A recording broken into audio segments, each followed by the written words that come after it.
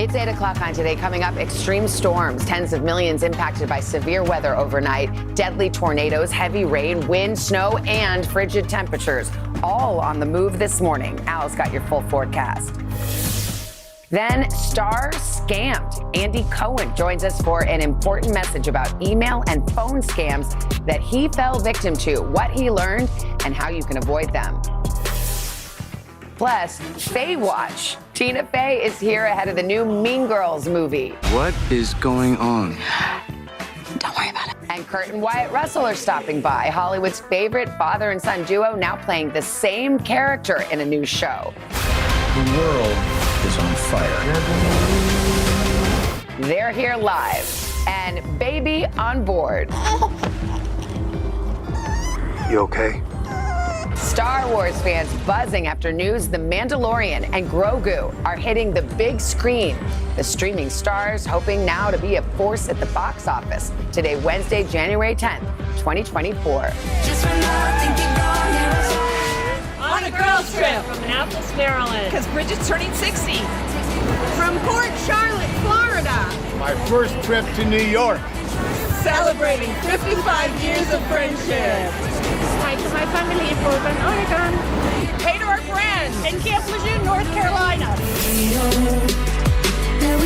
On another daughter trip from Albuquerque, New Mexico. Sending love to my son Jack in Port St. Lucie, Florida. Good morning to my mom, watching in Lewiston, Maine. From North Beach, Maryland. Today is my 21st birthday. We are back with our good friend Andy Cohen, and this morning he has a really important message about the dangers of imposter scams. Okay, Andy became a victim when his bank accounts were hacked, and of course, Andy's not by himself. Imposter fraud has been the most reported scam for years. Yeah, so it happens when a scammer pretends to be someone else, like a government or, in Andy's case, a bank employee, to steal a victim's money or personal information. More than 600,000 cases were reported in the U.S. last year. It cost Americans $2 billion.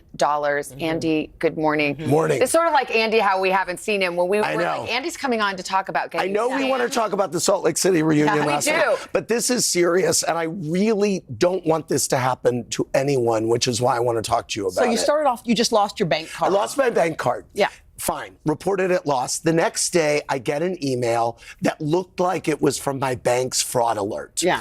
It wasn't. Because I had lost my card, I was like, oh, this must be real. I didn't click on the email address.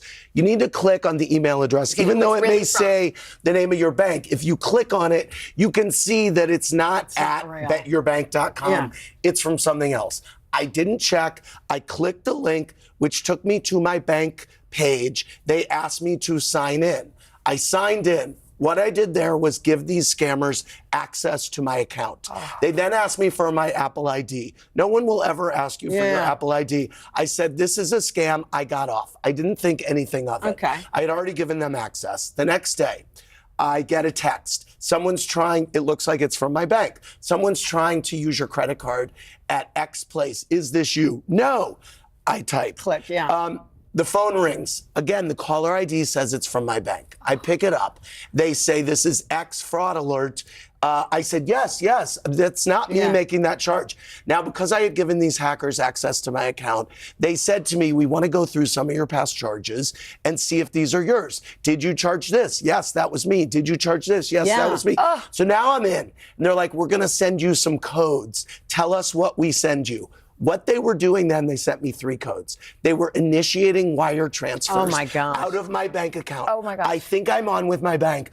And they were so good. Whoever you are, I hate you, but you are very good at your job. So you sent the codes. I'm telling them the codes over the phone. And the codes are authorizing money being wired. Texting me, authorizing these transfers.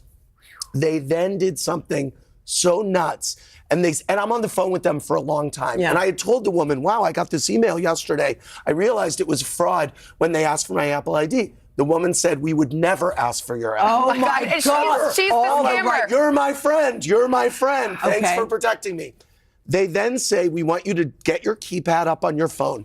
Put these numbers in. I do it, and I don't understand what's happening. For 1 second, something flashes on my phone. I happen to take a screenshot of it because I was like, this is weird. I said, it says caller forwarding activated or something. She goes, just dismiss that. That's what came up on my phone. Oh. That's the screenshot. It activated call forwarding. Succeeded. What that did was, I was on the phone for an hour with this woman. Oh my gosh. I got off, and what happened is when the bank called me to ask me if I was doing these wires, because they call you to say they were sizable wire transfers. The calls had been forwarded to the hacker. scammer. This is so elaborate. It is, but I wait, they consider were- myself a smart, functioning member of society. Yeah, okay? you're not falling for the easiest Exactly. scam, but So they were so How did you sophisticated. learn that they were taking money out of So your it account? seemed odd, and I called my bank fraud after that because they had said to me, we're going to call you back in a half an hour. They never called me back. Oh. And so I was like, this is weird. And I kept leaving things for the bank to call me back. They weren't calling me back. Yeah. The calls were being forwarded to these people. My phone was silent all night. I said, you know what? I'm just going to go into my bank the next day. Yeah. I went into the bank. We're going through it. They said, oh, these wires were initiated. When did your heart money sink? Yes. When money is wired out of your account, it's gone. The people have closed the account. This is an active case with the NYPD cyber security unit, but it's very easy to fall prey to. Can I just say, I know you don't want to give a dollar figure. Yes. But it was it's enough significant. that I'm on the Today Show talking about Yeah, it. right. It's nothing that, listen, I'm not proud of this, No. but it's enough that I really want to share it. I've taken my family through it. I'm always warning my parents, Mom and Dad, be careful. If someone calls, don't give any information. But here it happened to me, and I just don't want it to happen to anyone else. Trust no one who calls you. Say, I will call you back. I'll call you back. Or get your bank card and say, I'm going to call the number on my back of my bank. Even better, go to your bank yourself. And you didn't call the number because you didn't have your card because you had lost your card. That is exactly right. Yeah. And I also thought, well, this woman's trying to help me. She was very good at her job. She sounded like my advocate. Yeah, And she like had access to my account, Right, and- which I had stupidly when given she them. said never give your Apple ID to anybody, you were probably like, I was thank like, you, yes, lady. you're right. And she's saying this person is trying to charge your card. Do you want to prosecute them? My bank said we would never ask that. We automatically prosecute anyone who's tampering with your account. So some things that you can do. You can check the email address. That's number one. Check the email address. Yep. Absolutely. Click on it always. When you get a text, when you get a call, don't get sucked into the urgent moment of it. Like, you need to do this right now. Right. Take a breath and just go to your bank or call the your number bank. on the back of your card. Yeah. Have it handy. Nothing needs to happen now. A lot of times these people call and say, time is of the essence. You have to do this now. Oh, let me get my information. Let me get it for you. Don't do that. Wow. Andy, I can't believe it. And again, it's like you're not you're savvy. sophisticated. I do, and by the way, you get emails all the time from, this is Netflix, your account is in jeopardy, whatever, and you click on it and you see, oh, this is not Netflix, this is a very weird email address. It's the fact that you lost your debit card. You're like, oh, that track. Exactly. I was like, oh, there must be fraud. I think it was pure coincidence. Wow. I think. Wow, Andy, I'm so glad you came Thank on you to talk for about telling this. us. Me too. I hope people listen and just be calm, take a breath. Love it. Yes. You helped someone today. Thank you Andy. so much for having Thank me. you. Next time we'll talk about the housewives. Yes. all Salt right. Lake reunion I know. part 2 next Let's week. get back to our normal. New Miami and Beverly Hills tonight.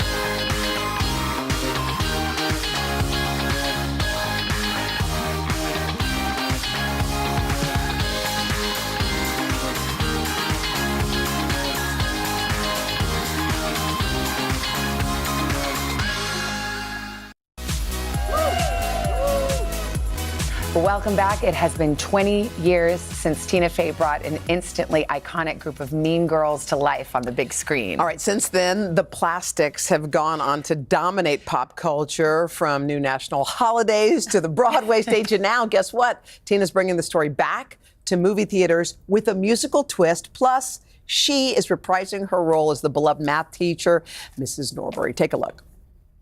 Katie, hi. I'm Ms. Norbury. I'll be your homeroom teacher. This is your roster. I see you also have you for AP Calculus. You must have had excellent teachers at your old school. Oh, I was homeschooled. Homeschooled? Oh, that's a fun way to take jobs from my union. No, I'm joking. Modern twist, you can Yes. feel it, Tina. What made you want to bring this project back one more time? Well, we had so much fun on the Broadway musical, and then we were running, and audiences were loving it, and then we shut down during the pandemic. And I just sort of knew that I wanted more people to see, what we had made, and then this opportunity to take our favorite parts of the Broadway musical and then bring them back into a cinematic form.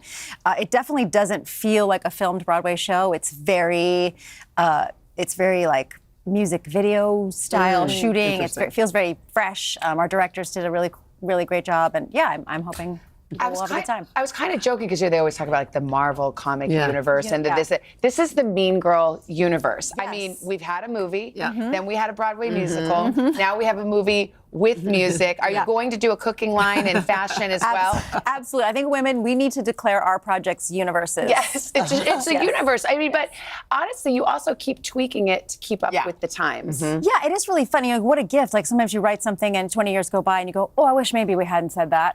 And what a gift to be able to open the hood and fix things up a little bit. It was kind of fun to see Lindsay Lohan on the red carpet. I think a lot of people were like, oh my God. And then we were wondering, does Lindsay or any of the old cast members who aren't featured, are they going to have little cameos in this? As you saw in that clip, Tim is there with me. Yeah, of course.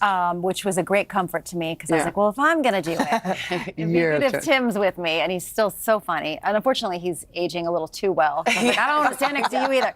But I don't know, you have to come see. There are wonderful surprises throughout the movie, I'd say. But just, you got to come on Friday. But now your kids you are a cool mom. Let's just say that we know that you are. Absolutely not. But your kids don't think so. Your oldest is 18 and then you have a 12-year-old. But did they help you every now and then I would kind of run stuff by them and be like, hey, should the burn book still be a physical book, or should it be like a website? And they're like, no, it's a book. Is it a PDF? You said, should it be? Yeah. What's cool now? PDFs, right? Everyone's into PDFs. And then I think, with Chris Briney, who plays Aaron Samuels, there was, I will admit, one final casting session where it was on a Zoom, and I sort of did the things we teach kids not to do, which is put my phone up to the Zoom. I was showing 12 of my daughter's friends, and this guy? Is he a babe? And it was like a violent. Yes. By the way, we had Christopher Briney on yesterday, and he is loving this role. And he's got kind of that unassuming look. We asked him what he was like in high school, and he said he was kind of a theater geek. And I was wondering about you in high school. Yeah, I mean, I definitely was kind of a theater geek, an absolute dork. Look at me. Is that your prom? That's my brother. That's me and my brother.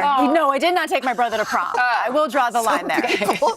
Look, oh my God, by the way, that dress, I was like, this dress is banging. So what were you like in high school? I just was a good student. I mean, I definitely was, the character in the movie that I sort of admit that I identify with is Janice a little bit, because I do think I talked a lot of smack about people. That I thought that I was the victim in every situation, and really I was a monster.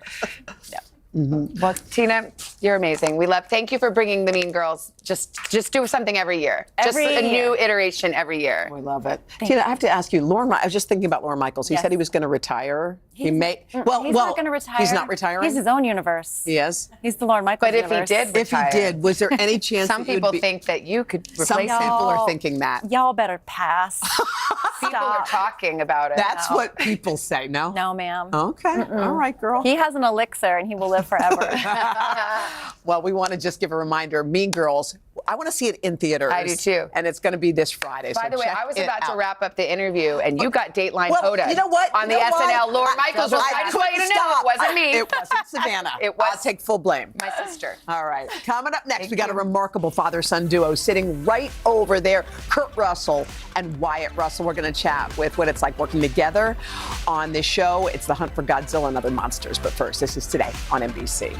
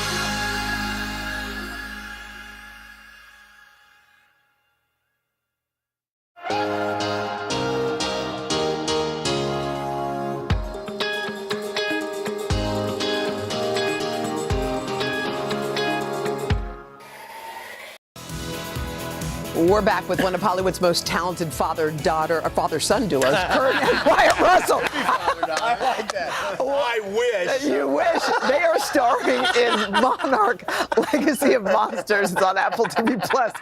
It's a show about a secret government organization on the hunt for Godzilla. Kurt and Wyatt, they play the older and younger version of the same character, Lee Shaw. Everybody take a look.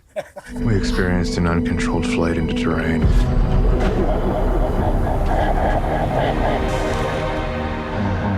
Okay, this is, first of all, I love both of you very much, and I'm so happy you're sitting on this couch. So what was it like? This is the first time you've worked together as grown-ups, so what was it like?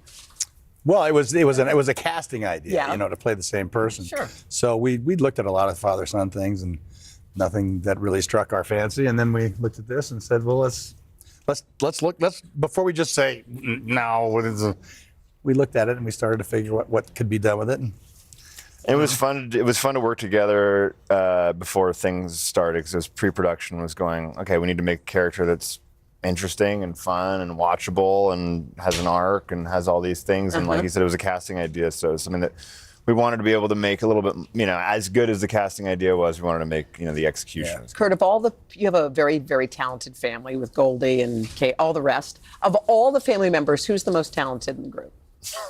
That's a really good question, because as the years go by, you begin to look at it and say, who actually, look, everybody you've got iconics in there, so it's like I don't know. It's not something we really kind of. I've heard you describe Wyatt as one of when he was young. Yeah, I used to say the best actor in the family is a hockey player. So yeah, and by the way, a hockey player is interesting because that's really what you wanted to be in life. That was the dream, and you wound up on the screen instead. Yeah, well, luckily I was able to play professional hockey, and I sort of got everything that I know about life and how I live life and how I exist is basically based in the heart of a hockey player. That never leaves you when you play till you're 24 years old.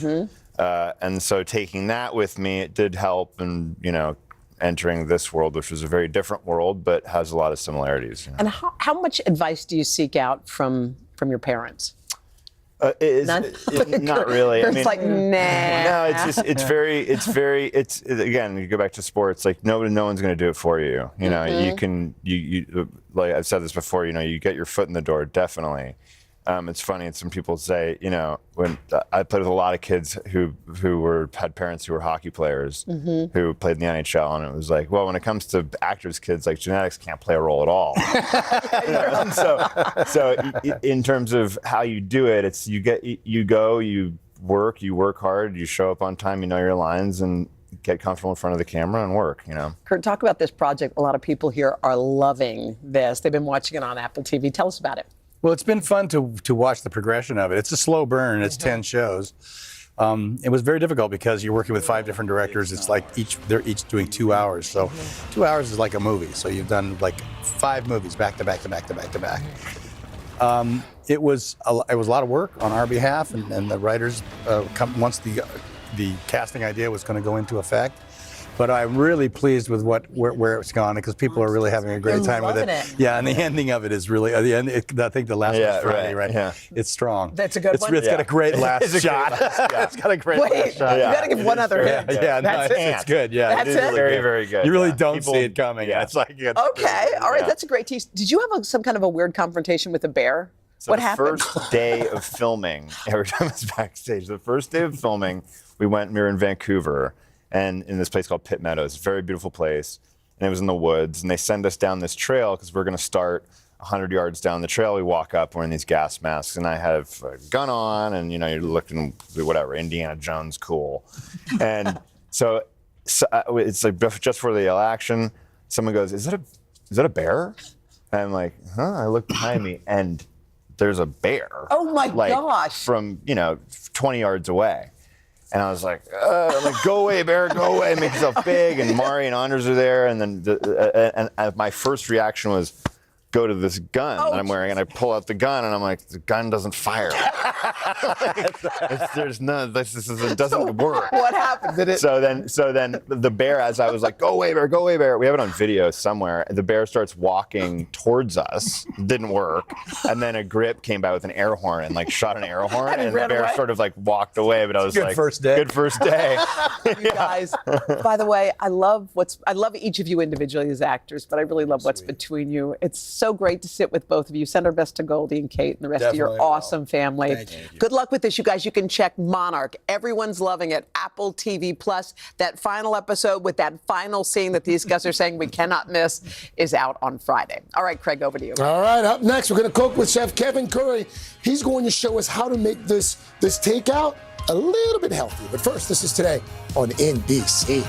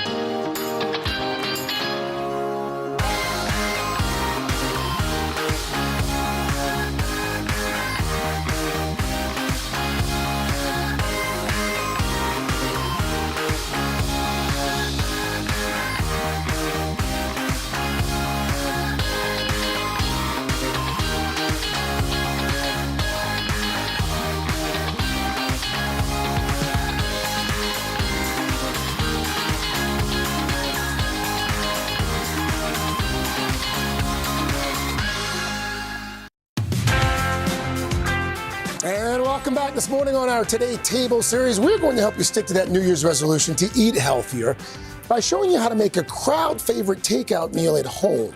And joining us to do that, the man, the myth, the legend. Kevin Curry, author, co-founder, Fitmin Cook. And don't forget, as always, you can scan that QR code below to get all of the ingredients to cook this recipe. We've already been sampling. They've taken out the chopsticks. Oh, it's that good with the chopsticks. It's so good. Chopstick worthy. So what are we making? We're making a lighter Mongolian beef bowl. Okay. All right. So the first thing right here is this. This is ginger. So grate this into this low sodium soy sauce. Low sodium. You can also use like tamari because it's gluten free, or even some liquid aminos. All right. Just a little bit more. A little more. And then tap it on the bowl. Right. There we go. Yes, sir. Okay. All right. Now we're gonna add to this some water.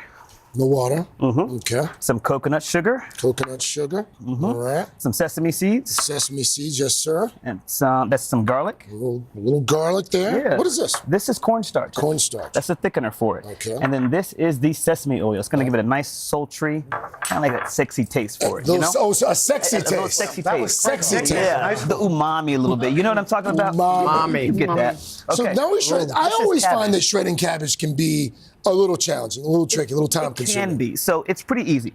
First thing, always core it like this. So I'm going to let you do that part. So cut it this way. What's You that, want me to do Savannah? it? What'd you say? I said you shred cabbage a lot. I actually I do. I grew up eating cabbage. You do. Carson and I don't believe you. Now, I don't need hands like this and just thinly slice it, just like this. You want to try it? I'll try it. I don't Yeah. know if it's a fit, but I'll try it. Okay.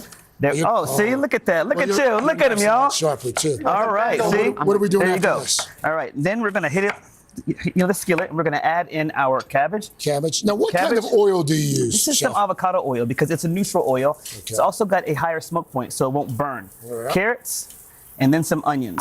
All right. Yeah, and get this going. Get Now, that we don't going. need to add in any salt because, again, we had that sauce down there, but this is some black pepper. black I like to put some pepper onto the veggies as well. And at what point do we add the sauce? Over here. Oh, So okay. once we get over here, it's going to look like this. All Now, right. let's fry up the beef. So we're going to fry this up. What Now, kind of put this- beef? This is some flank steak. It's super lean.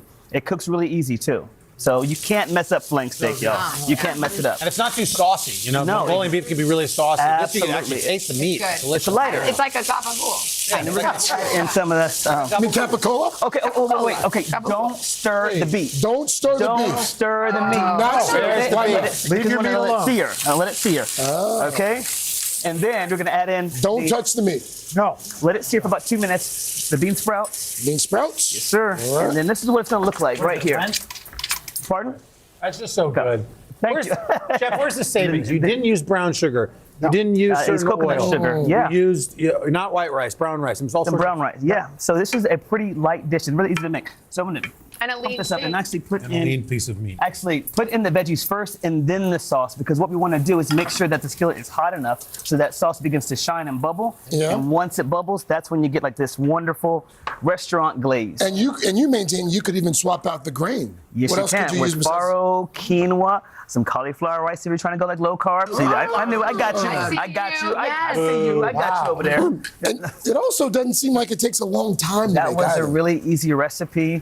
You can put some I like it. spice in there, some heat if so you good. want to. Yummy, Kevin. Yeah, Come on. appreciate that. Yes, sir. Hey, Yes, Happy sir. New Year, to Happy everybody. New Year. Happy New Year, Chef. Thank you. Kevin Curry, thank you. Kevin's going to come back again next hour with another. What are we making next hour? Stuffed gabagool. Stuff. Capicola. Okay. Remember, you can buy all the ingredients for this recipe by scanning that QR code, or you can also go to today.com/todaytable. It's so We good, should man. mention Today You know how I does do. earn a I commission do. from purchases in our links. What's the verdict, boys and girls? Thumbs up. Thumbs up. Clean plate club. Thumbs up. 2 thumbs up. We'll be back Second after bowl. local news, brother. These quick messages. Thank you. So good. Thank you. What's good? Not good. Thank you. Kevin. You like it? Yeah, I love. Love that. Kevin, Hi, everybody. Good morning. Welcome to Today. Every day, We are adding to the star power in our studio. the biggest names, only on Today. See, we're coming in this early, right? Everybody, it's today. Like I won the lottery. How do you feel at this age, this stage? Liberated. We're just getting started, folks. Ain't no stopping us now. The boys are back in town. Boys are back in town. It's a miracle. It's a miracle. This has been fantastic. Everything and everyone you're talking about, only on Today.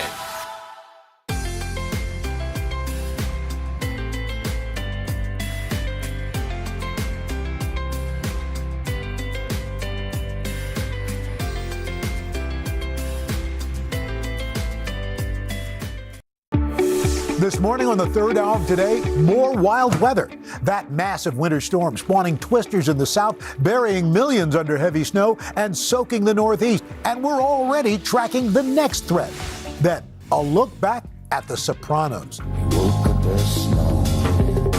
The iconic show premiering 25 years ago, how it changed TV forever and is now gaining new life all over again. Plus, final Endeavour. Oh, wow, this is cool. A first look at the bold plans for the legendary space shuttle and an exclusive tour inside before the ship makes its last journey. Then later in our Consumer Confidential, a digital deep clean, how to declutter our inboxes, protect our passwords, and more. And hope you're hungry because you're going to be stuffed. A spicy, meaty, easy meal you can make tonight. Today, Wednesday, January 10th, 2024. Live from Studio 1A in Rockefeller Plaza, this is the third hour of Today.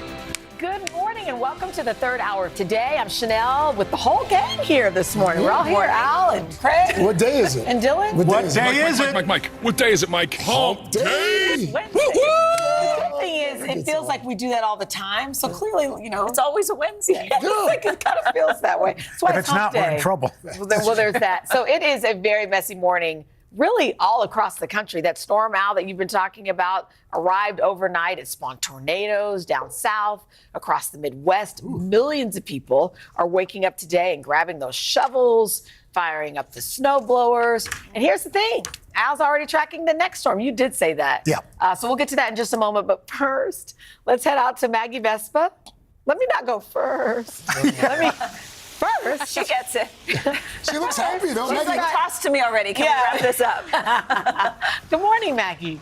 Guys, good morning. It's I like heard the turned into a sympathy in joke. your voice, and it made me laugh right away. I appreciate it. Yeah, we are back here. We are still out here in Des Moines. Guys, it's 7 a.m. It was 18 degrees. Things are looking up. It's a balmy 19. So there you go. That's optimism. The wind chill right around 10. So it is a frigid morning here in Des Moines. And that's, as you can imagine, refreezing this close to a foot of snow that we got like in 24 hours. I mean, it came in overnight yesterday. But again, this is a massive, complex system that Al has been tracking. It's had devastating consequences across the country. And this morning, in its wake, it is still impacting millions. From deadly tornadoes in the south and whiteout conditions in the Midwest to a wet and windy washout in the Northeast overnight, this morning millions nationwide waking up to brutal conditions. The result of a sudden, violent winter storm system barreling across the country. Overnight, cities on the East Coast, from Maryland to New York to New England, drenched by torrential rain. Power outages spreading across the region. Powerful wind gusts causing temporary ground stops at JFK and LaGuardia airports. On Tuesday, a string of winter tornadoes tearing across the southeast, decimating homes and flipping cars like toys. More than 20 twisters reported. I was like, hey, look, y'all need to come on. It's about to get bad. And they came over and then it got bad. 4 people confirmed dead, including one in Alabama struck by a toppled tree and another in North Carolina where a reported tornado also left 4 injured. Meanwhile, in the Midwest, residents will be digging out for days. In the Des Moines area, up to a foot of wet, heavy snow falling in 24 hours. How fast did this hit, the snow? Literally overnight. The storm creating dangerous whiteout conditions on the roads and bitterly cold temperatures. I'm from the Midwest, but I haven't experienced snow like this in a really long time. Hundreds of millions of Americans now dealing with a nasty winter wake-up call. Yeah, guys, we're in the middle of that wake-up call here right now. So basically, a couple of issues to talk about this morning that were big ones overnight, still big ones this morning. The first one is air travel. You might have noticed travel appeared to be a mess yesterday. We had delays and cancellations in the thousands. I just checked FlightAware on their misery map. They're being clocked in the hundreds this morning, so it seems a little calmer. That's good news. We also had multiple ground stops yesterday, JFK, LaGuardia, O'Hare. Those appear to have all have been lifted. But speaking of how bad it was, you might have seen the headlines. Even Air Force Two, carrying the vice president, was diverted to Dulles International Airport on the way back from Atlanta yesterday because they encountered this severe weather. So this got dicey for a while. The main issue today remains those power outages. Close to 600,000 people, guys, waking up without power, a lot of them without heat, mostly up and down the East Coast. So crews are working as fast as they can, knowing that next system that Al is talking about, because we're just going to keep getting hammered by this, is on its way. And here in Des Moines, temperatures next week, I know Al knows this, could, it seems, dip below zero. The high could dip below zero. So people bracing just for kind of the next wave of this. It's like our mild winter is no more. So here's the question for you, Maggie. Heavy snow is coming in tomorrow night. Are you just going to stay in Des Moines and cover this possible blizzard? It's so sad. I have a flight booked later today. Isn't that tragic? So I don't think it's going to have to be somebody else. And I'm devastated. You haven't talked to the assignment desk, have you? Okay. My IFB's going out. I think it froze. I can't hear it. Maggie Bestwood, nobody better than Maggie. Thanks so much. Maggie's funny, though. Oh, we love Maggie. Seriously, guys. Love Maggie.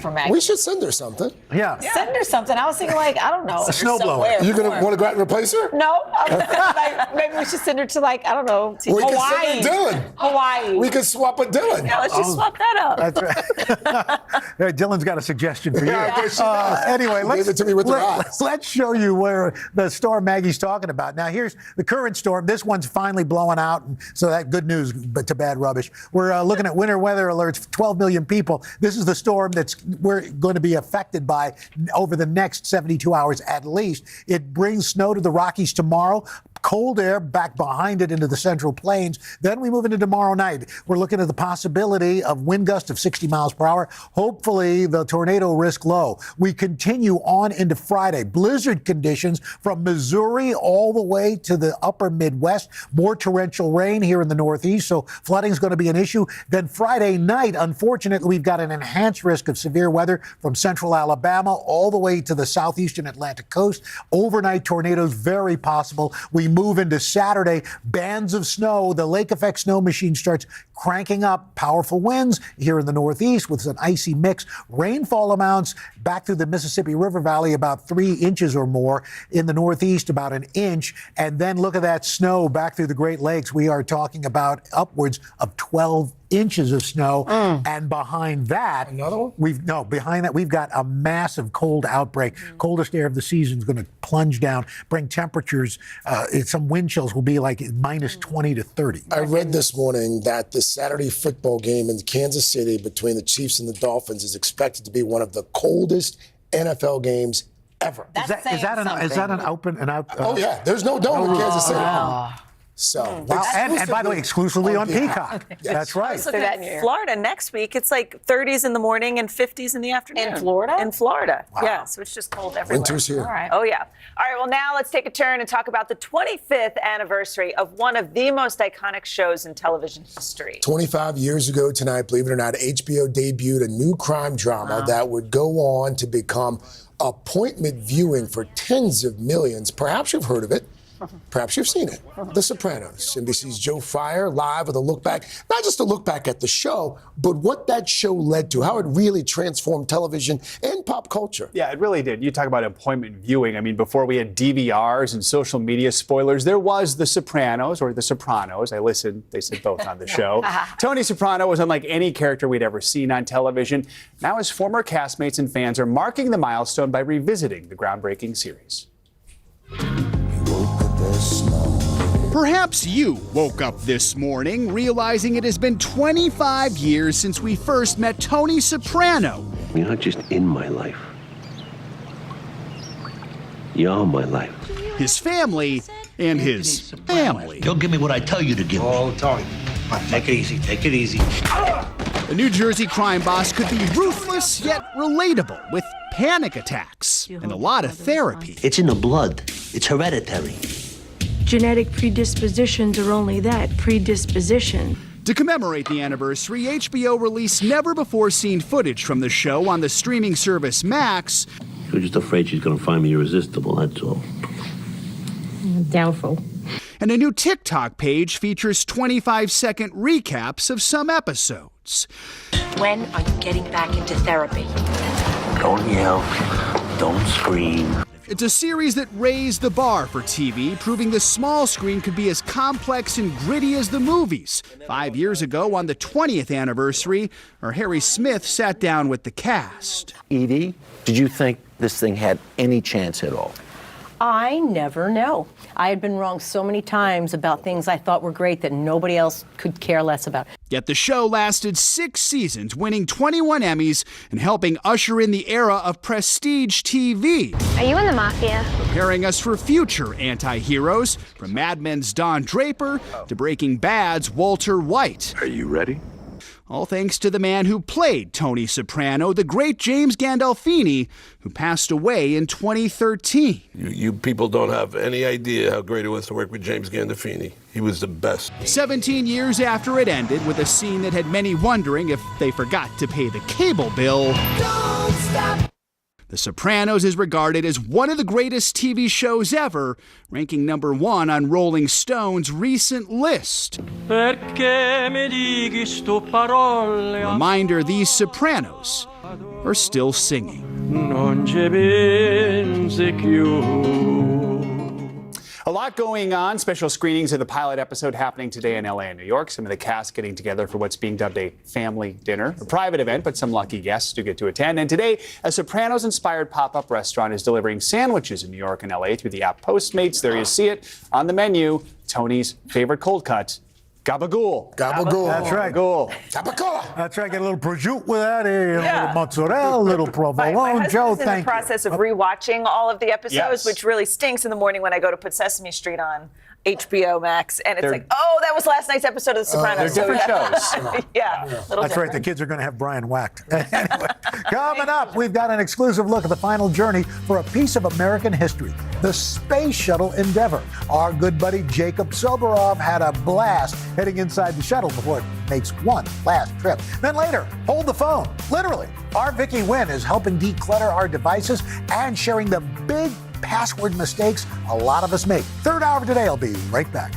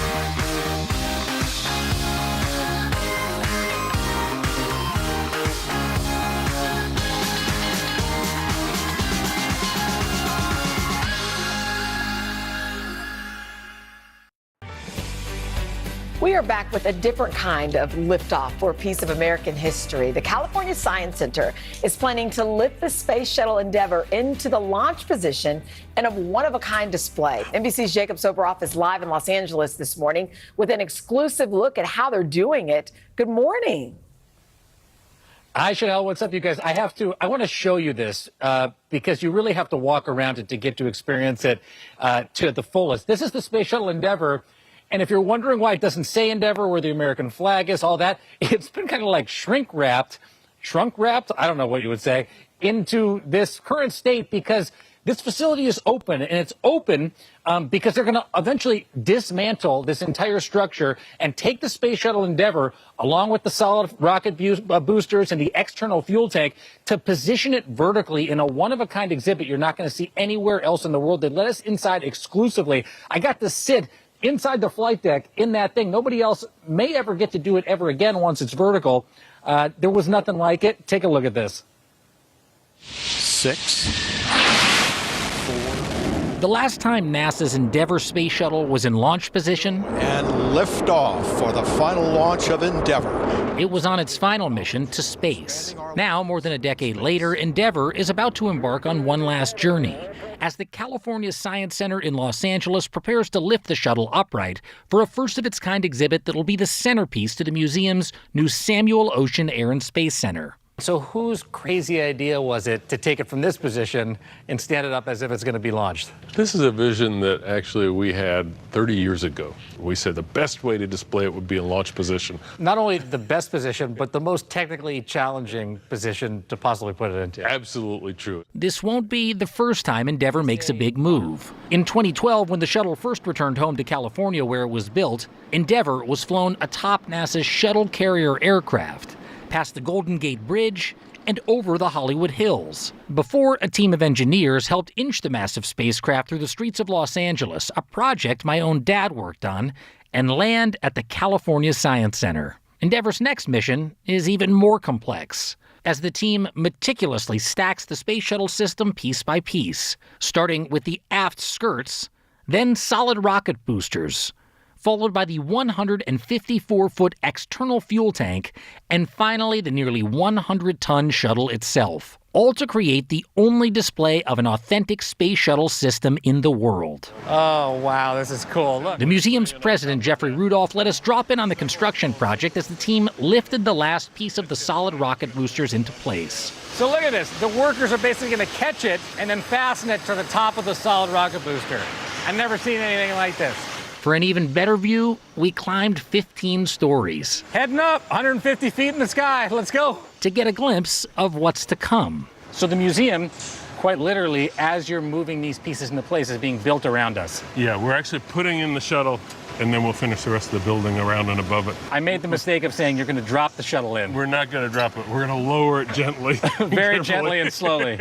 Before its final lift, So you can step up here. Okay. Project director and NASA veteran Dennis Jenkins let us get an exclusive last look inside Endeavour and crawl into the flight deck. This is the commander's chair? Where it's a tight squeeze into the front seat of history. This is one of the last times that anybody's going to sit in these two chairs. It is probably the last time. What does it feel like for you to just be sitting in the seat one last time? I love it. I used to sit in that seat a lot because all my controls were overhead. So it's great being up here. When this thing goes vertical, what's your hope for it? You know, how it's going to inspire a new generation of potential astronauts, engineers. Yeah, it's the engineers I care more about than the astronauts. I mean, everybody wants to be an astronaut, but what we need is engineers, and hopefully this will inspire a bunch to go to school to be those things. The hope now that the final endeavor for this shuttle will launch new dreams of space exploration. So this is all going down right now. The big orange external fuel tank is going to be moved around the corner and actually stacked by the end of the week if all goes to plan. This thing's going to be moved out of here and stacked in the next couple of weeks. And then they build the museum around it, and that'll open hopefully in the next couple of years. Whenever it does, it is going to be so cool. I hope you guys will come out and see it. I would Wow, that was love cool. to. You being in that cockpit, Jacob. That's amazing. Wow. Thank you, Jacob. It was too cool. So cool. All right. All right, guys. Coming up, we're calling on Vicky Nguyen to help us declutter our devices, and she's also going to share why you may not want to click unsubscribe on those pesky emails that we all get. Yeah. And then later, one of our favorite guests. We're gonna show you how to care for your plants and why you may want to take them on a trip to the shower. There's Hilton Carter. He'll join us a little bit later when the third hour of Today comes back.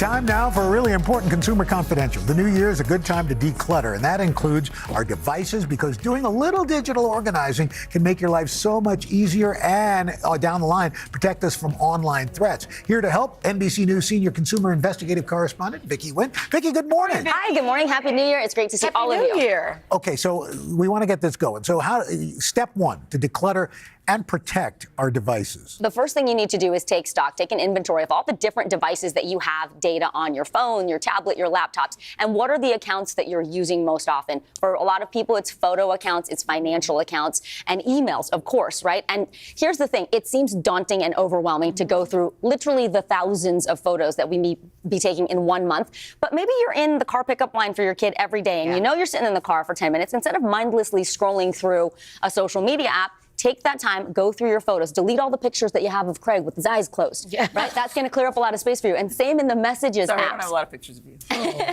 A lot of videos take up a lot of space in your messages apps on your phone, and that slows down your phone. And then finally, email. Think about the tax documents, the bank statements, things that are very sensitive that you may have sitting in your email. All it takes is one hacker to get into your email, do a search, and they're going to have access. So archive those emails or delete the ones that you don't need anymore. I feel like my email is just a place where things go to die. And it's just taking up space and spaces. How can I actually declutter my email? I keep getting the warning that your email is 90% full at work and then you're not going to be able to use it anymore. So first, organize by size. That helps you to determine, oh my gosh, this old attachment, this PDF that's taking up all this space, I don't need it. So delete that. Then you're going to prioritize your messages. This is easy. In Outlook, it's a little thumbtack icon. You just put your cursor over it and you can pin the important emails to the top, deal with those first, and then delete them. In Yahoo and Google, there's a little star that you can do that. So it just helps you to organize. But the key is purging emails as much as you can, and doing it by date or size is the easiest way to keep it organized. And there is an art to unsubscribing. This is so important. So over the holidays, a lot of people signed up for brands and stores so they could get emails and discounts. Exactly. And everything. That's fine. You're probably getting inundated with those emails. You can unsubscribe from those reputable companies because they follow email marketing regulations.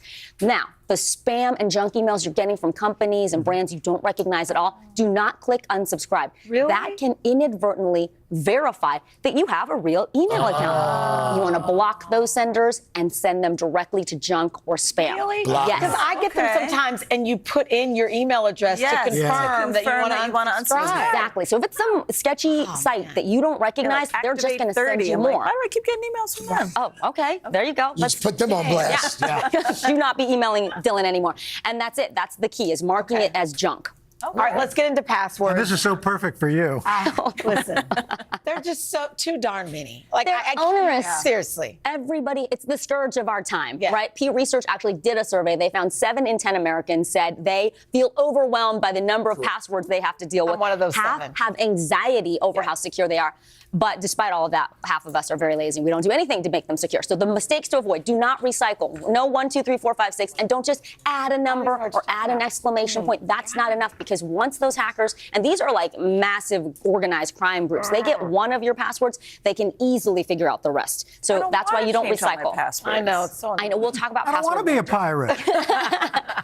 Okay, Cecilia Fang, our executive producer for the show, says she actually writes them down on a piece of paper and puts them on a computer. Oh, that's Don't pretty do that. secure. Don't do that, especially at I work just or did in that any yesterday for my shared work one. I'm spaces. like, I can't. You can't be putting that on paper. Don't you watch Dateline? Come on, Chanel. Don't you watch Dateline, Chanel? Yes, Craig, I see you every day on every channel. And then a word about saving your passwords on the web browser. It's super convenient. We love it. It auto-fills it out for us. But if you use a shared computer, or you're at a public space like the library and you're putting in your bank information and that pops up, the next person who comes on automatically gets that saved password. So be very careful about that. So what if you use one of those like password managers or an authenticator app? Okay, so first, an authenticator app is an app that is designed to deliver a time-based 6-digit code. You then have to enter that code into the website to securely identify, yes, it is really me, Al Roker. That's great. There are a couple that Wirecutter recommends that are free: Duo Mobile and Authy. So those are easy ones. It's an extra step to secure your information. Now, when it comes to password managers, this is really interesting. It's exactly what it sounds like. You only have to remember one password. to the vault of these secure passwords that it generates for you. So anytime you go to a website that needs you to log in, the Password Manager app pops up, you enter your master password, and then it generates a secure password for you, and it remembers that for you. Right. Some cost money, some are free. These are the ones recommended by Wirecutter, Bitwarden, 1Password, and Dashlane. Wired.com, rather. That's who recommends those. I have to click on one more recapture I know. motorcycle. How many bikes do you see in this picture? I was like, I don't know how many bicycle wheels or how many traffic lights. Like, is that considered a stoplight? Yeah, we talked to the guy that invented those, and I told him Curse you, recapture! collective outrage of all that. All right, but it does make us more secure. Thank you. Thank you. All right, You would have talked to the guy who invented it. Coming up next, we are going green in our series Clean Sweep, how to show your plants some love and keep them healthy through the winter months. And then later, from workout clothes to game-changing gear, the winners of this year's Women's Health Fitness Awards. We'll be right back.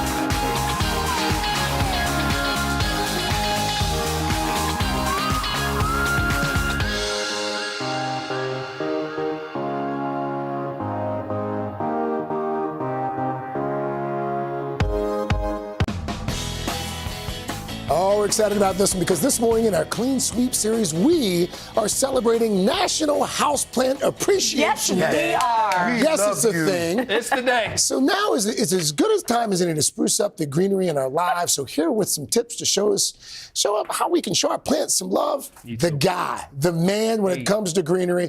He's also the author of The Propagation Handbook, which comes out this spring. Hilton, I didn't know you wrote a book. Hey, man, I try to write books. So propagation is when you put a little sphagnum moss around Take something? a little Take a shears, take a cutting, propagate For your folks love. who are watching and who might be listening on Sirius XM satellite radio, what is it about plants that can bring you so much joy? Well, given that it's National Houseplant Appreciation Day, when you appreciate your plants, you're actually appreciating yourselves. Because all the love and care you're giving that plant to make them happy is making you happy because they can keep you from being so stressed. Yeah. Plants are known for basically cleaning up the air in your home.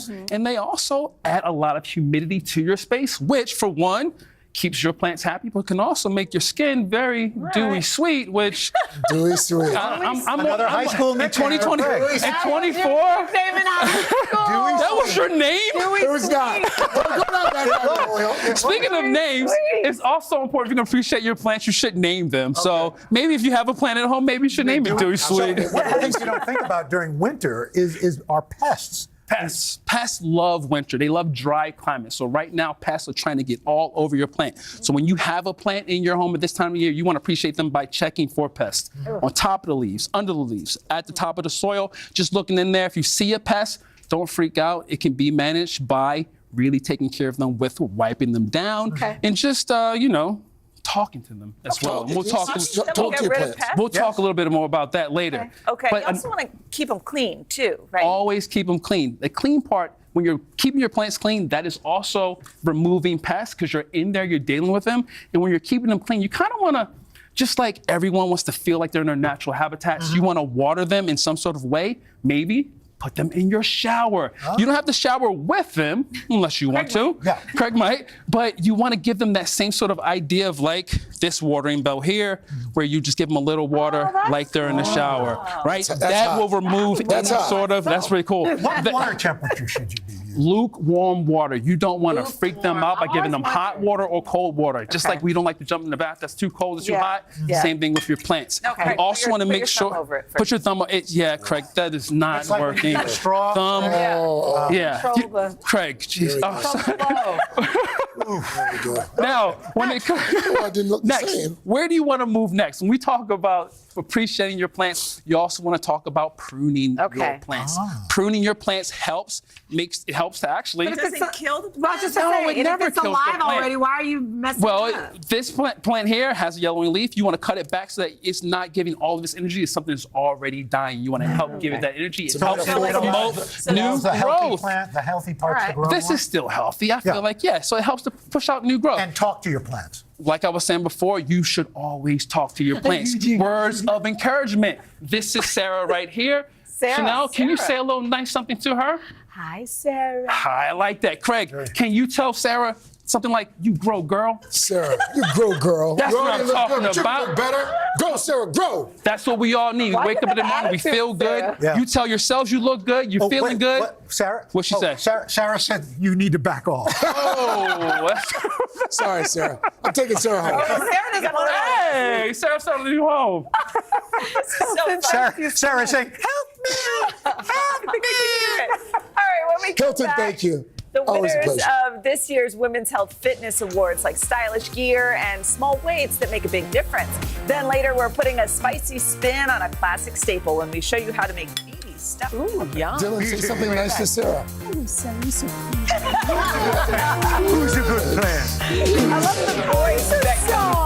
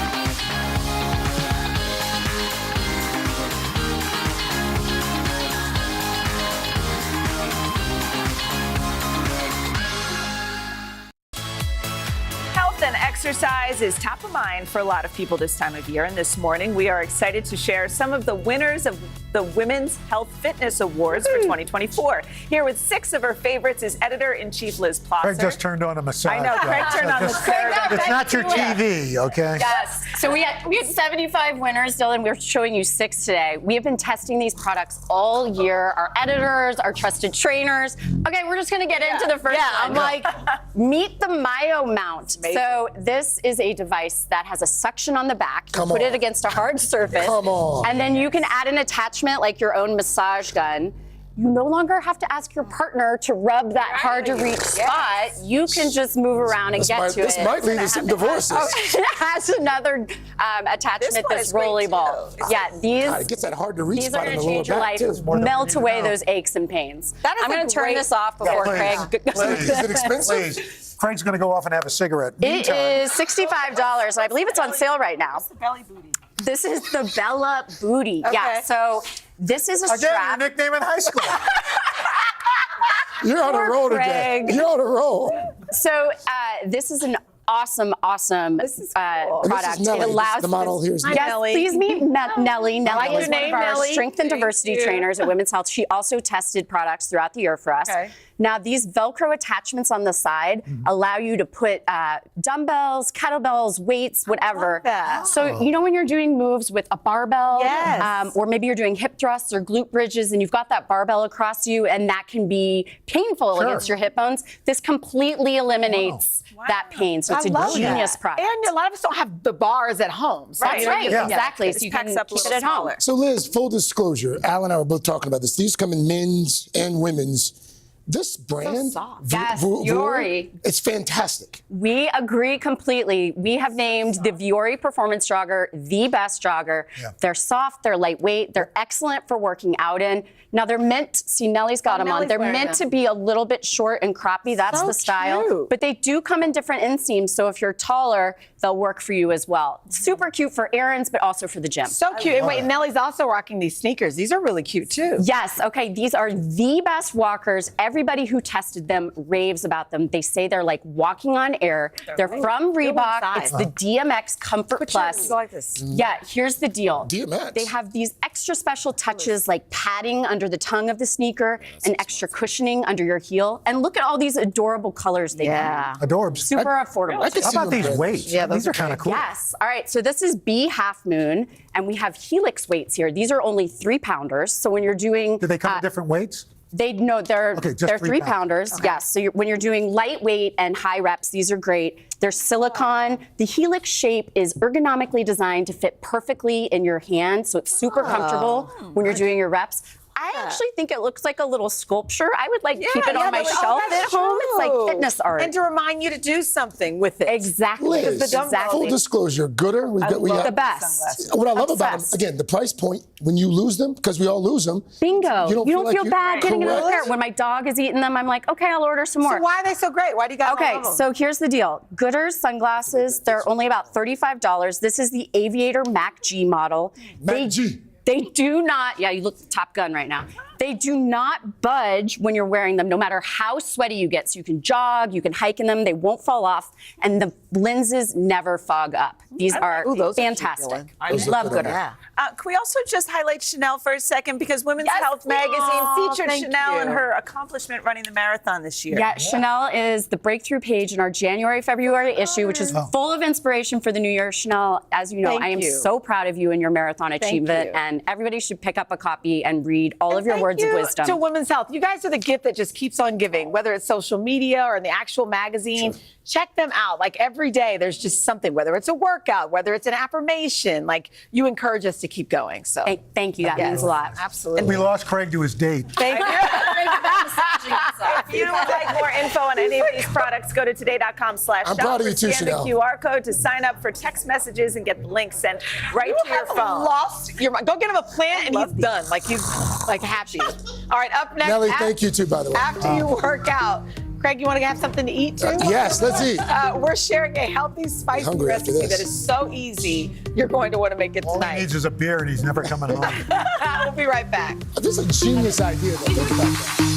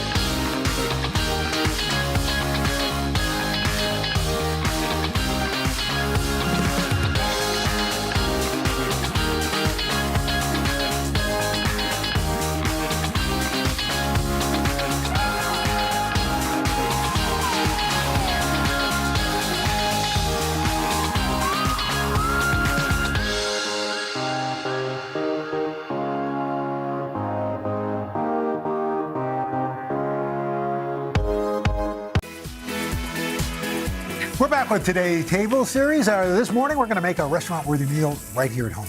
Joining us, author, founder of Fit Men Cook, Kevin Curry, and you can cook this recipe with us. Scan the QR code, get all the ingredients, everything you need. Kevin, stuffed peppers. So good. Yes, sir. Easy recipe. So, okay, the first thing we're going to do is we're going to have this. Now, best practices, I like to bake mine first because they're really hard, right? So take out the filling in it. You can cut it out just like this. Right. Boom. And then place this down here about 15, 20 minutes. Oh, I didn't know that. I'll bake it. Yeah. You put it, drizzle it on? You don't have to. Oh. Okay. Nice and hot. Okay. All right, so this is some turkey sausage. It's lean.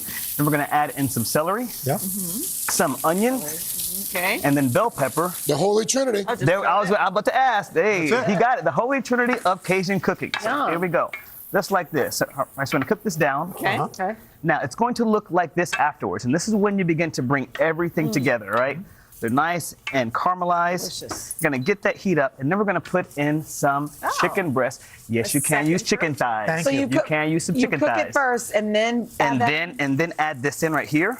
I'd imagine the protein part of this, I mean, besides the sausage, you can really kind of do whatever you want. Absolutely. You can put in some beef here as well. All right. And stir this together. Yep. And then we're going to add in the personality.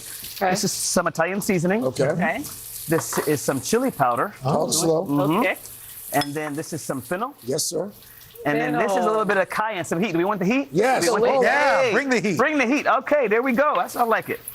But what All time right. is the story on the frozen rice? This is a time saver. This Why is is like that? Because all you have, look, watch this. It's done. That's it? Okay. That's all you have to do. Do you like cook it first or just No. take it It's right already from cooked. It's frozen? frozen. You know what? Really? It's frozen. It's not And like then you would know the difference when you eat after it. that, we're going to add in some broth and then some thickener with some tomato paste. Put this together. And then, And This is so actually pretty simple. it's very simple. But and you know, it's it already tastes cooked. layered. It tastes like you were in there for a minute. Now, You could do this is cauliflower good. rice with You this, could do that, absolutely. So cook this together. It looks like this. Now, this is fine like by itself or stuff it. So we're going to take some of our stuffing right here, stuff these peppers, and then if you want some queso, you can put a little cheese on top. And just bake it again? And then just bake it again for about 15, 20 minutes at 400. And you have this amazing, really light dish. This is delicious. Yeah. And I'll be honest, I would put it in the peppers, my oldest would, but the little ones, on its own, it's delicious. This right here. Yes, exactly. Go Eat it by itself. In a taco. In a taco. Or a little delicious. Okay. Kevin, thank you so much. Yum. You can buy all the ingredients for the recipe by scanning the QR code or head to today.com/todaytable. Nice. And we should mention Today earns a commission from purchases through the QR code or links. That's what it is. Third hour of Today will be right back. Delicious. This is delicious.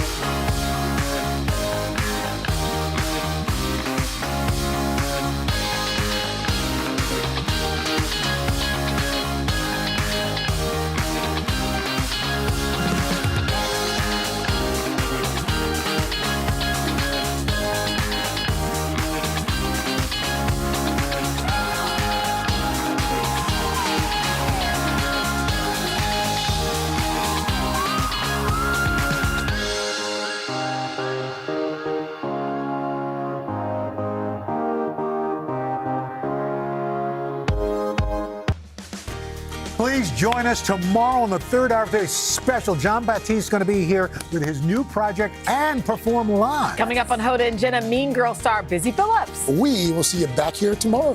Have a great day, everybody. Bye-bye. Bye-bye. Hi, everybody. Good morning. Welcome to Today. Every day, We are adding to the star power in our studio. the biggest names, only on Today. See, we're coming in this early, right? Everybody, it's today. Like I won the lottery. How do you feel at this age, this stage? Liberated. We're just getting started, folks. Ain't no stopping us now.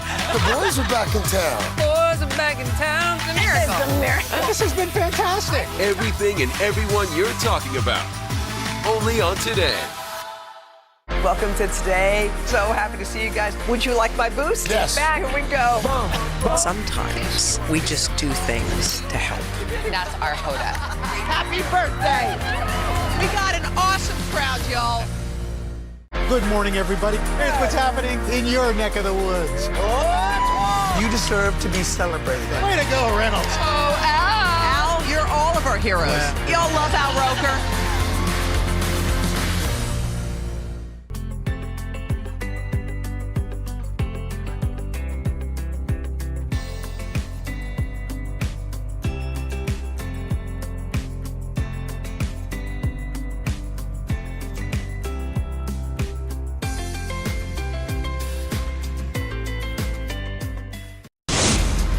Today, actress Busy Phillips is here with a look at her fun new role in Mean Girls. Plus, country artist Nate Smith performs his latest #1 hit. And Gigi and Bradley having a fun night out with his mom. So are things heating up between the two superstars? We're talking about it. From Studio 1A in Rockefeller Plaza, it's Today with Hoda and Jenna. It all starts right now. It's Wednesday, 10th day of January. Look who's here. Hello. I've got my friend here. If you watch Weekends, you know her. If you're into the law, you know her. Into the law. If you're into nice people, you would know her. Her name is Laura Jarrett. Laura is new to NBC. Jenna's under the weather. She's not feeling great today, but I'm so happy. They let me out of my Saturday cage. Are here. So first of all, I just want to say something. I knew you before I knew you because I'm an early riser. I get up, crack of dawn. And there was this show on CNN called Early something. Start. Early, was that it? Nobody knew. But anyway, I would turn it on, and I didn't know you, but I was like, I don't know how I like her. There's something about her vibe. So I just want to say, when you came into NBC and you walked into the makeup room, I remember looking over there and thinking, this is like, you know you have, and you also have nice person energy. So first of all, hi. How nice is that? Thank you. I just want you to know we're lucky that Laura's here. So I just want to know a little bit about you, maybe things I don't even know. I was going to say, you know quite a bit about me because you spend some time with me regularly in the hair and makeup chair. Yeah. When you see me like frazzled mom look. I do. By the way, it's a very vulnerable time, I should say, at that hour. And that's why everyone gets really close, because you sort of blurt your secrets out at that hour. You can't help it. It's the best time. You're vulnerable, they see you're yourself. Unvarnished. Yeah. Okay, so you were raised by a single mom, right? I was. You had a lot of strong woman energy in your life. 100%. Mom, grandmom, family was everything to us, right? Yeah. So my mom, single mom, my dad passed away when I was little. My mom raised me, obviously her entire life. Yeah. My grandparents lived 5 minutes away. My grandfather took me to school every day of my life. Wait. So you think about how close your mom is with your girls, that's gonna stick with them. Wait, your grandfather walked you to school? He drove me Drove you to school every day? Even after I could drive, even after I got my license, and I probably could have been driving him, he drove me to school every day of my life. What did y'all talk about? What were those little convos about? So we had the best deal where every day one of us would choose the radio station. So I would choose the hip hop. Yeah, cool. And he got to know 90s hip hop. So Mystical. Your grandfather knew Mystical? He was very cool. Yes, and then he would make me listen to NPR on his days and classical music. And so that was our little thing. And we would talk about our days. We would talk about, frustrations at school. So you really connected. It wasn't just, a lot of relationships with grandparents and grandkids. That was our special time together. Wow. Yeah. What did you learn? Because I do think there's something cool about being raised by a single mom. Your mom had to work. Your mom had to do all the things. It wasn't. So how did that feel? What did you learn from being raised by a single mom? It's funny because now I think about it obviously like a mom, and so all of the guilt I have about missing bedtime or missing, the soccer practice or things like that, I never picked up on that. Even if, she was rushing around to make things, I didn't know it. She wasn't showing that. And so sometimes I think back on like how hard that must have been for her, like trying to keep that stiff upper lip. Right? And trying to make sure that she was everywhere in 1,000 places at once. But she never kind of made, because I found that moms then, and my mom was a working mom too, they didn't make excuses like, Mommy has to go to work. They're like, oh yeah, Mommy's going to work. And that was it. And part of it is that she thought it was important for me to see what she did, right? To sort of demystify it. So like on the weekends, she would like take me down to City Hall and I would play, like Chamber of Commerce, and I would sit at the desk and we would hang out. Essentially, I didn't know, like she was actually having to do work, but I was like having fun playing Office. But she wanted to demystify it. She wanted me to see all those sides of her. But when we were together, she was 100% all in, all present. My dad passed when I was in college. I wasn't young like you, so I had known him for many, many years. But there is kind of this father-sized hole that just lives in girls, women like us. There's something about having that gap, and how do you fill it, and where do you find that kind of fatherly energy or love? How did you did you seek that out? Or well, that's why I think I was so lucky, because I had my grandfather there from the very beginning. So I didn't even know any different. I called him Papa. I referred to him like that. It wasn't a thing for me, because that was all he was there for you. 100%, and that was all I knew. You have the cutest kids. I'm sorry. I get a chance in the mornings, and it's not like you're one of those people who's like, look at my kids, but I ask you politely, and sometimes you allow it. But your family is so much fun. Awesome. So you have this cute husband, by the way. How did you meet him? I didn't even know he was that cute until I just leaned in. He is very cute. He's very handsome, yes. I met in law school. We met our second year of law school. Okay. We didn't know each other before that. We met in a class. Okay. And so wait, how was the flirt? Was there a flirt? Who was flirting first? So for a long time, I didn't even know he liked me. He'll love that I'm telling the story on national TV. He didn't even know any, like he didn't sort of like have a lot of game. He didn't know how to go about he's not that. Watching. Well, it was like a serious law school class, and so he says one night, like just sort of to everybody and nobody at the same time, like we should have drinks tonight. And I'm like, is he saying that to me? Is he saying who is he talking? Who is he talking to? But we ended up having drinks. Just the and two of closed you? down the place. Yes. And I knew from that. Wait. So he said, shouldn't we have drinks? And you're the one who shows up? And I was like the sad girl who was like, I'll go. So, wait, the conversation just didn't stop? You had that We shut that place down. And we had so much fun. So you talked about everything? Everything. And then finally on the third date, we were going back and forth about like how many boyfriends and girlfriends we had had. And he said something like, well, how can I be your fifth? And I was like, well, okay. You said he didn't have game. He has game. Anyone who comes up with that line, how can I be your fifth? Wow. Yes. Well, y'all have a beautiful family. I'm so happy that you are here today with us. Thank you. Well, let's get to a couple of topics. You want to? Let's do it. Here we go. All right, Bradley Cooper and Gigi Hadid, they're spending some time together. So they attended a private dinner. That was cool at the Golden Globes. And also, Bradley's mom was part of that situation. So Bradley essentially introduced Gigi to his mother. It was a big deal. That's a big deal. Yeah. That means that maybe there's something real there. So let me just ask about I just think about your cute boyfriend at the time. At what point, because you have strong women in your life, were you like, how am I going to introduce this guy into our tribe? And they are women who do not hold back on opinions. Oh, gosh. They expressed a lot of thoughts on prior boyfriends. I'll just say they don't hold back. And so my mom came up to visit me for my birthday in law school. And Tony is in the class. How long have you known Tony at this point? A couple months? Maybe not even. Really like a month.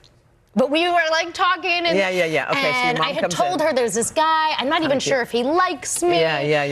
But so she got to meet him in that class, and he jokes now because he had rolled this is law school people. He rolled into that class in like some old like Michael Jordan t-shirt. He was not in his Sunday best to meet mom, okay? Like he wasn't dressed up. Okay.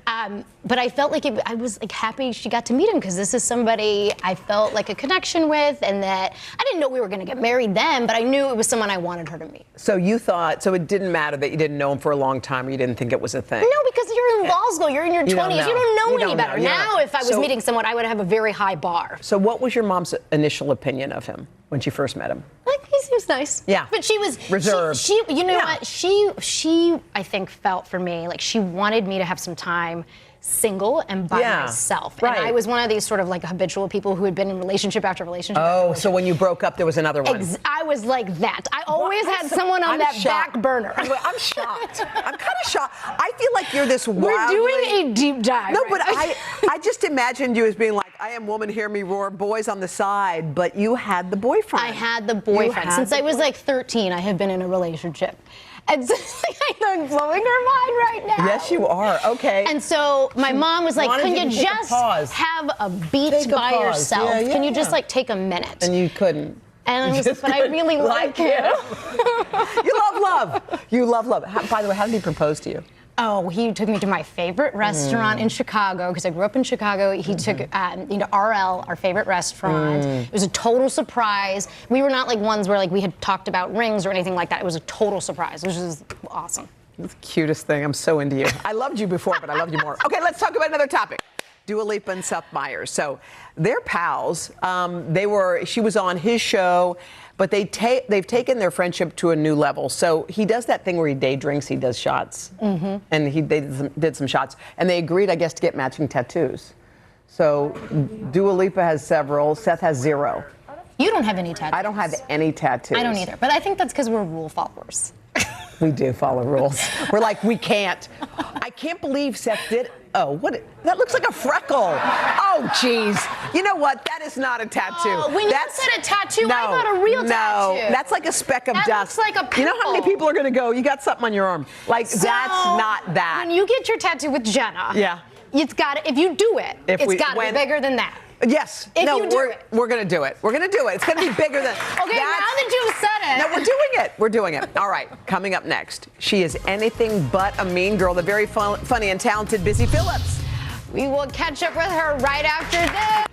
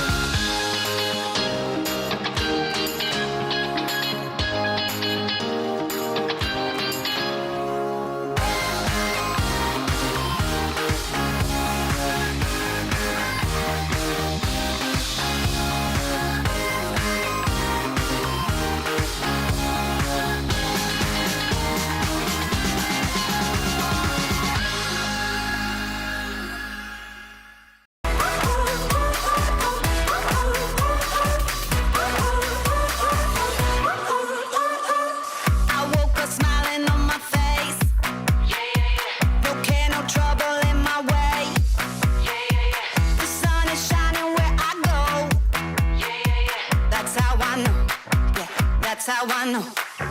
Today's gonna be great, gonna be great, gonna be a good day. Today's gonna be great, gonna be a good day. All right, she's not like the regular mom. She's like a cool mom. And we're talking about actress Busy Phillips, who is starring in the new Mean Girls movie. We're so happy she's here. Busy is playing the mother of the most popular girl in school, Regina George. Take a look. I found your burn book. Katie, this is just like the funniest thing that the girls used to do.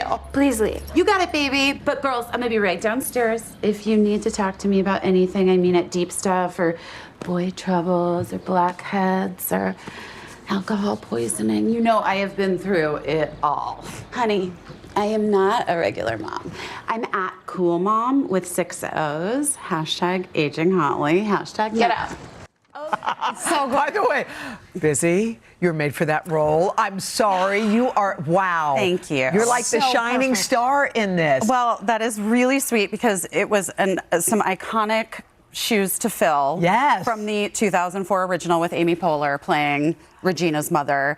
But I'm so lucky because I get to work with Tina Fey on Girls 5 Eva, and she called me and asked me to jump in here. Is it kind of fun to get a text from Tina that says, "Hey, girl, need to talk to you about something," or however she phrased it? Do you jump? Yeah. Well, okay, actually, the 2 times in recent memory that it has happened, I've been blindsided both times. Okay. I had no idea that she was calling to ask me to be Mrs. George. She and Amy went on their comedy tour. Yeah. I thought she was, I don't know why, I just was like, oh, she's probably asking me if I'll come to the New Jersey show. And you know what I mean? Like, I thought, I didn't have any idea. Yeah. So I was truly floored. And then I got like teary. And you had wanted to be the mom, right? You had wanted to be Mrs. George for a while. So, yes. So I was surprised, but then I was like, ooh, this all makes sense because Tina's a mastermind. Yeah. When Renee Rapp, who plays Regina George in the Mean Girls, the musical, the movie, was cast and came into the Broadway show in 2019, early 2020, Tina called me and was like, do you know this girl? You look exactly alike. Yeah. Like, Busy, you could be, you're too young to be her mom, but you could be her sister. Yeah.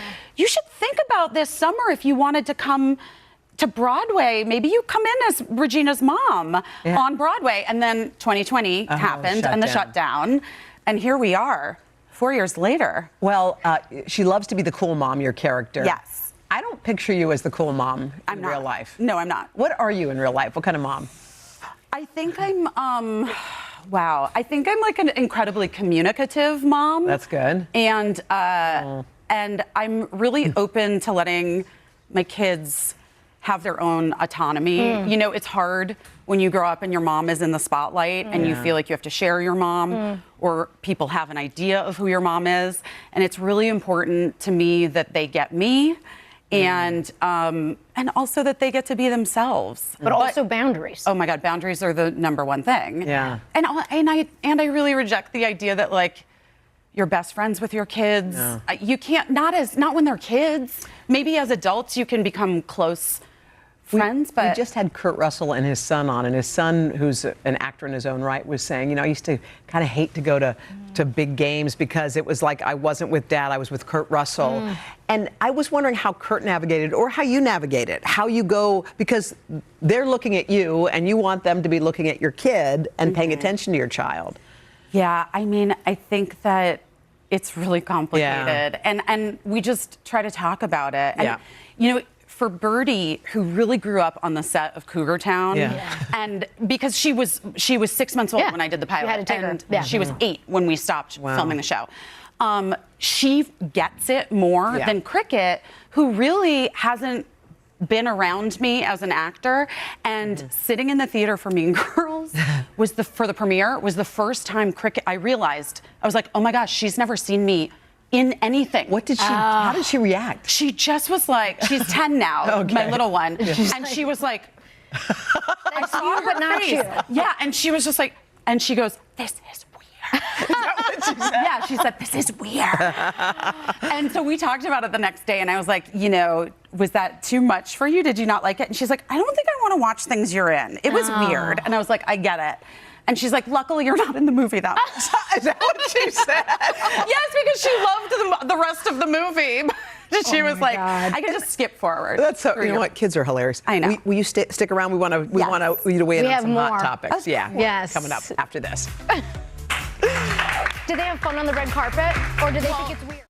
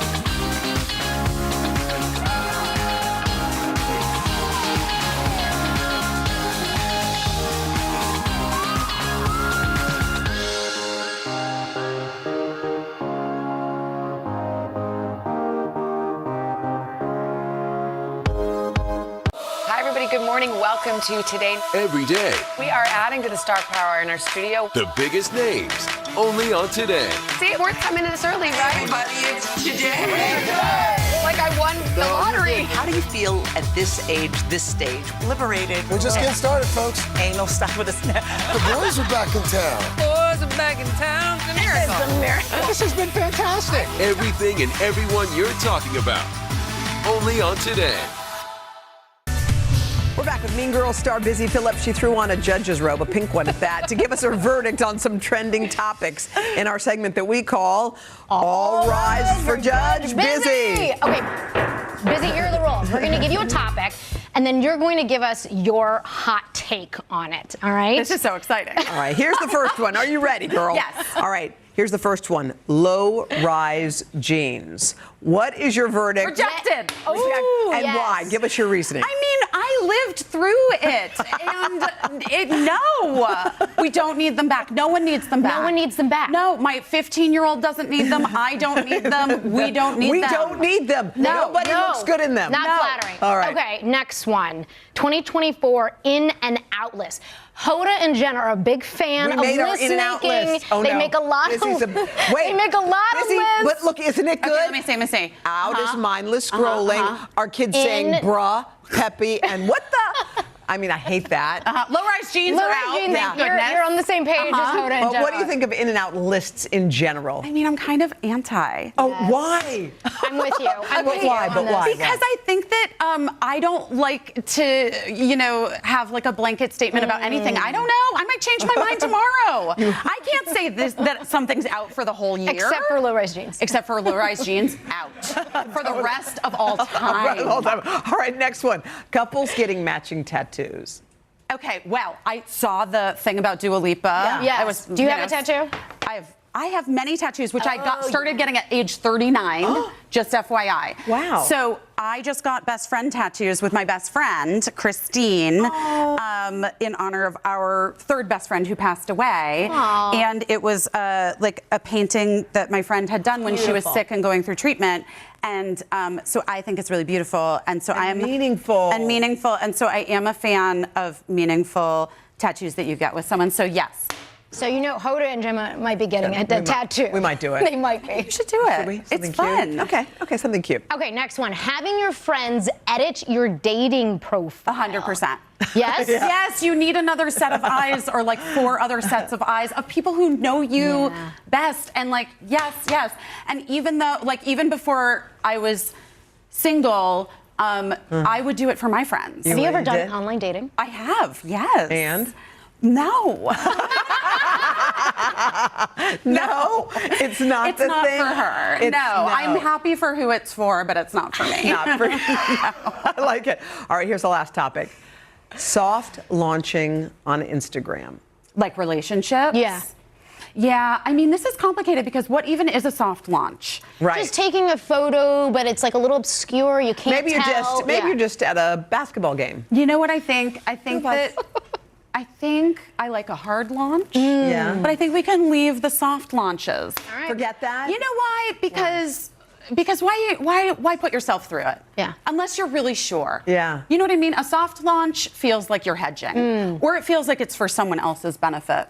Oh, girl. We see what you're saying right now. By the way, I love Girls 5 Eva. Thank you. That's what you are. Are you still friends with that cast, by the way, Sarah Bareilles and your whole crew? We're so tight. We buddies. text all the time. And also, season 3 is coming in March on Netflix. So we will be back to talk to you. I have been waiting patiently. And I by the know. way, congrats to Sarah, right? She's got a beautiful relationship going. Sarah's just the greatest. Isn't she a dream? Yes, she's a dream. And actually, all of those ladies, this has been a really weird time. Yeah. We started filming the show in late 2020.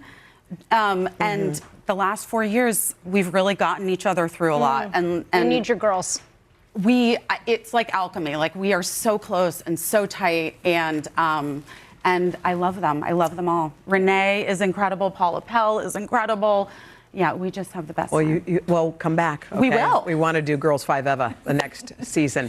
Thank you, Busy. Thank you, We Judge. love you so Your much. honor. Thank you. Yes, you can catch Busy. Of course, Mean Girls, y'all. It's starting this Friday. Very good. Up next, don't snack less, just snack smarter. We will show you some delicious options after this.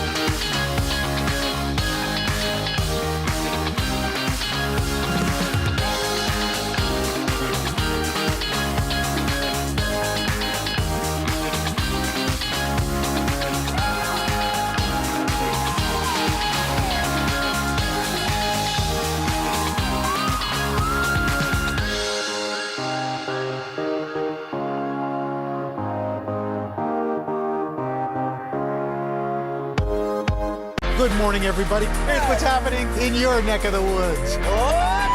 You deserve to be celebrated. Way to go, Reynolds. Oh, Al. Al, you're all of our heroes. Yeah. Y'all love Al Roker.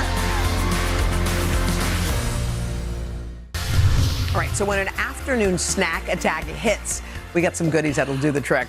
Here with some of her favorite smart snacks is Rachel Krupa, owner of the Goods Mart. Rachel, it's so nice to see you. Good to see you. Okay, Hoda's already been snacking. By the way, dipping away. Usually snacks and healthy or good for you don't go together, but they go together but in your for world. us, they do. And so we're going to jump in and take your taste buds to outer space. Okay. And so this is Lesser Evil's new product, and it's called Spaceballs. It is organic corn, air puffed with avocado oil, so it's an anti-inflammatory oil with Himalayan sea salt, and then you'll have cheesy airiness in one, and then this is pizza that will make your taste buds go, Mamma Mia. You know who's going to be really mad? Because she would have said it 8,000 times that she's not here, Jenna. Spaceballs. She would have said Spaceballs about 1,000 times. It's like one of those great things. I know. All right. All right. This is going to be your new favorite pita chip. Okay. So this is Zaza. Zaza is a family recipe that's been around for 40 years. It's thin, crisp, crunchy, freshly baked, small batch It's pita like chip. little za'atar. Yeah, so it's za'atar, which is their family recipe. So it's like a citrusy, herby It is so yummy. flavor that's perfect for dipping. I was going to say this with some hummus. Yes, or crumble it up and put it on a salad. They call it the mother chip. Mm-hmm. Oh my It is God. like so great. And it's not, and it's good for you. This is not like we can not eat the whole bag, but it's non-GMO. They're really quality about the conscious about the quality of the ingredients, and so it's really wonderful. Okay. This is a Mediterranean-style nut bar.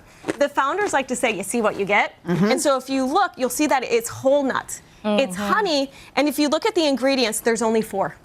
What's in there? What are the 4? It's nuts, it's honey, there's some salt in it, and a little bit of sugar just for that sweet and like salty That's when you know you're getting taste. something You can good. get your Yeah, fix. and like what Without I a love, whole bunch of preservatives. exactly, they have every type of nut because they also are really great about sourcing, and they want to get the best nuts from the farmers and have them fair trade, ethically sourced. What did you say at the top of this? If you see it, what is the You thing? see it, you see what you eat. You see what you, Basically, it's true. When something's in some weird packaging or looks all mushed up. And these are good for the kids too. You throw them in your bag, like throw them in the bag. I like to take them and break them up and put them in a charcuterie board. Wait, what did you Makes say? it like a That's charcuterie good. board. So like break it.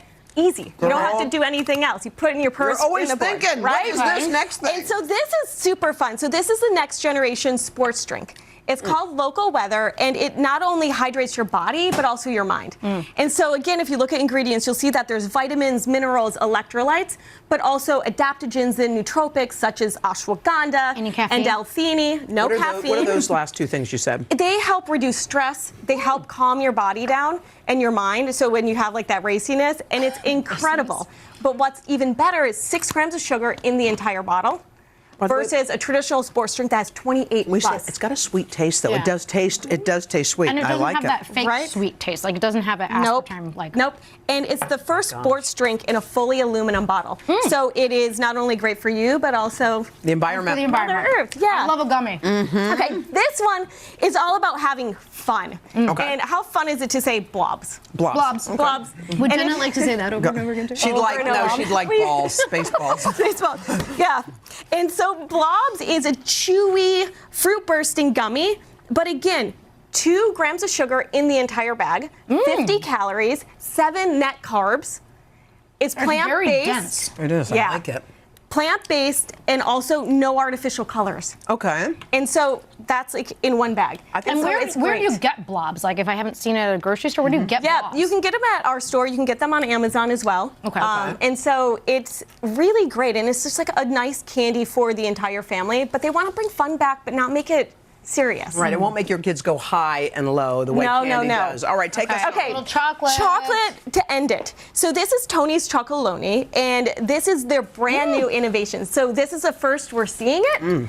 And so it is a crunchy or chewy inside, depending on your flavor. You might have s'mores. You might get a little marshmallow or graham cracker. These are unbelievable. Right? They're balls, too. So like chocolate balls. Bring for back Jenna snackable, for this. You know? Okay. And so what is incredible is also enrobed in their fair trade Belgium chocolate, so milk chocolate. And what Tony's is really known for is like their conversation around exploitation in the chocolate industry to make sure that the workers and all the farmers are taken care of. So I highly recommend going to their Responsible website. and tasty. Responsible and tasty and amazing. By the way, that you know when you get quality chocolate, that tastes like you're getting something out of a decadent box. It's delicious, really good. It's Thank so you good. so It's just much. so We tasty. appreciate I'm it. gonna get those donuts for my kids. Coming up next, Laura and I are going to reveal what we're loving right now. It's our faves and finds coming up right after this. This is insane. Yeah. Right? What is happening?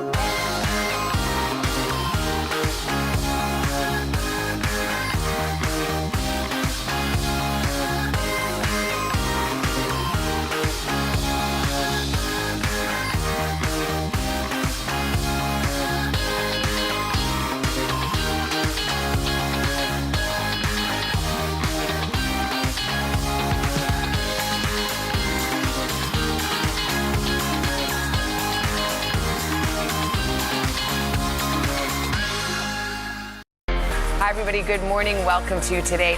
What's shaking, eggs and bacon? Hold on. I'm just going to say it. What? Badass. Oh, thank you. So do you think you'll act forever? Boom. We're going to have lots of fun this morning. All right, we always like to share what we're obsessing over, so it's time for another edition of Faves and Finds. All right, so I've got 2, and I'm going to start with this one. Bag of tricks. Yes, this is called, there's a nail polish called Dazzle Dry. You guys, why didn't I know about this before? Dazzle Dry, you put it on your nails, it dries in 5 minutes. I've had this on for a week. It hasn't chipped. It's not gel, so it's not like something crazy or whatever. You put it on, it dries. The manicure's like, go home now. I'm like, I have only been sitting here for 5 minutes. Just you're done. Yeah. It doesn't chip, it lasts, so why aren't we doing this 100 colors? Okay, Dazzle I have to give you a tip for your Dazzle Dry. What? If you notice it starts to get like a little bit dull, just rub it on your clothes. Rub it! Baby! It gets shiny again. Of course it does. Okay, Laura, what you got in your favorite find bag? Okay, this is something I got recently for Christmas from a friend. What is it? It is the makeup eraser. Okay, this is like, imagine like a magic eraser like you'd use at home on your walls. for your face. I call it the rag at home. You wipe it? Do you use water on it? You use water. Okay. Imagine you get your face all Okay. sudsy and everything. It takes everything off. So you know how you're like going through wipe after wipe after wipe? Or you just None ruin, of that. you ruin washcloths. Or you ruin washcloths. Because you put But so this much is makeup on it. It's super soft. Feel it. This I is love mine, it. my actual one from home. I washed it before I came in because it was a little bit Makeup covered with eraser, makeup. that's what it's called. Yes, it's a gem. Okay, I like it. I like it. I love it a lot. Okay, so here you can get that one at Sephora.com. Yes, you can get that at Sephora. All right, so I got one more. It's a good one. You guys remember our dear friend Kathy Lee. Well, Kathy Lee, as our crew here knows, writes beautiful music. She wrote a song called 3 Little Words. It is performed by the Grammy-nominated team Louis, New York, and features Tamia. So let's take a look. I know that we both want to run, but what if we give in to what we're running from? What are we running from? There you go. You can pre-order that song. It comes out Friday. How fun is that? By the way, Cass living her best life. She's in Nashville. She's writing music. What a life. She is living Playing her best. with the grandkids, the cute Playing with the grandkids. cutest grandkids, putting out good music. So, Congratulations. Cass, love you. Coming up next, guys, he is the breakout country artist. He doesn't just have one #1 single in this past year. He's got 2. Get ready for a performance by Nate. Come on, Nate!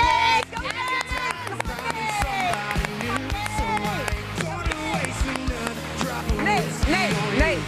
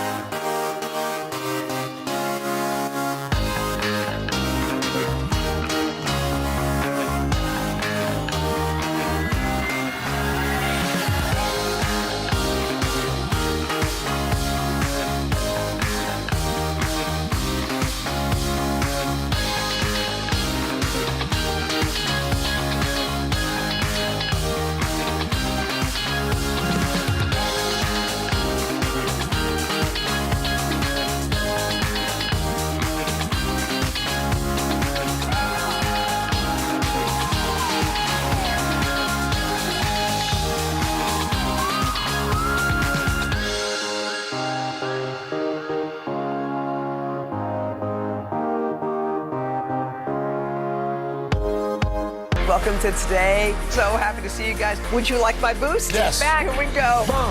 Sometimes we just do things to help. That's our Hoda. Happy birthday! We got an awesome crowd, y'all. The City Music Series on Today is proudly presented to you by City.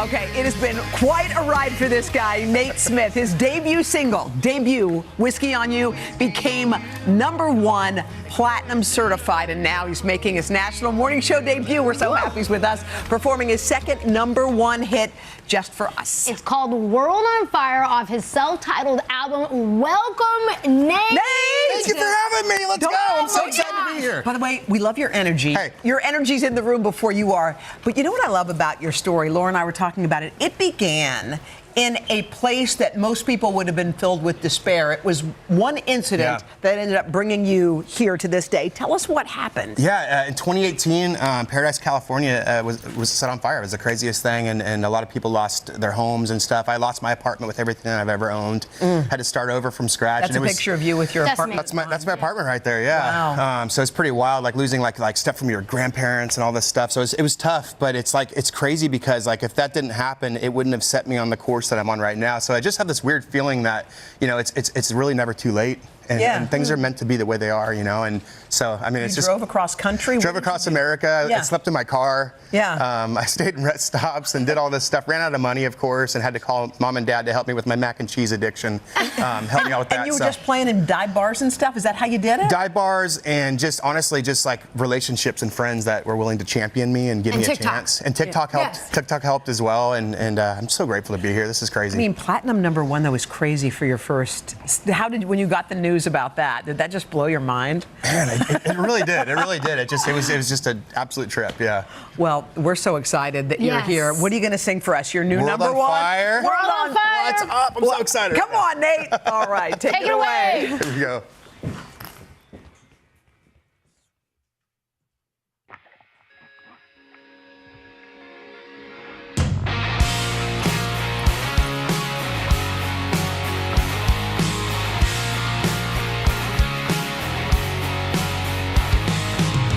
Girl, when you called it quits, you could have done it right. You could have left this town out of it when you said goodbye. You ruined everything I love. Ripped my heart right out my chest. Girl, it's like there ain't nothing left. You set my world on fire. It's on down. I'm watching flames get higher, and I can't move on. I just gotta let it burn, burn, burn on down. Girl, without you it don't turn, turn, turn around. You set my world on fire. You set my world on fire. Can't hit that corner bar. Can't even ride the roads. Don't know my way around this place. I can't see through the smoke. Piled up every memory, and you took the good with all the bad. Why'd you have to strike that match? It set my world on fire. Yeah, it's all gone. I'm watching flames get higher, and I can't move on. I just gotta let it burn, burn, burn on down. Girl, without you it don't turn, turn, turn around. You set my world on fire. You set my world on fire. Ain't nothing left for me in this or nothing town. Yes, I will be as ashes on the ground. So I watch it burn, burn, burn on down. Ain't nothing I can hold on to right now. You set my world on fire. It's all gone. I'm watching flames get higher, and I can't move on. I just gotta let it burn, burn, burn on down. Girl, without you it don't turn, turn, turn around. You set my world on fire. You set my world on fire. You set my world on fire. You set my world on fire. You set my world on fire.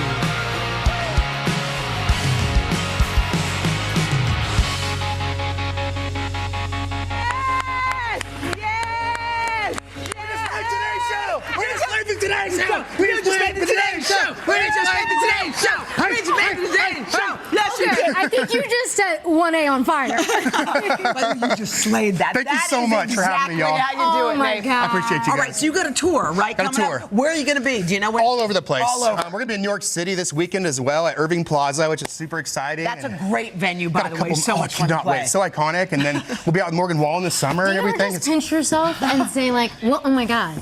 Yeah. Like, so much has happened It does not in feel just real. 1 year. It does not feel real. Well, we are incredibly proud of you, and we're honored that you made your morning show debut on our program. We love you, Nate. Group hugs, group hugs. Group hugs. We Group love hugs. this guy. Here we go. Check out this guy's self-titled album wherever you get your music. Get tickets for his World on Fire tour. They're on sale now. Again, he'll be in New York City soon. We'll be back right after this. Nate! So Thank you so great. much. Thank you so much.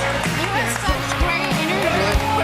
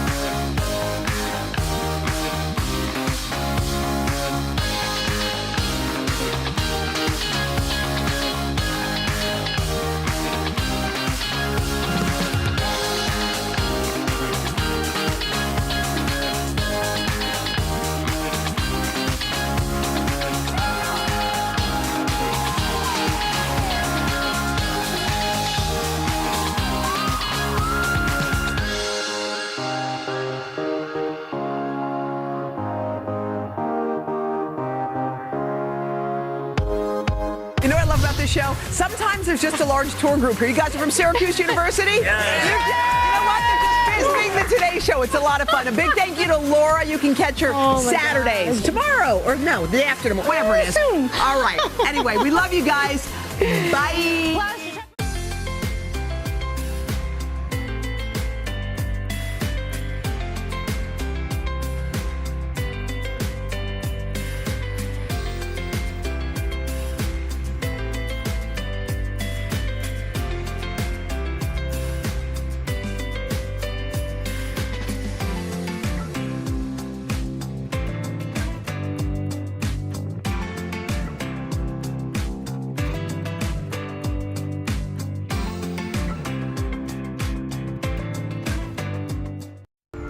When you think Texas, you think beef, brisket, and barbecue. But here in Austin, the state's capital, there's so much more than that. We've got folks and chefs from all around the world who are putting their mark on this city's culinary scene. And in fact, the spices and traditions that pay homage to their families are making Austin a hot food scene. It's really kind of this melting pot of different people, their culture, and their food. The creativity and the flavor that they put into the food is really artistry, right? It's really the diversity of food. Like, you can get some of everything here. So what keeps Austin weird and tasty? We're about to find out. It's time to head out of Studio 1A and hit the road for a new kind of culinary adventure. Follow me as I taste some of the most iconic foods around the country and meet the families behind them. Together, we're going to learn how a good meal has the power to connect us to our past, our future, and each other. Austin is home to over 1,200 food trucks in food parks just like this one. But we're here for one specific truck. We're here for Tony's Jamaican, serving up fine Caribbean fare to Austin for more than 10 years. Meet food truck owner Tony Scott and his wife Kim. From humble beginnings in Kingston, Jamaica, Tony has made Austin his home since 2003, and he has always had a passion for flavorful food. When did you start cooking? How young were you? 10. Tony's mother Hyacinth taught her sons how to be self-sufficient, especially in the kitchen. So you learned from Mom early on? Yes. What was it about cooking that you liked? I don't know. I like food at those days. Those skills learned during childhood would help Tony define his career. For nearly a decade, he worked a small beachside business, serving jerk chicken and drinks to tourists in Jamaica. But after 9/11, tourism to the island stalled. So Tony moved to the U.S. in search of better opportunities, eventually landing in Austin. With construction booming in the state capital, Tony quickly found a job as a painter, but it was his homemade lunches that reignited an idea. You're working, you bring in Jamaican food that you made, some of your friends taste and say, where'd this come from? Yes, I cook my own food, and they was like, oh, you should, open a restaurant. And it's been 10 years. 10 years now. The 60-year-old chef opened Tony's Jamaican food truck in March of 2012. And his wife, Kim, has been one of his biggest supporters since the very beginning. What was the first meal he cooked for you? Curry chicken and rice. And he invited me over, and once I had it, I didn't want to ask for more. You know how ladies are, we try to eat a little bit, maybe the salad kind of thing, don't want them to know that we that greedy. But it was so good, I asked for seconds. So when Tony says, I want to do a food truck, your reaction? I said, a what? I said, a food what? And I knew nothing about food trucks or however, so it was just all his idea. I just followed along. He said he wanted to do something, he had a vision. I said, okay, let's try it. Despite high praise from friends and family for his grub, Tony's business wasn't exactly booming from the start. When you first opened up, was it successful right away? No. I came out here 10 o'clock in the morning and I was all here until 3 o'clock the next morning. I make $37. Wow. And, you know, I was still happy when I go home and she was like, how much money you make? And I was like, $37. And she'd break out laughing. You know? And I was like, don't worry about it. And next day I come and I make $50-something dollars, and the next day I make $80-something dollars. And I say, okay, I'm seeing an increase. Tony taking advantage of the South by Southwest crowds that flocked to Austin in early March. Shortly after the festival, his fledgling business got a big boost with a small write-up. Kim, what to you, what was the game changer? What put this place over the top? Wow. His presence and his dedication. Jerk chicken and oxtail? Now, loyal customers are visiting this hotspot daily, decked out with the colors and vibes of Jamaica. From curried chicken and goat to jerk everything, food fans walk away feeling the island love. In 2018, Tony laid down more permanent roots in Texas. You opened up a brick and mortar restaurant. Were you nervous about that? A little bit. It was a lot of... Let me hear. Kim, were you nervous about that? Oh, yeah, I'm so glad you asked me that question. Yes, I was. It was something totally different, and from a food truck going into a brick and mortar. I didn't come from the restaurant industry. I came from the finance side. Coming in, I was telling Tony, I said, I got this, you know, I can run this, no problem. But oh, no. I was ringing the red light bell, like, hey, I need some help. It was challenging, but also it was fun. Kim now helping run the business for both locations. Family always mean a lot to restaurant. You know, sometimes she would say, you never know, one day it might be just me and you got to show me how to cut this meat.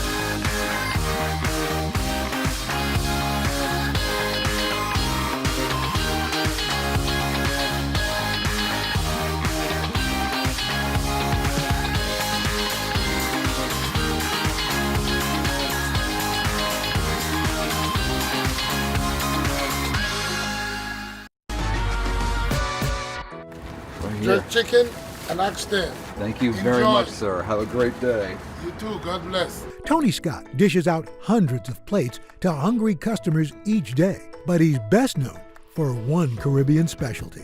My mother is Jamaican, and in our house, oxtail was king.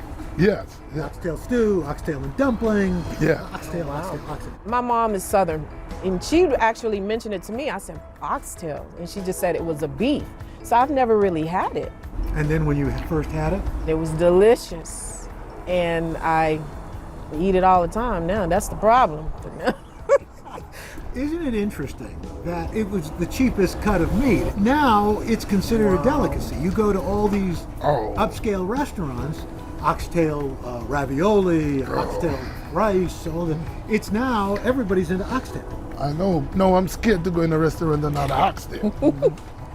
Because the price is so high. Bring on the oxtail stew!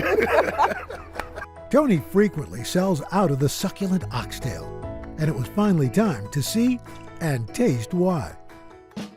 Welcome to the truck, Mr. Hahn. Oh, yeah. Oh, it smells good. Smells like Jamaica. Oh, hey. This is the oxtail, the famous oxtail that everybody go crazy over. And these are like the Jamaican product seasoning that we use. This have a good flavor to it. Oh, wow.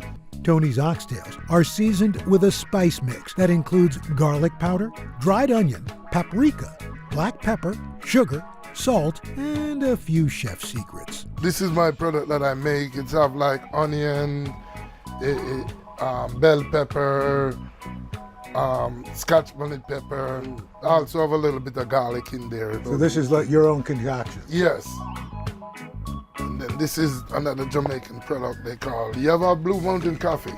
Yeah. They say it's the best coffee in the world. Well, Right. this is the Blue Mountain product of burnt sugar. Oh, wow. And this is what we pour on it last. Give it that good color. Then we just mix this up. Make sure you rub it in properly. You want everything to rub into it. Normally, if you take a smell of it, even right now, oh yeah, you see, you can smell that flavor in it, and it don't even cook. It smells good. Right. He then lets the oxtails marinate overnight. Then they're added to a pot with water and slow cooked for several hours. This, what it comes out to be. Oh, now we're talking. For you to taste. So I came to Austin. The result, truly out of this world. You see how it fall off the bone. Oh, yeah. You know, we make sure we cook real tender because dental is very expensive. And you know, you go to some place, you have eating that meat and you have to be here to get it off the bone. You don't do that when you come here. Good thing Tony feels like talking. I'm too busy eating. And it doesn't stop with the oxtails. How is it, Mr. Hall? That's fantastic. This is curry goat right here. Taste that. This is the jerk pork. Oh, jerk? I've never had jerk pork before. Oh. And that's also my homemade jerk sauce that I make. Whoa. Okay, this is the famous curry chicken. And this is the carrot. Oh, so at least I can say I had my vegetables today. Yes. Look at how tender that chicken is. Tony also serves traditional peas and rice, which brought on a wave of nostalgia. This is black bean. When you open that pot, I thought, wait a minute. Yeah. This is my mother's peas and rice. This is great. And just when I thought I'd had enough, wait a minute, I noticed. These are beef patty. I gotta try a. Oh, that's a great crust. As a reminder of how far Tony's love for cooking has taken him. If you look up here, you see these little pots. This pot right here is when I just started out. This is what I usually cook rice into. Wow. The reason why I keep this pot to show people is where Tony's Jamaican food is coming from. So what would you tell people who are thinking they've got a dream, they want to start something like you did? What would you tell them? First, you have to motivate yourself to do it. And never give up on your dream. My mama always tell me, don't make nobody tell you you can do nothing. Tony, thank you so much. It's a pleasure, Harley. It is nice meeting you. It feels like I'm back in Jamaica. I'm glad you have that feeling. Everything going to be all right.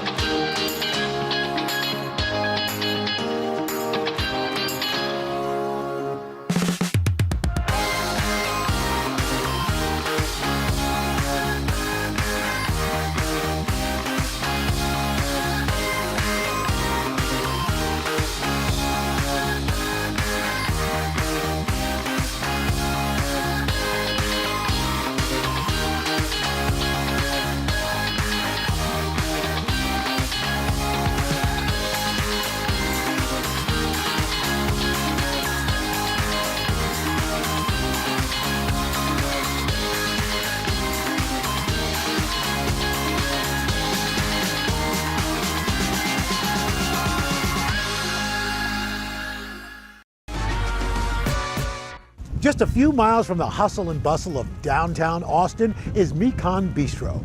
It is a spot that's loved by locals and tourists alike for its Vietnamese comfort food. Who's the better cook in the family? I'm not gonna even bother asking my mom about that because my mom is hands down the best cook. Coi như là con tôi nó thằng này nấu ngon nhất. Chef Will Hyun and his siblings opened Mekon Bistro to honor their mother, Ann Hang. A refugee who fled Vietnam after the fall of Saigon and working tirelessly to provide for her family in the United States. She took a chance to travel across the ocean with nothing in hand, working ever since she's been over here, working from morning to night, and still provide us with a hot meal every day. When Mekon first opened, Will hoped that his mom would finally stop working, but Ann had other plans. Technically, she's retired, but like I said, she would not stay home. Ann's passion for food starting in her home country. Mẹ chỉ hồi khoảng 17-18 tuổi đó là đi theo mấy người ở dưới quê mình ta đi nấu đám cưới đó, này kia nọ. Rồi thì thích nấu vậy thôi. In 1972, Ann married Kia Huynh. They had 4 children in Vietnam. Ann turning to cooking to help support the family. Nấu ngoài chợ bán á, thì chỉ có khoảng 2 tháng cỡ đó à. Thì cũng bán nấu hủ tiếu à. Nấu đồ Việt Nam thôi. This is my dad and my mom right before the fall of Saigon. When the Vietnam War ended, the family was looking toward a better future in their homeland. But in 1975, the Viet Cong began to invade Saigon. Giải phóng vô thì mẹ muốn tự do, không có muốn ở bên Việt Nam nữa, muốn đi tìm tự do. Ann's husband fled the city first, Will leaving when he was just 7 years old. It was scary. We left separately, me with my uncle and my mom with my 3 sisters that came a year later, because if you get caught, you were thrown in jail. Luckily, we made it out. We were rescued by cargo boats, but they rescued us. They took us to the Malaysian refugee camp. Will and his uncle secured refugee status, eventually reuniting with Will's dad in the U.S. In the years spent apart from his mother, Will began experimenting in the kitchen with a little nudge from his uncle. He told me that, there's only 2 of us. You're gonna have to do your share, so learn to cook something. In 1983, Ann made the journey to the U.S. with her daughters. Đi vượt biên thì nó đi tàu nhỏ thì nó cũng hơi khó khăn, nhưng mà qua được tới ấy rồi đoàn tụ gia đình thì rất mừng. Tại vì chồng con gặp lại mặt chồng con hết, thành ra rất là sung sướng.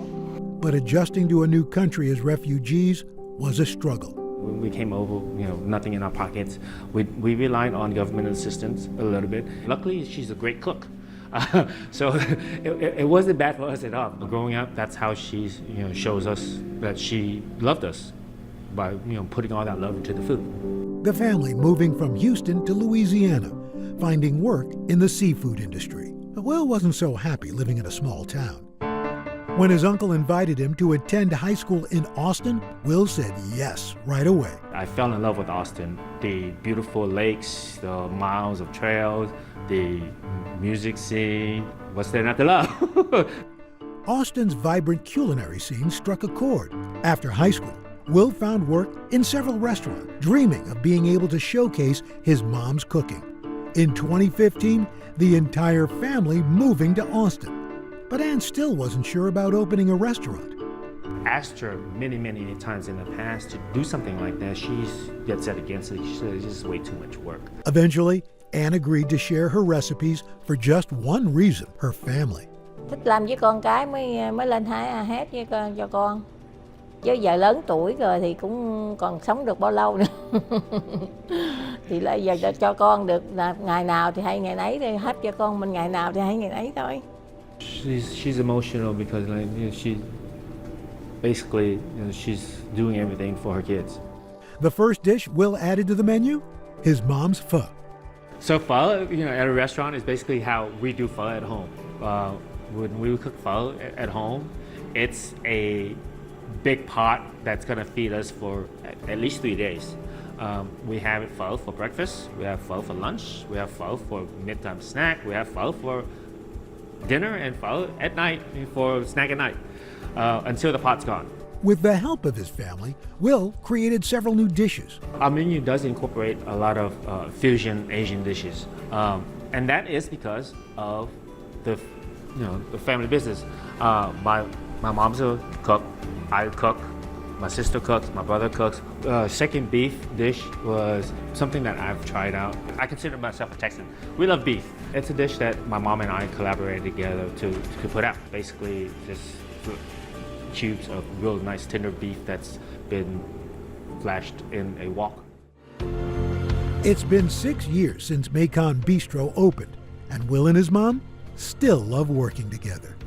Làm ăn gia đình thì cái này cũng như giúp cho con thôi. Thầy thấy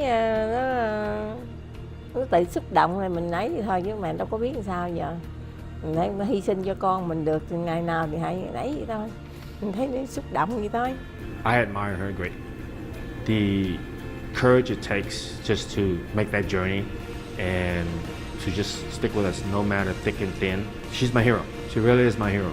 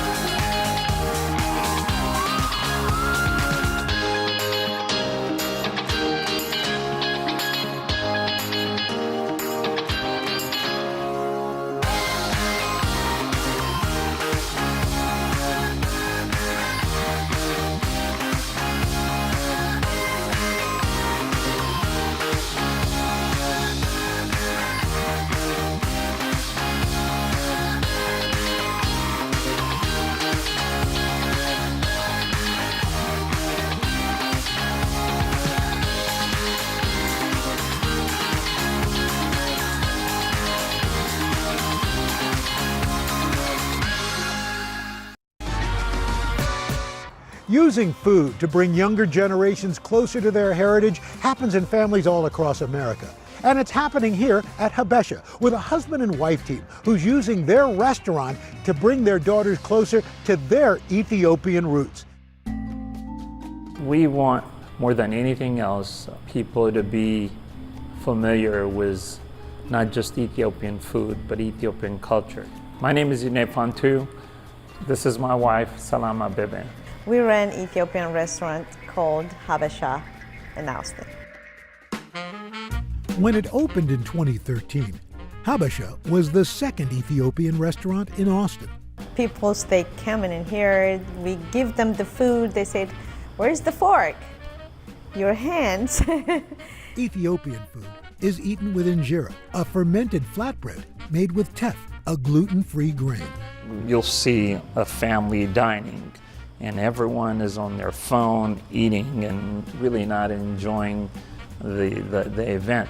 Not you in cannot here. do that in Ethiopian restaurants. You have to use your hands. You can't. Both of them. That emphasis on family is everywhere at Habesha, from the Ethiopian art and decor to Yidni and Salam's daughters, who can often be found studying at the restaurant. I think I was like around 4 years old when we opened, so like this is like my second home. Salam and Yidni were born and raised in different parts of Ethiopia. In the 90s, they left Africa to attend college here in the United States. Yidni immigrating to Texas, Salam to Maryland, where her family owned an Ethiopian restaurant.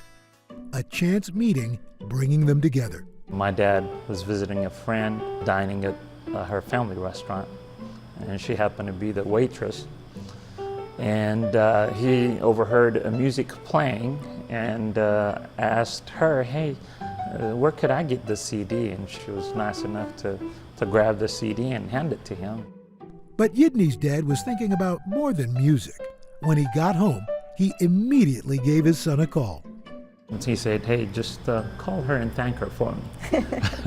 When he called me, I was like, I give it to your dad, not for you. And then he kept calling me. I was like, okay, I think he's not gonna give up. My dad was one who hooked me up to it. They dated long distance before Salam moved to Texas, the couple marrying in 2003. Their daughters, Edel and Azel, are now teenagers. I feel like we've always been around food. My mom's always cooking. For me, I love her pancakes. She makes the best pancakes. Salam left the restaurant industry to focus on parenting, but Yidney knew his wife's heart was in cooking professionally. What I saw in her was the passion to own her own business. I really want to open a restaurant, and I love the customer service and cooking. In 2012, Yidney and Salam finding the perfect location for their restaurant. Austin is a very unique town in that there is people from all walks of life. And I think part of the reason that we are successful is because of that diversity. Habesha's menu honors their Ethiopian heritage with many vegetarian dishes, from stewed yellow split peas to braised collard greens. They also serve more than a dozen dishes with beef. Texas has a lot of people that loves meat, so we have a bigger selection of meat as well. And I think my favorite dish in that is the kutfo, or the steak tartare. When it's done right, that's probably the best dish in the world. There's a ground beef and mixed with butter and spices. When the pandemic hit, Habesha's popularity helped save them from closure. And I said, okay, this is it. I think we're gonna fall down now. And then people, they support us. They love to be here. They send us check. They send us cards. We have a good community. The donations from fans kept them afloat until they figured out a to-go plan. Before COVID, takeout business was only 3 or 4% of our business. And overnight, we had to do 100% of our business. And by nature, Ethiopian food is not takeout, so we had to figure out a way to package the food, to market the food. After laying off most employees, the couple had to work non-stop. As the to-go business began ramping up, Edel and Azel pitched in to support their parents and save their beloved second home. I would write down like the orders, like the online orders, and I would like put them in the kitchen and cleaning, washing the dishes, cutting the injera, like folding it, boxing up to-go orders. They did a lot, and they're part of the reason why we're still around. So I'm sorry I get a little emotional when I talk about them, but yeah, they're incredible. They're just a love of my life. One of the things that we instill in them is knowing who they are, where their parents came from, and learning the culture, learning the food. Salam is looking forward to a busier future at her dream restaurant. I want to grow this business, and a lot of people, they never had Ethiopian food. They had Chinese food, Italian food, or Indian food, so they don't know about Ethiopian food. I'm really proud of her because like she gets frustrated at times, but she doesn't let that like stop her. A really big inspiration to me. Whenever things get hard, you just keep going. Best part working with your partner is the fact that you're there for each other, to comfort each other when it's down, and to be there when your partner needs you. The best part of it, he knows what I can't do, he covered. The same thing, he cannot cook. So, okay, she can handle it. With Austin's welcoming atmosphere, it's no surprise that more chefs are putting down roots in this fast-growing city. It's everything from James Beard award-winning chefs and taqueros and even home cooks. The thing that makes a food scene good is different cultures meeting each other and being able to influence each other. The fact that anything is possible is what makes Austin such a cool place. One thing that rings true here in Austin, no matter your background or culture, there's room for everyone at the table.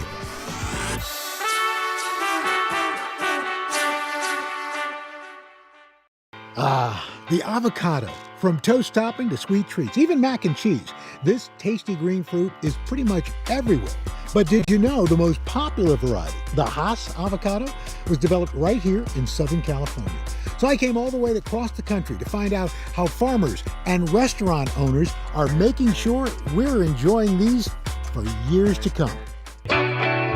It's time to head out of Studio 1A and hit the road for a new kind of culinary adventure.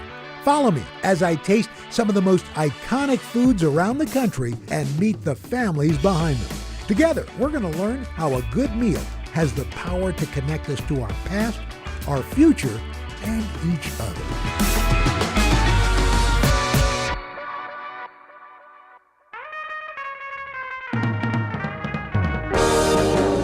We call this right here the avocado tunnel of love. In the past 20 years, believe it or not, avocado consumption has tripled in the United States. Today, the average American eats 8 pounds of these babies every year. I'm at Rancho Vasquez, one of the oldest avocado orchards in the country. Here, the Vasquez family grows several different varieties.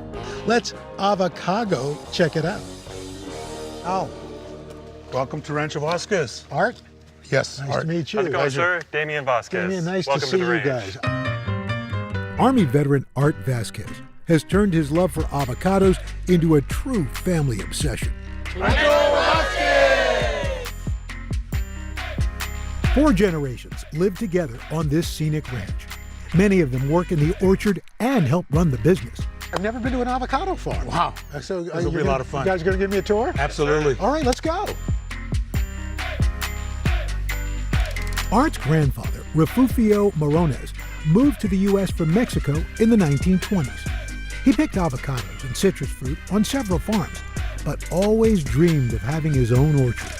When Art was 7, the family purchasing their first acre of this ranch. And that's when my grandfather, Refugio, would start teaching me how to take care of the trees. That's when I really started loving picking.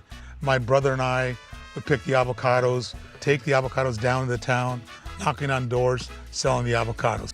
Art put his passion for produce on hold to pursue a career in the auto parts industry. In 2002, he was able to buy the entire property, which was destined to be raised for new houses.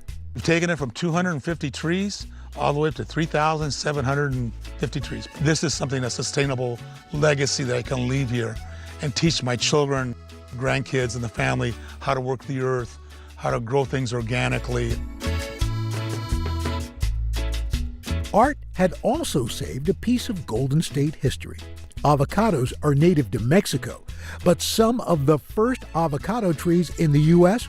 were planted in L.A. County in the mid-1800s. Henry Dalton, a wealthy trader who owned ranches in California, fell in love with the fruit during trips to Central America. In 1848, Henry planted the first avocado tree in Azusa. So when he moved to Los Angeles and he took over and bought Rancho Azusa, he knew there was fresh water coming from the Azusa Canyon. And so because of having the fresh water source and the awesome soil, he knew avocados would be great here. During a tour of the ranch, I got to see a living part of that history. What makes it special is one of the first planted avocado trees in the western United States. This puppy is one of a kind. It's like us, Al. It's one of a kind, okay? And it's still producing fruit? Still producing fruit. Produces anywhere between 500 to 600-700 pounds of fruit a year. Experts estimate this tree is more than 100 years old. It produces a type of avocado known as the fuerte, in Spanish meaning strong. It was the first avocado variety to thrive in the United States because it can withstand cooler temperatures. But in the 1920s, a new variety emerged in SoCal that would ultimately dominate the world market. guy by the name of Rudolf Haas. He was actually a postal carrier, but his hobby was growing. So he had an orchard at his house about 20 miles from here, La Habra Heights. The Haas avocado was a total accident. An amateur farmer, Rudolph had purchased some mystery avocado seeds. When the tree matured, he was surprised by the dark, bumpy fruit it produced. And that really took off commercially because it has a thicker skin. So for shipping purposes, and it's an amazing tasting fruit. The Fuerte and many other avocados stay green when mature, but the skin on a Haas turns black when ripe, hiding any bruises. It didn't take off right away among consumers in the U.S., so it took a few marketing campaigns for Americans to embrace this creamy variety of the fruit. This 4th, put little green in your red, white, and blue. Today, 80% of avocados grown worldwide are Haas. Now here, this is one of the first Haas trees commercially ever planted. Got 2 Haas trees right here. Until the 90s, the majority of avocados consumed in the country were grown in California and weren't available year-round. But all that changed in 1994. President Clinton made NAFTA the law today, linking the United States to Canada and Mexico in one large trading bloc.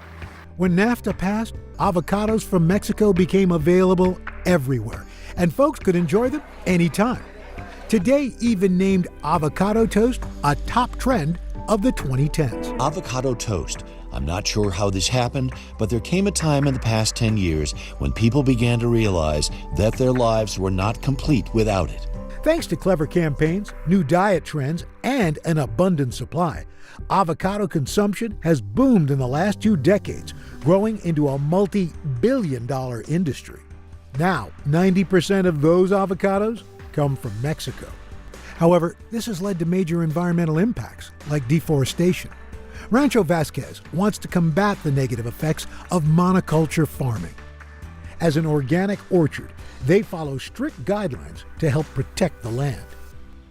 How have the trees and what you grow tried to lessen the impact on the environment? We pick the weeds by hand, or we weed eat, because it's all organic. Yeah. So we don't ever spray any weed killer or anything like that. The deer come and eat all the lower leaves and skirt the trees for us. And they turn that into natural manure. Now, when it comes to picking, avocados require a gentle touch. So we still do it the same high-tech way they did it 100 years ago. Wow. You And got this is a my picking grandfather's pole. pole right here. Really? Yeah, this is one of the old school ones. So you can pick any of these you want. Okay. So yeah, you just slide it right up till the avocado goes in the basket, and then you pull on the rope. There you go, you're almost there. Pretty different. You're doing pretty darn good, you A know? little bit further, and then pull the rope. There you There go, it you is. got it. Good job. Here's a catch. Ta-da! There you go, My that's first a nice avocado. one too. It's gonna take a week to a week and a half right now to ripen and let it get soft. How about going and tasting some? Yes, sir. We picked some about a week or so, so they'd be perfect for you. All right, let's do it.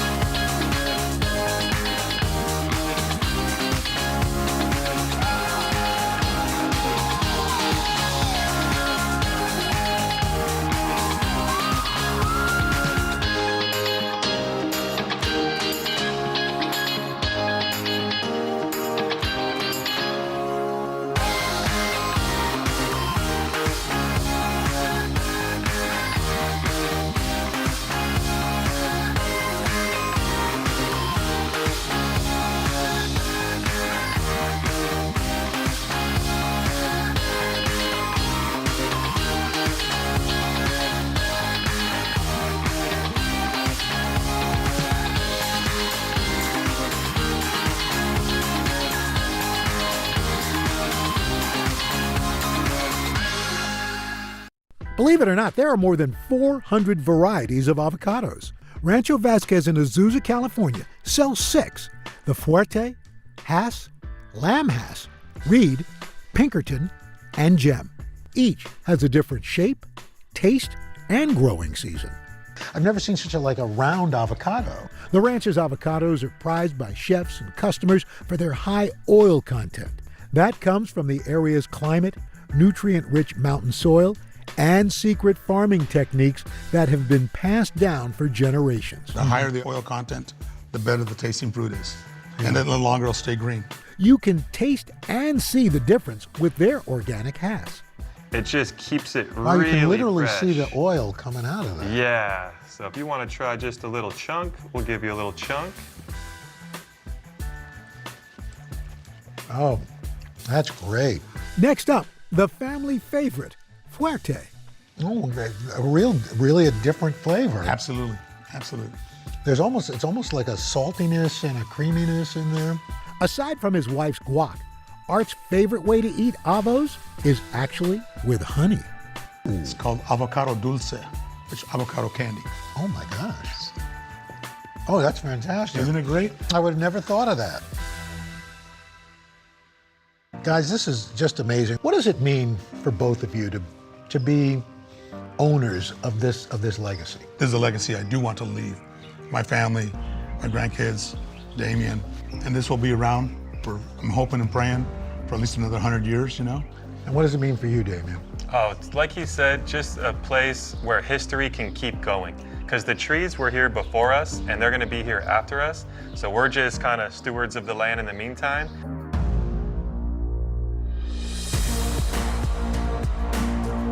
Let's share a little of this guacamole. Yes, sir. Yep.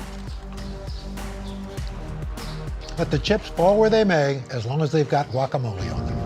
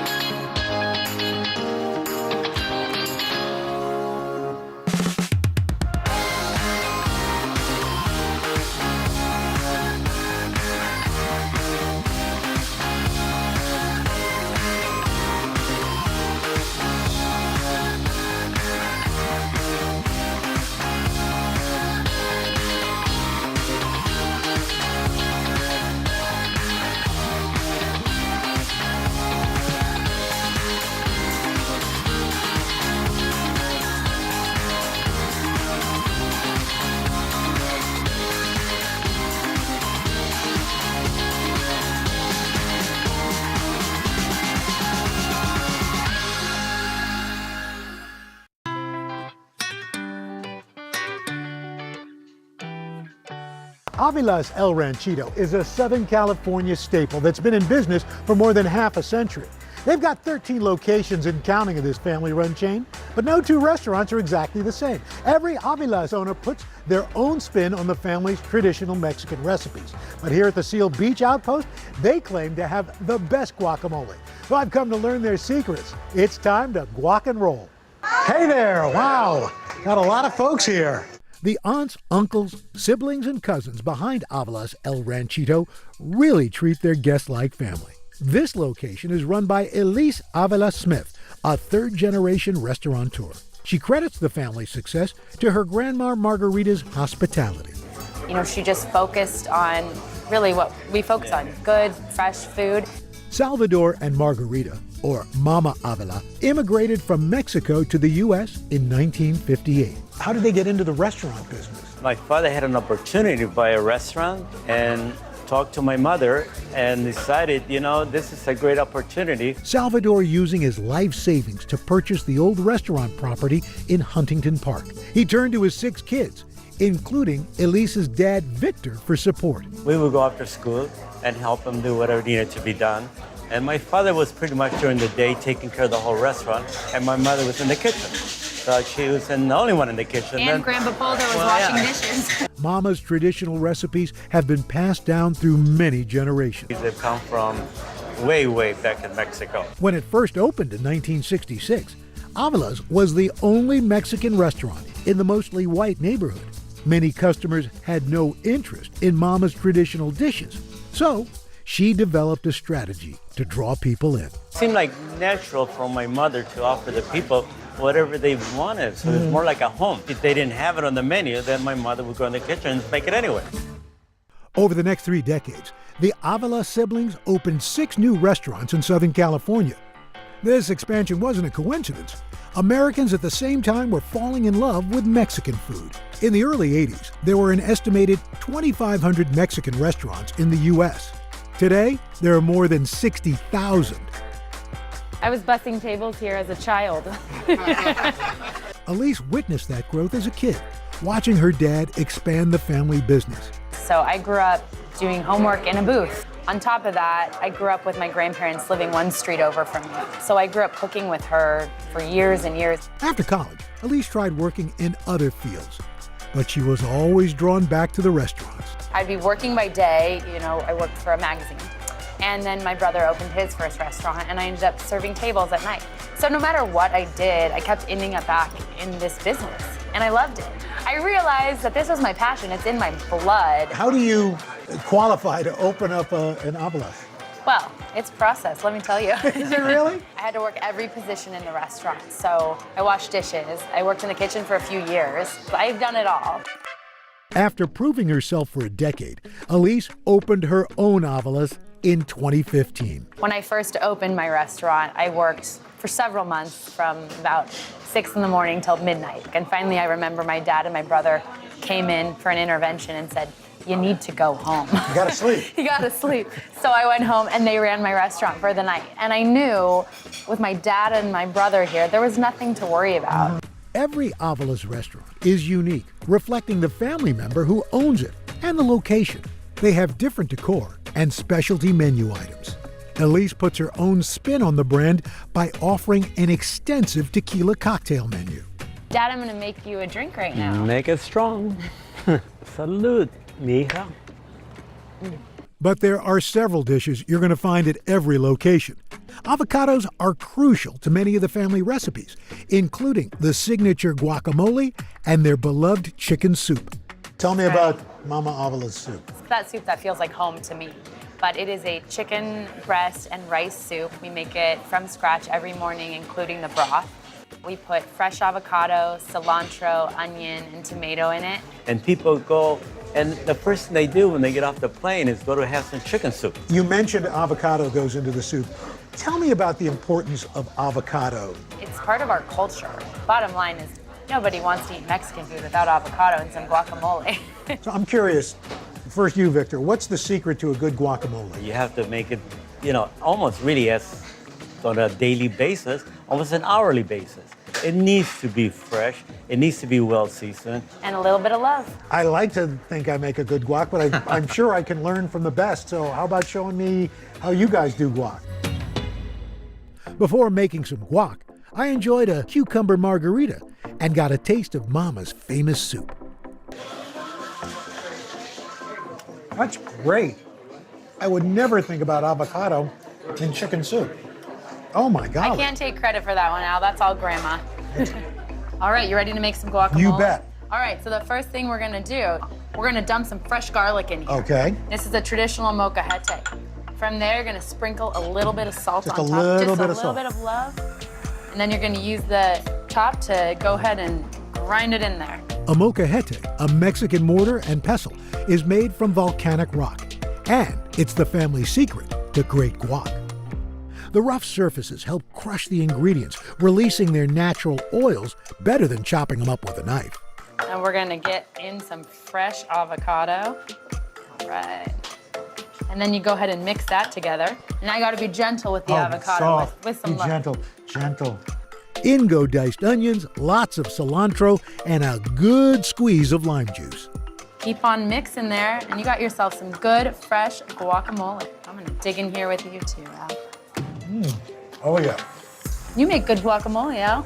I've learned from the best. Elise, to be part of something like this, what does it mean? Honestly, I feel compelled to keep these beautiful recipes that are from, gosh, my great-great-grandparents running so that everyone that comes to our restaurant is able to taste them and to sit at our table and feel like family and just be a part of ours. Cheers.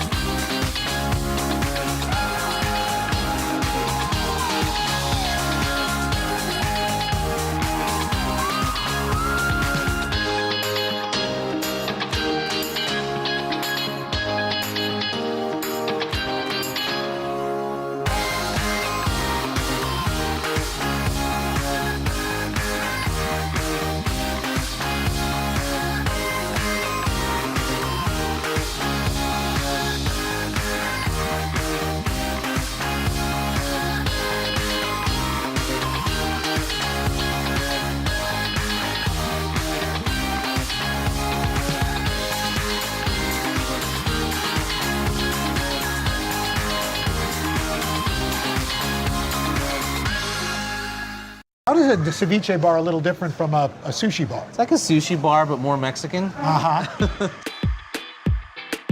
This lively food court is home to several family-owned hidden gems. In fact, here you'll find Holbush, a modern eatery renowned for its sustainable seafood. The chef behind this vibrant menu pairs flavors from his childhood in Mexico with the freshest of California fare. Gilberto Cetina never thought he would dedicate his life to cooking, but his summers spent on the Yucatan Peninsula would later inspire a bold move. Since I was a teenager, growing up in a coastal region, I would go diving with my cousins. We would dive down for octopus, we'd get lobsters, we'd get sea snails, and then he would take that back and cook it. And that was one of the first times that I felt a direct connection to food, because even back then, there was a disconnect, you know? Food came from the supermarket. And it was the first time I saw something that was like directly from the sea, and you can cook it and eat it right away. So that kind of blew my mind. Gilberto immigrated to the U.S. when he was 5 years old. His father, Gilberto Sr., a former civil engineer, worked various restaurant jobs to support the family. How did your family transition from that kind of grassroots sort of food service to a real formal restaurant? It really was through the help of the nonprofit that, you know, operates Mercado La Paloma.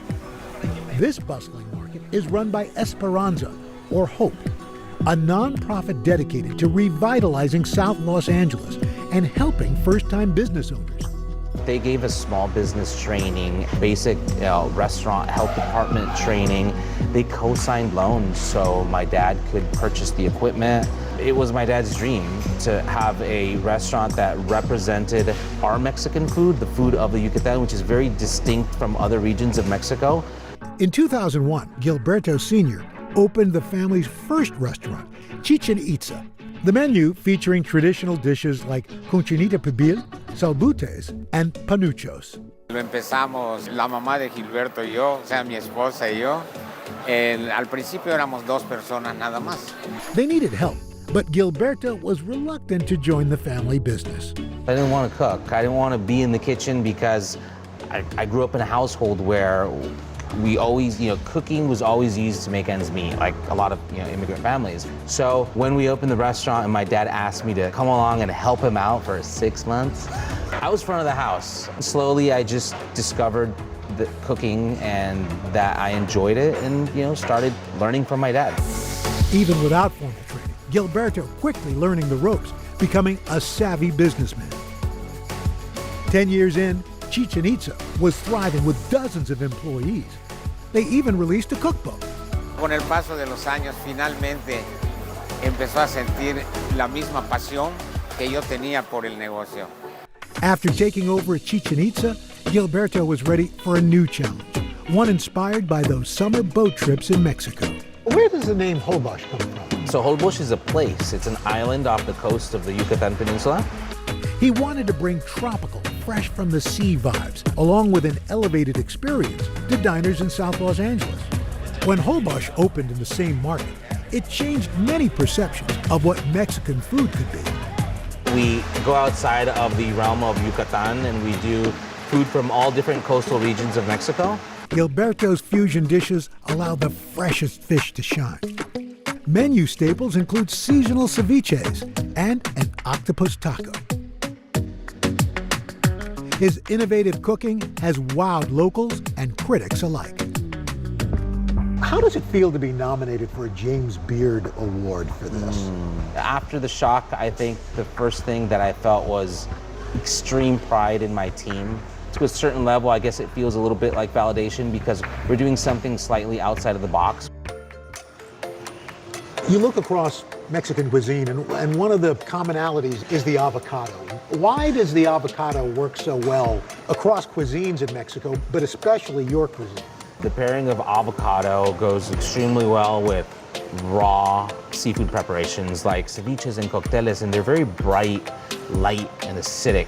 I think avocado is the perfect complement because it gives it a little bit, creamy richness. That delicate balance is best represented in the shrimp and scallop aguachiles, and I couldn't wait to try making it. So aguachile is super simple. This is what we're gonna do. We're gonna make a marinade that's gonna cook or denature our scallops, right? So we're just gonna take some cilantro. Next up, the chili. Serrano peppers bring the heat. Persian cucumbers cool it down. There's a pinch of salt, ice to prevent oxidation, and a squeeze of lime juice. Then the marinade blends for just about a minute. Now, we're just gonna take a bowl. Go ahead and put a couple of spoonfuls of these beautiful Baja California bay scallops. Oh, look at those. Now we're gonna pour the marinade and hold on to the spoon for stirring. Perfect. That's about right. We wanna let that marinate for at least 5 minutes. Gilberto takes his aguachile to the next level with an avocado rose. After pitting and peeling, it was time to get slicing.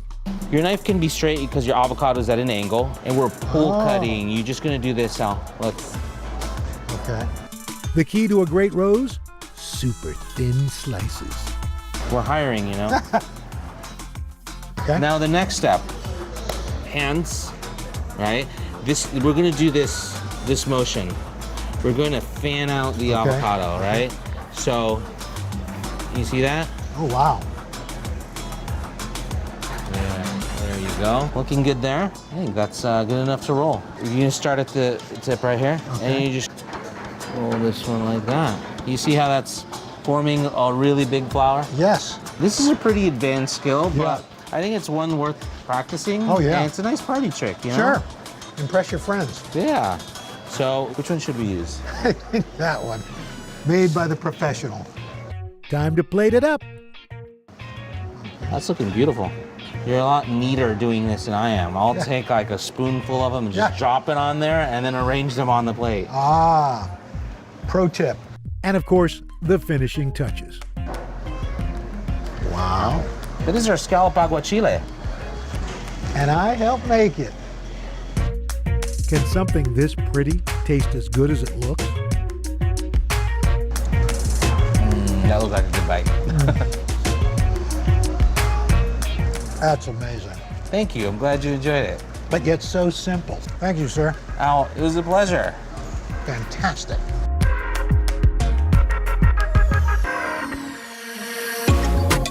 The Hass avocado may have started out as a lucky surprise, but for decades its popularity has been no accident. The Mexican-American culinary traditions passed down through the years have made this delicious and nutritious fruit a staple for so many of us across the country. And thanks to generations of enterprising families, this bumpy green fruit is going to have a very long shelf life.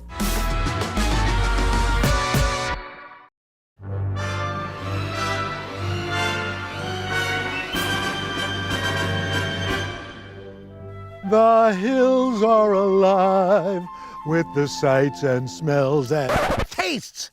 Come on, it's a food show. Now, nothing says autumn quite like apple. Whether it's a trip to an orchard like this, a warm slice of apple pie, or cheering with cider. But when did apples become the apple of America's eye? I left the Big Apple and I'm here in Massachusetts, where America's history with apples actually began. So today we are going to get to the core of how apples became a homegrown hero. How do you like them apples? Time to head out of Studio 1A and hit the road for a new kind of culinary adventure. Follow me as I taste some of the most iconic foods around the country and meet the families behind them.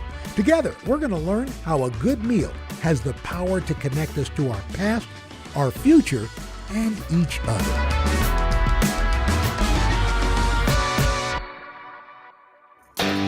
My family and I have been coming here to Hilltop Orchards in Massachusetts for the past 20 years. That's right. In fact, you'd be hard-pressed to find a better fall family activity than apple picking, especially the apple cider donuts. And of course, what also pairs well with a trip to orchards?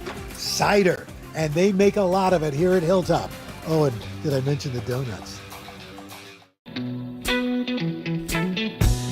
Meet David and Sarah Martell, high school sweethearts who reconnected in their 30s. Together, they run Hilltop Orchards. We're definitely an apple orchard, but we're also a winery and a cidery, so we're a triple threat.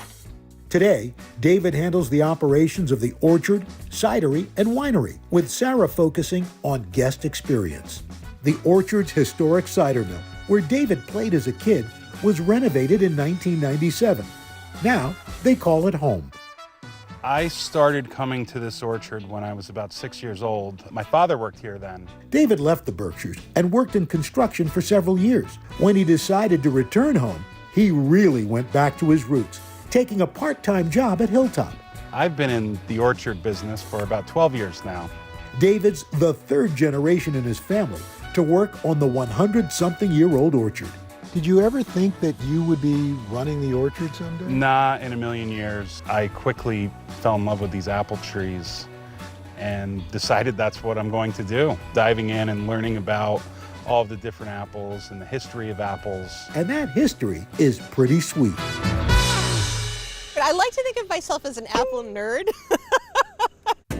My name is Amy Traverso, and I'm the senior food editor at Yankee Magazine and the author of the Apple Lover's Cookbook.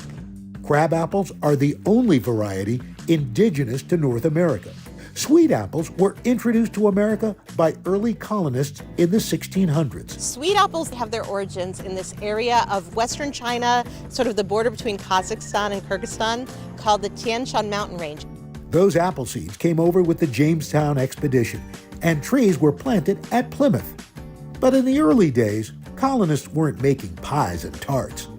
Most apples grown in America at that time were more likely to be turned into cider than eaten. Apples played a very important role when there was people coming from England. As they say on the boat, they would make hard cider because that cider would last, where water might spoil and someone would get sick. This trend continued stateside. By 1775, 10% of all New England farms had a cider mill. Today I am at B.F. Clyde's Cider Mill in Old Mystic, Connecticut. Meet Amy Harrison and her daughter, Sarah Monk, 5th and 6th generation owners of Clyde's. We're the last original steam-powered cider mill in the United States. Back in the 1800s, early 1900s, everybody had a cider mill that had a farm. We use the same press, it's the same mill, and not many people get to go to work and put their hands on a lever and say, you know what, my great-great-grandfather did this same thing back in 1898. Cider was really important to early America because it was relatively easy to make. People had apples in abundance. And Thomas Jefferson and John Adams famously loved it, drank it every day. Children drank it because it was low in alcohol, but it was often safer than water. Water could often be contaminated at that time. These days, Americans don't drink as much cider as the founding fathers. Two things happened to kind of bring the apple to its knees. We had immigration from Germany and Czechoslovakia, which were beer-growing regions. Beer took over as the major American drink. Another reason behind cider's decline? Prohibition. Apples were very strongly associated with cider at the time. They were really seen as a source of alcohol. My great-great-grandmother was arrested twice, never convicted, but arrested twice for bootlegging. In the 1930s, Apple's sinful image was reborn as shipping methods improved. Sweet apples from Washington State could be transported all over the country, and the industry grew. Apples then had to be remarketed as just a dessert thing, as something you bake with or eat fresh from your hand. And so apples, they went through this rebranding and emerged as this sort of innocent, sweet fruit that wasn't going to get you drunk or do anything naughty. It was just going to make a nice pie. Now, even hard cider is making a comeback, due in large part to the craft beer boom in the late aughts. Gluten's having a moment, so people are shying away from a lot of beers. Cider is fermented apples, and that's it. Where a lot of other beverages or mixed drinks or anything of that nature could have a lot of preservatives and different things added to them. Today, Americans are drinking 10 times more cider than a decade ago, and that's meant big business for Hilltop. Most of our guests are cider enthusiasts that are relatively new to the cider craze. Hilltop making around 1,500 gallons daily, and I got a chance to give it a try, or a press. They say time to make the donuts, it's time to make the cider. So here's some gloves. I see you brought your boots. Yeah, I did. The process starts with freshly picked apples that are washed thoroughly. Next up, culling. As Benjamin Franklin once said, the rotten apple spoils his companion. They're sorting through what's coming down the conveyor. This apple has some dings and bumps. The good apples are sent to the grinding wheel. And they will get ground up to an applesauce consistency. Now it's my turn to prepare the ground apples for pressing. So it's like an apple sludge diaper. That's it. Then the apples get pressed down to the last drop. That's 2,000 pounds of pressure per square inch. Up until this point, the process for sweet and hard cider is the same. Excellent. And nobody got hurt. Sweet cider would be bottled at this stage. For hard cider, the fermentation process begins. So sweet cider becomes more popular once we can refrigerate apple juice to prevent it from fermenting. In the mid-20th century, cider stands and apple picking became an American pastime, a tradition my family's enjoyed for more than 20 years each fall.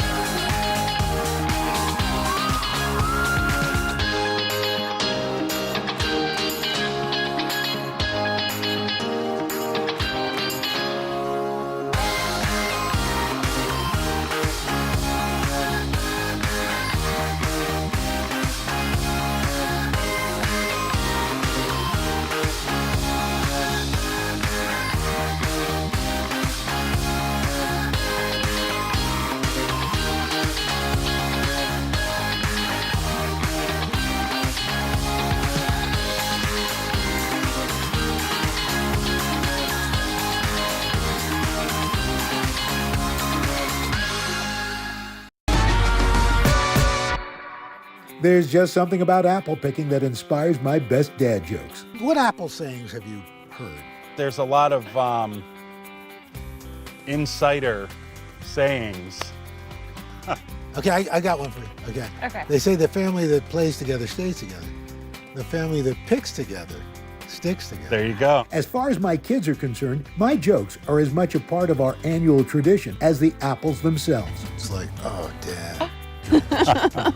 My family's been coming to Hilltop for more than 20 years, even before my two youngest were born. I don't know if it's something about the season when apples ripen and it's starting to get cooler and you're thinking about like comforts of home and coziness. People have very intense emotional connections with apples. Agritourism in the United States started becoming popular during the Industrial Revolution, when city dwellers looked to nature for recreation.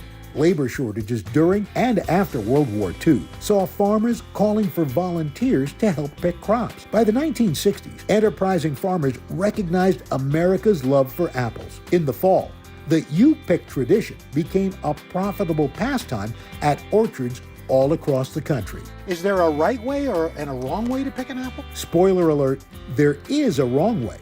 The problem with twisting and pulling the apple is that if it is not ripe, you're going to also get next year's apple. Can you show me? I can. So this is an apple that I know is not ready to pick yet. Okay. So if we were to lift up on this, if it was ripe, it would come free. Right. So it did not come free. Okay. Right next to it is some Macintosh apples. Okay. And if you go ahead and lift up on one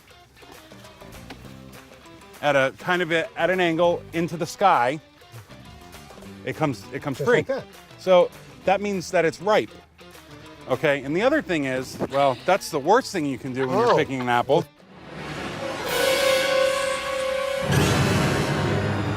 So we treat these like eggs and we place them in the bucket. Place them in the bucket. There's sometimes little brown spots on them. That's from fingers. Oh. So the worst thing that you can do to somebody with a farm stand or a fruit grower is grab their apples and start squeezing them. I do like the Honeycrisp. Honeycrisp it is. I was Gala, but I've moved to the Honeycrisp. With an empty nest, I thought this year's Roker family trip was going to look pretty different. But then I heard from my boy at college. Nick was very adamant about, okay, are you going to come pick me up so I can go apple picking? Because I thought this will be the first year we don't have anybody to apple pick with. Much to my delight, the family that picks together does stick together.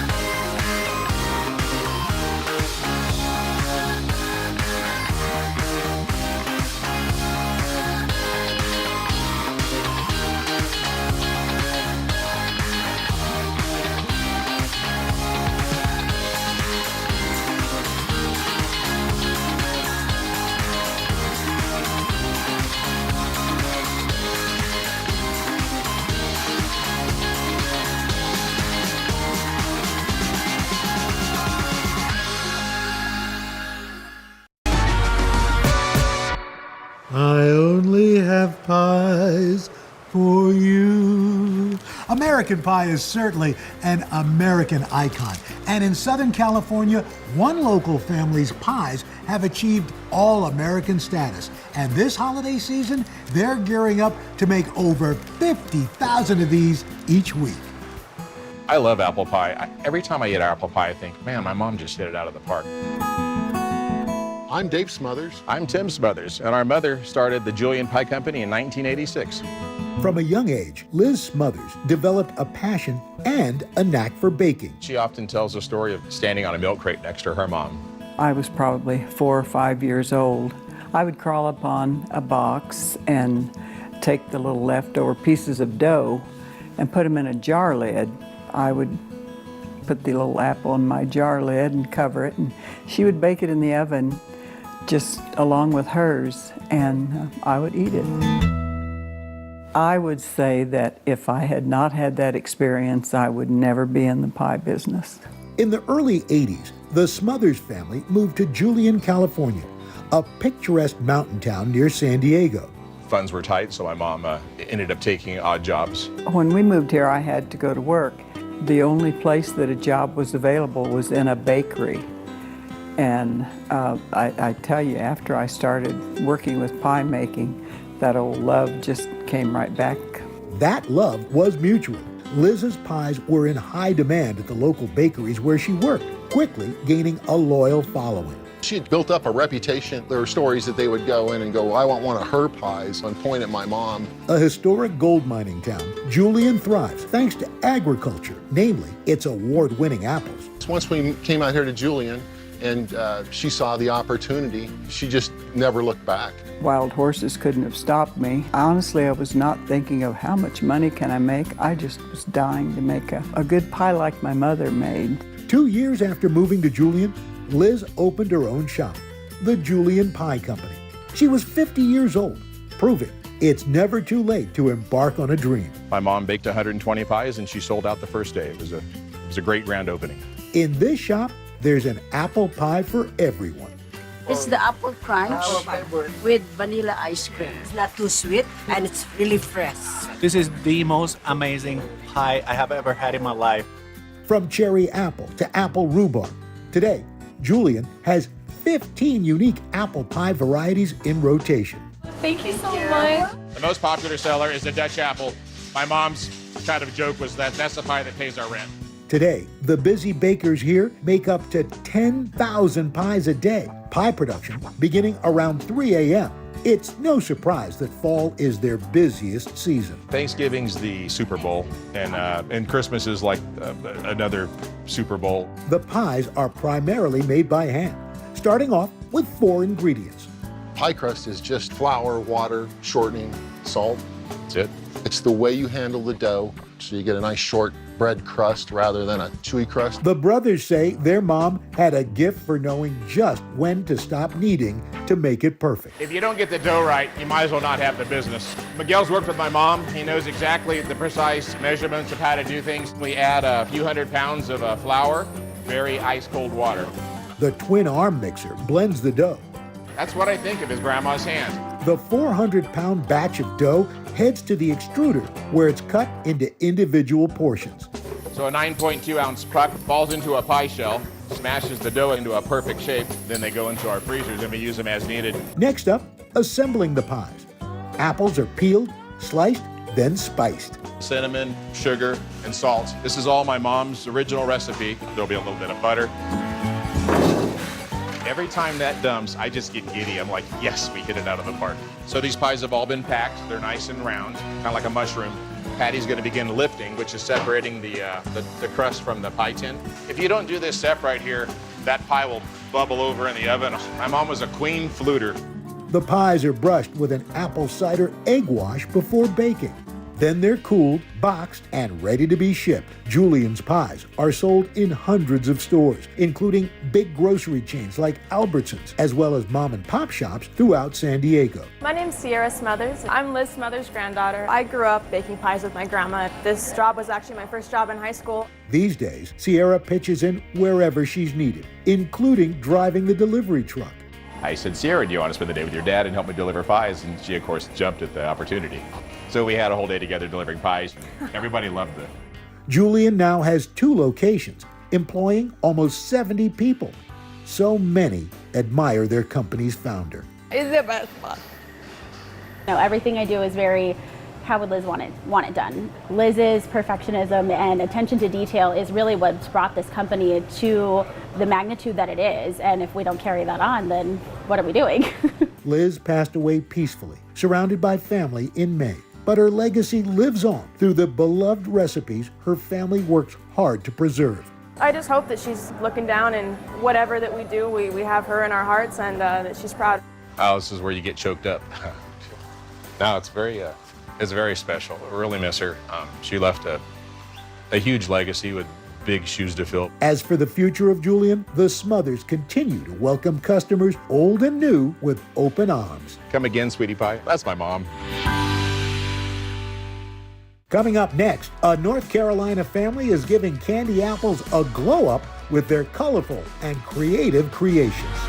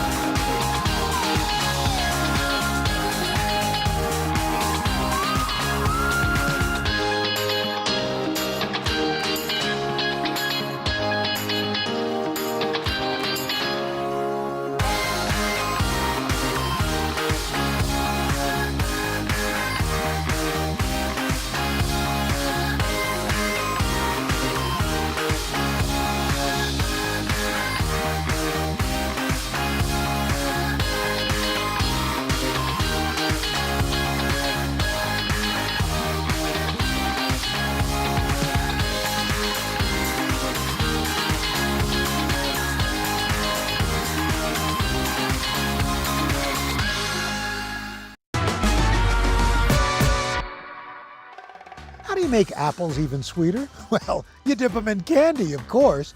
Candy apples have long been associated with boardwalks and state fairs, but there's one entrepreneur in North Carolina who's taking this traditional treat to a whole new level with a colorful twist on the classic coating.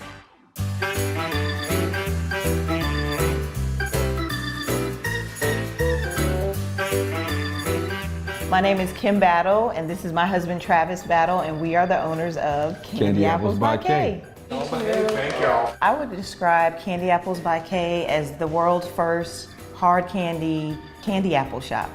We specialize in the hard candy apple that started out with the traditional carnival treat, and then we've expanded that to different colors, different flavors. According to most historians, American-style candy apples were invented in New Jersey in the early 1900s. They're known for that signature cinnamon-flavored red shell, until now. I like the tropical punch. My favorite flavor is turtle. I would certainly say that the variety makes them special. For Kim and Travis, this treat has an especially sweet history. Candy apples have always been a favorite. My husband used to bring them to me when we were dating. And when I threw his surprise 40th birthday party, I wanted him to have gold candy apples as a favor. We found someone to make them, and then she encouraged me, you know, you can make these yourself. You could do this yourself. Wanting to enjoy candy apples year-round, Kim began developing unique candy recipes at home. Her kids, her first taste testers. Eventually, it picked up, and neighbors and friends would say, oh, I would buy some from you if you have some. And I thought, let me start an Instagram page and see how many people are interested in candy apples. At this point, I'm working full-time still as an accountant, and on the weekends I would start doing markets to offer these candy apples. When Kim got laid off, she saw an opportunity to pursue her dream full-time. There's never been a storefront that just focused on candy apples, and you love going in a cupcake shop and you're like, ooh, all the flavors and the beauty of having the case displayed of all these treats. And I thought that would be so yum to have the same thing, but just in candy apples. Candy Apples by Kay officially opened in April 2019. A line of eager patrons stretched down the sidewalk on opening day. Any dream of hers, I'm definitely gonna support it. It's gonna become my dream as well. So we took off with it. Today, Kim and her team make over 40 different flavors and rotate their offerings each week. The process starts, of course, with fresh apples that Travis picks up from local farmers markets each weekend. Those are pretty. In our opinion, the Granny Smith apple is the best apple to use. That tart, hard, crisp apple is perfect against sweet candy. The apples are washed thoroughly in vinegar and hot water to remove that waxy coating. And it creates a smooth surface for the candy to be applied to. In the candy apple world, this is a dirty apple and this is a clean apple. The apples need to dry for 24 hours or else the candy coating won't stick properly. Again, this might just be my opinion, but the more I've dipped, I feel like covering the apple all the way to the stick is ideal for presentation. Kim's candy starts with a base of sugar, corn syrup, and water heated to 300 degrees. Then flavor extracts are added. She's experimented with dozens over the years, including blue raspberry, sour watermelon, and pina colada. And while we couldn't get her to divulge exactly how she gets those eye-popping colors, Kim did reveal one secret. Making sure that you're using bright colors and that your candy is not transparent would also be a key to making sure that you have a beautiful apple. Many apples get a little extra love with candy pieces or nuts. The store now offering a variety of dipped treats, including candied grapes and chocolate dipped fruit. But the classics are always on standby. Our family favorites are definitely still the carnival. The turtle, which is caramel, milk chocolate, and pecans, is also a huge favorite. It's one that we can slice and share with everyone. And they really do mean everyone.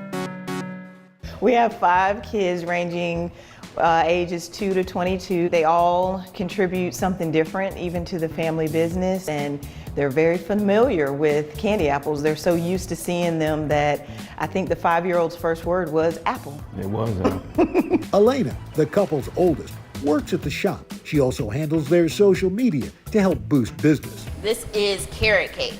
I feel it's really brought her out of her shell. I mean, she was an introvert and very quiet, but this has really blossomed her into being a lot more outgoing and engaging in conversation with customers. The younger kids continue to taste test while Travis pitches in where needed. He works full-time, but still in the evenings at night, he's washing apples, he's stocking the store, he's getting all our supplies. I think often, like, I don't think I could have done this with anybody else but him. Kim owing a large part of her success to a generation that came before. Our moms played a huge role as well. Travis's mom was so precise in developing a process, and a lot of the ways that we dip and a lot of our little tricks and secrets came from her.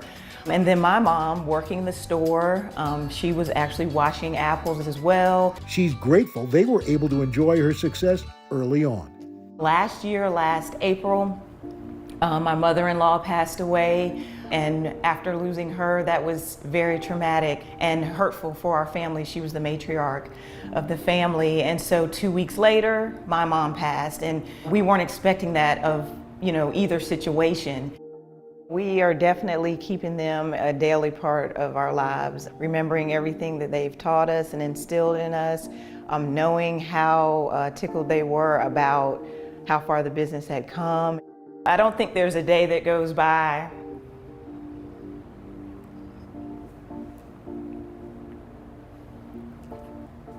that we don't talk about them or think about them. A lot of times when we're doing things, we can kind of feel their peaceful spirit with us and encouraging us and pushing us. And without that, I don't know that we could continue, And just like their mothers, Kim and Travis are passing down many lessons to their children. I believe some of the things that the kids have learned by watching Kim run the business is resilience, patience, love and passion. You know, a great job managing both. Apples are a true American icon. At their core, they're a shining example of innovation and versatility, and their place in U.S. history is one of patriotism and pride. But most of all, they foster a sense of togetherness. I love the city of Baltimore. I've been coming here for years, and if there's one thing I know, the city of Baltimore is serious about his crab.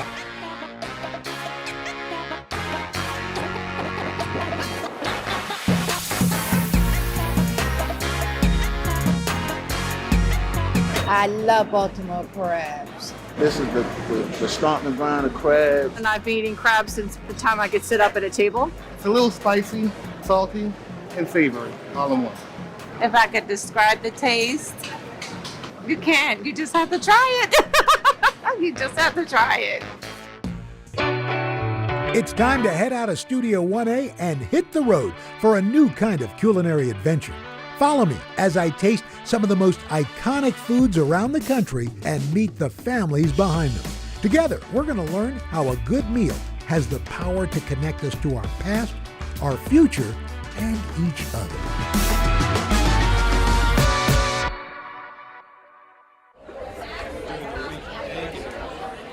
When you think Maryland, you gotta think blue crab, an essential part of the state's culture and cuisine. And no place knows how to cook it up quite like Baltimore.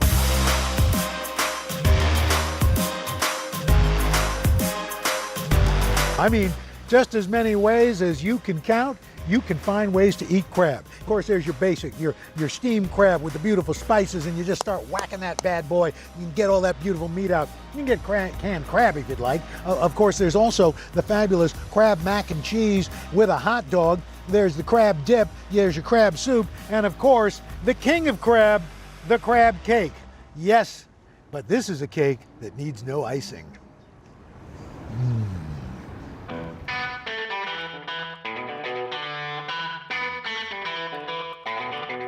Crab cakes have been enjoyed by many for centuries throughout the Chesapeake region. But here in Baltimore, they're a way of life. And one of the city's most popular go-tos is tucked away just inside the world-famous Lexington Market. We're headed back to Houston today, and we wanted to have the best crab cake in town. We're from Orlando, glad to be here. People been coming to Faves for years. Yes. Ever since I was little, and I'm 25. People from all around the world come here to Baltimore just to grab a bite of the famous Faidley's crab cake. It's made with fresh Maryland crab and family love.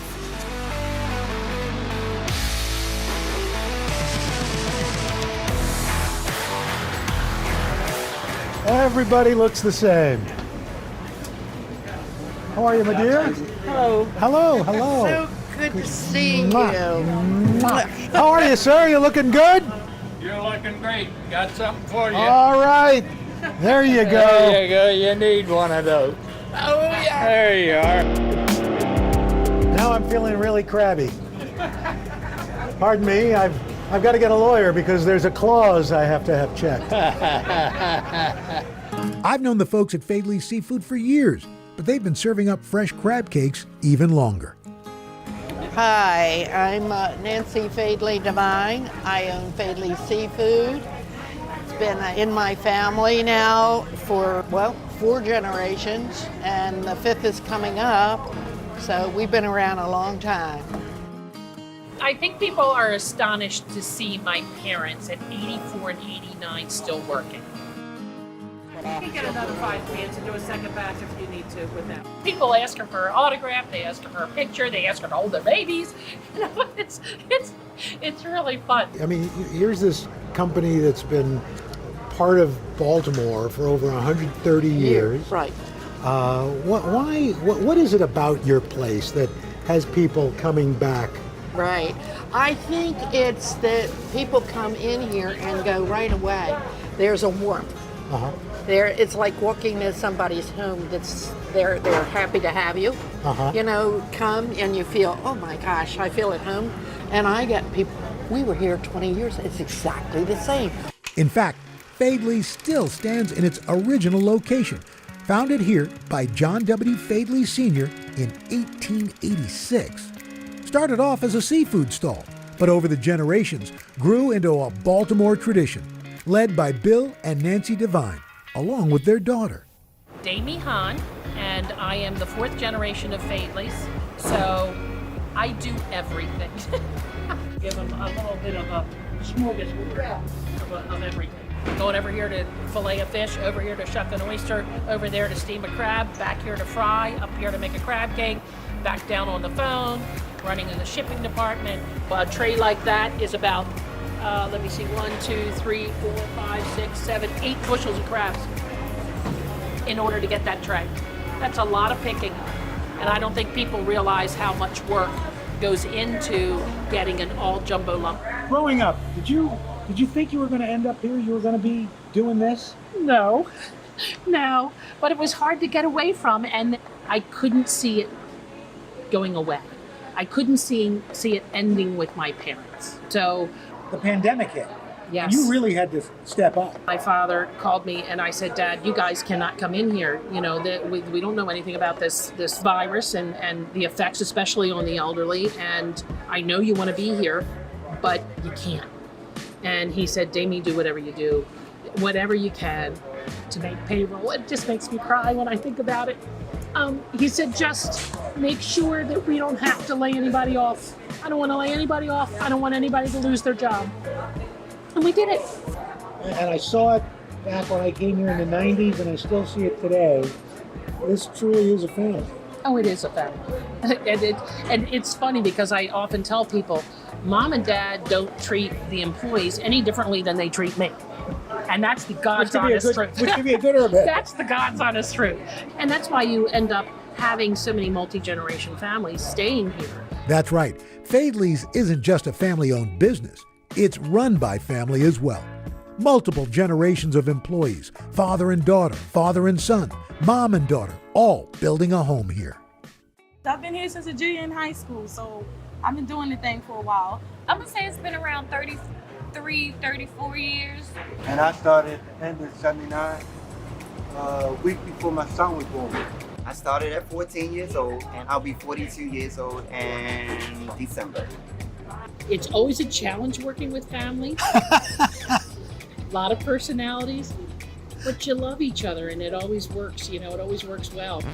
What's really bad is when your kids are grandmothers. Mom, we were in the middle of an interview. Oh, you just broke in. You have to start over? Yes.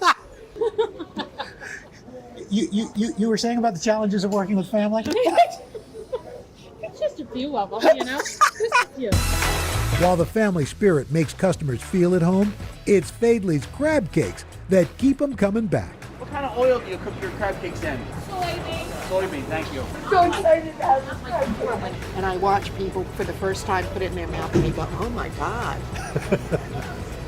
And they're standing at a table in a market. Yeah. They're not sitting down to a white tablecloth and having somebody serve it on a silver platter.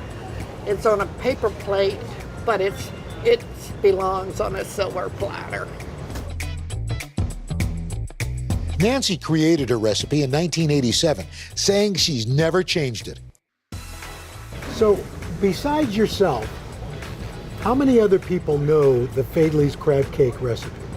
I sleep with her. She won't tell me. He doesn't even know how to make a cup of coffee. Why would I tell him? So some people use breadcrumbs. You use crushed up saltines. Broken saltines, yes. And not fine, because you have to use more. Now, so, and then this is the magic sauce. Is this the secret sauce? Yes. So it's just enough to mix the ingredients together, right. Nothing more. That's right. And the big ball of crab right there. That's it. Boom.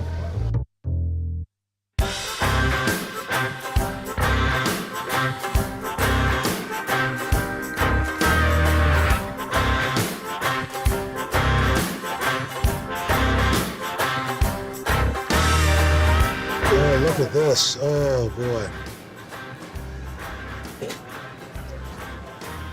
Oh. It was just like I remember eating it 26 years ago. You know what? I'm told that all the time when people come in here. The best part about this is you haven't changed a thing.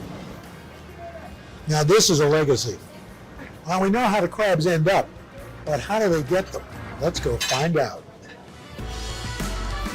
Coming up, the generations of black watermen who've made a living pulling in Maryland's most famous catch.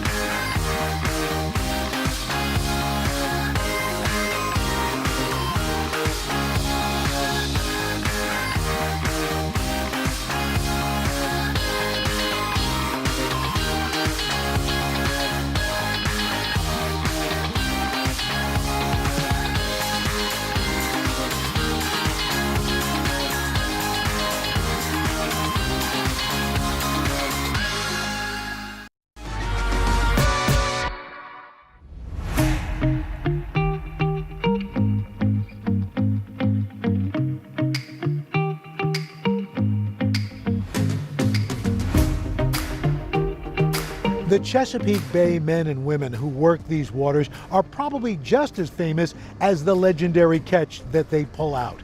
And in fact, it's back-breaking work that is passed on from generation to generation, including blackjacks. Those were the black watermen who worked these waters all the way back into the 1800s and are a vital part of this community. The Chesapeake Bay is home to a vast variety of seafood, but none as valuable or as well known as the blue crab. The catch here makes up over a third of the nation's supply, and on average, more than 50 million pounds of blue crabs are harvested from the bay. I'm Captain Tyrone Meredith, charter boat captain, owner, and operator of the Island Queen II. Captain Meredith knows these waters well. He grew up on them. I'm the fourth generation waterman, and my great-grandfather, he worked on the water, my grandfather, and my father. We've been here ever since the 1860s, making a living, working on the Chesapeake Bay.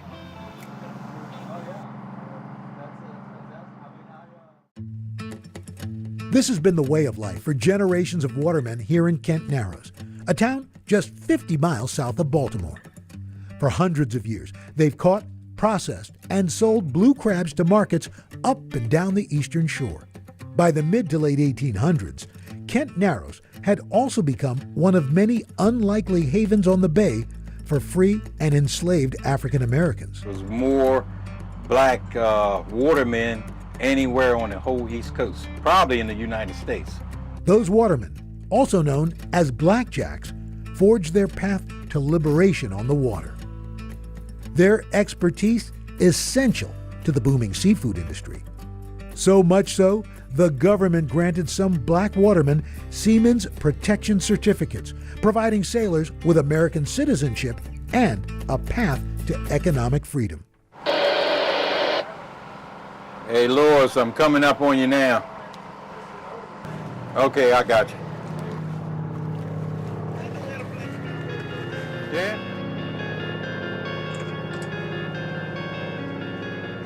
How'd it biting today? This morning it did pretty good. Well, being out here is your own boss. You do what you want to do and let nobody tell you, go get me this or go get me that. 75-year-old Lewis Carter still finds that same sense of freedom on the water today. He's also one of the last generations of black watermen alive. Every morning before the sun rises, he sets out to catch crabs in the bay. I started in 1961, I was about 15, and I've been at it ever since. Right now, I'm going down the line, and when I get to the other end, I'll throw it off. Crabs will come up on that bait. The pressure from the water pushes them back in this dipper. Okay, these are the big, large males. You put them in one basket. That's a female with red claws. Put them in one basket. He's one of the last Mohegans left. There's not too many people that still work, make a living from the water. Most of them moved away, got other jobs, and it's changing because it's harder to make a living from the bay. Crabbing season runs from spring into late fall, but changes in climate, cost, and labor have made each successive year more challenging. As younger generations take up new trades, there are less people working the waters and ultimately fewer black watermen. Back when I started, it was a plenty black watermen, but they died out and the younger ones never taken their place. In one way, it makes me feel bad, you know, and I don't think it'll be no chance no more black watermen. I really do believe that. Captain Meredith estimates there are fewer than a dozen black watermen on the bay. Like many of his peers, he's had to turn to other work. Back when I was crabbing teenager, I caught high as 50 bushel a day. Right now, crab is catching 2 or 3 bushel a day. Now I started running charters, fishing charters, because crabbing started declining and the fishing was more lucrative money-wise. And educational. His charters are an opportunity to keep stories of the blackjacks alive for generations ahead. Although tradition on these waters is changing, one thing remains the same. Nothing tastes like the Chesapeake Bay Maryland crab. It's got that certain taste to them, and it's the only place like that in the world is the Chesapeake Bay blue crab.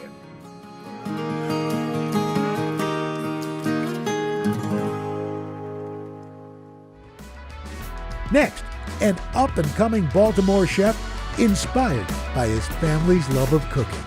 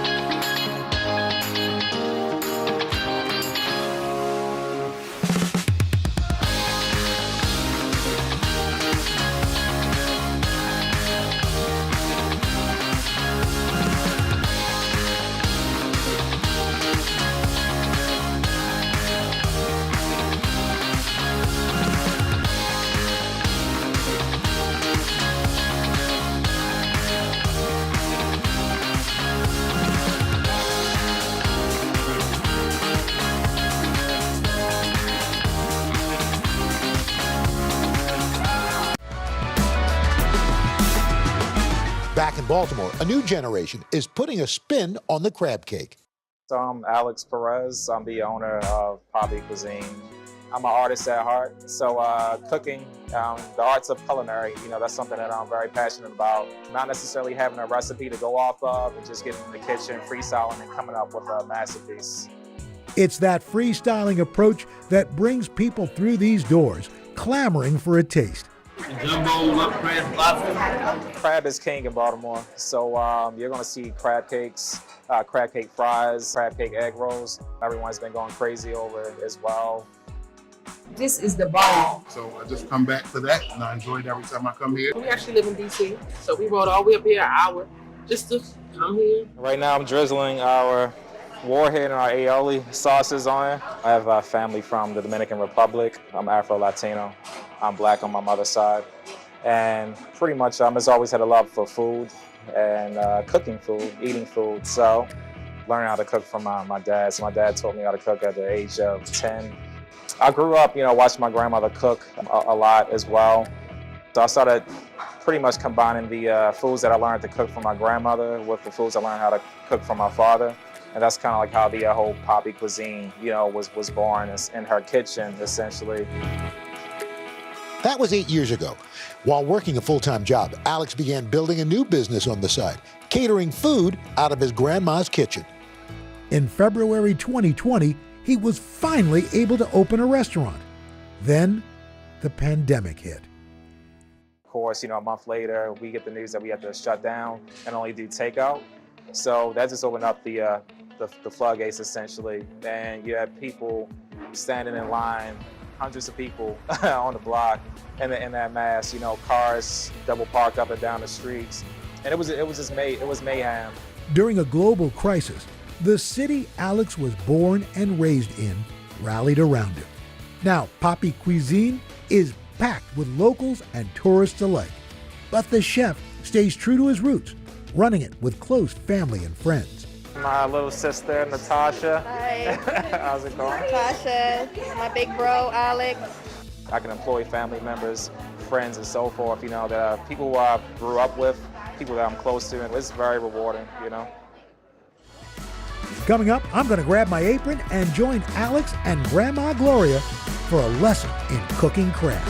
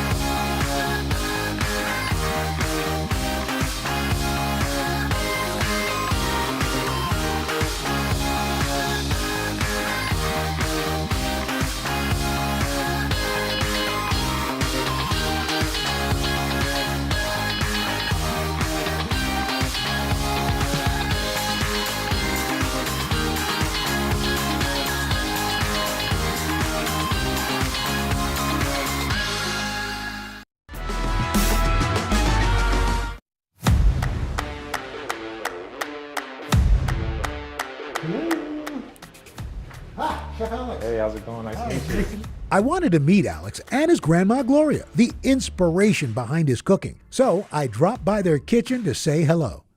Well, I know I picked up from my grandmother, my mother-in-law, and just put my own spin on certain dishes. I didn't follow it to the recipe to the letter. So you're able to ad-lib a little bit. Yeah, but he's always asked me when I fix a dish, well, what did you put in this? How did you do this?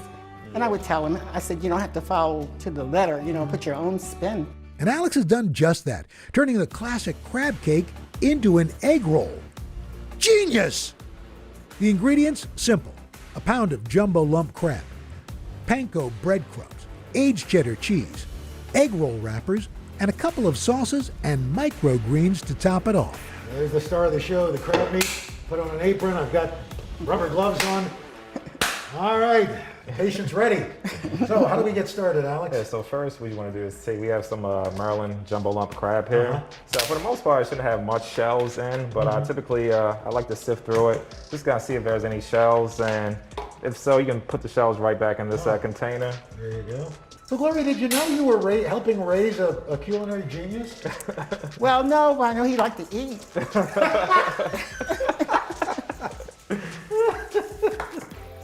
This sauce in particular is our crab sauce mix. So we're gonna drizzle a little bit at a time, because I don't wanna put too much, just enough to bind. You got enough for Al? Yep, I think I'll have enough. She stayed on me. I like this. I like this lady. This is why I'm so particular about, when I'm doing things in the kitchen.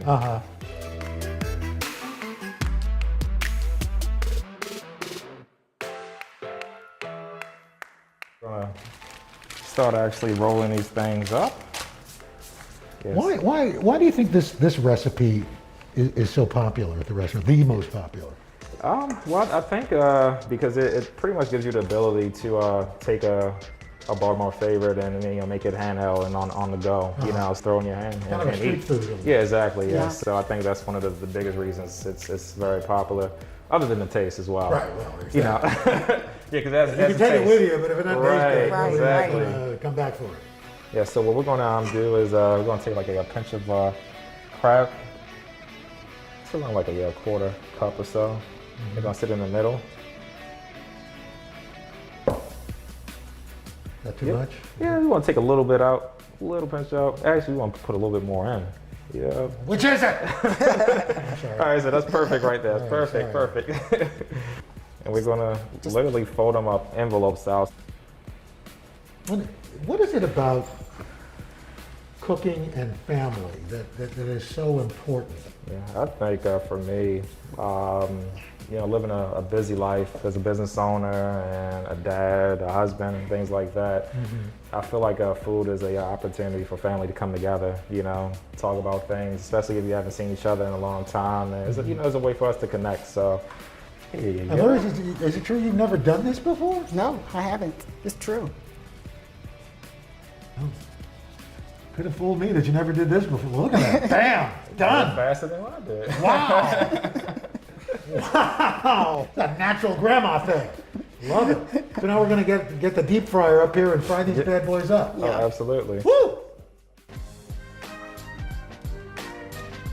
If you had to describe the heart of your cuisine, what is it, and how does Baltimore kind of is part of that? Pretty much my story, and I think that connects very well to our Baltimore, because I grew up here, all my life, and I think everything that I faced during the time that I started this company up until now, I've been transparent about, and it resonated very well with the people in Baltimore, and they watched my journey through the years, and I feel like that's really the heart of what I do. Make sure it's having crisp around the edges and things like that. So that's why I keep turning them, so it doesn't fry on one particular side too much. And just want to even fry. Ooh. Nice and golden. So you want to cut these diagonally.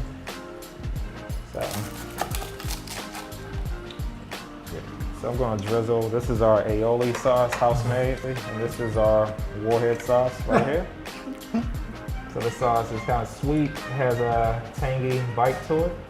Oh, kind of like Gloria. Yep, that's right. Well, I guess there's only one thing left to do. Yeah, and that's Try the piece. Yeah, yeah.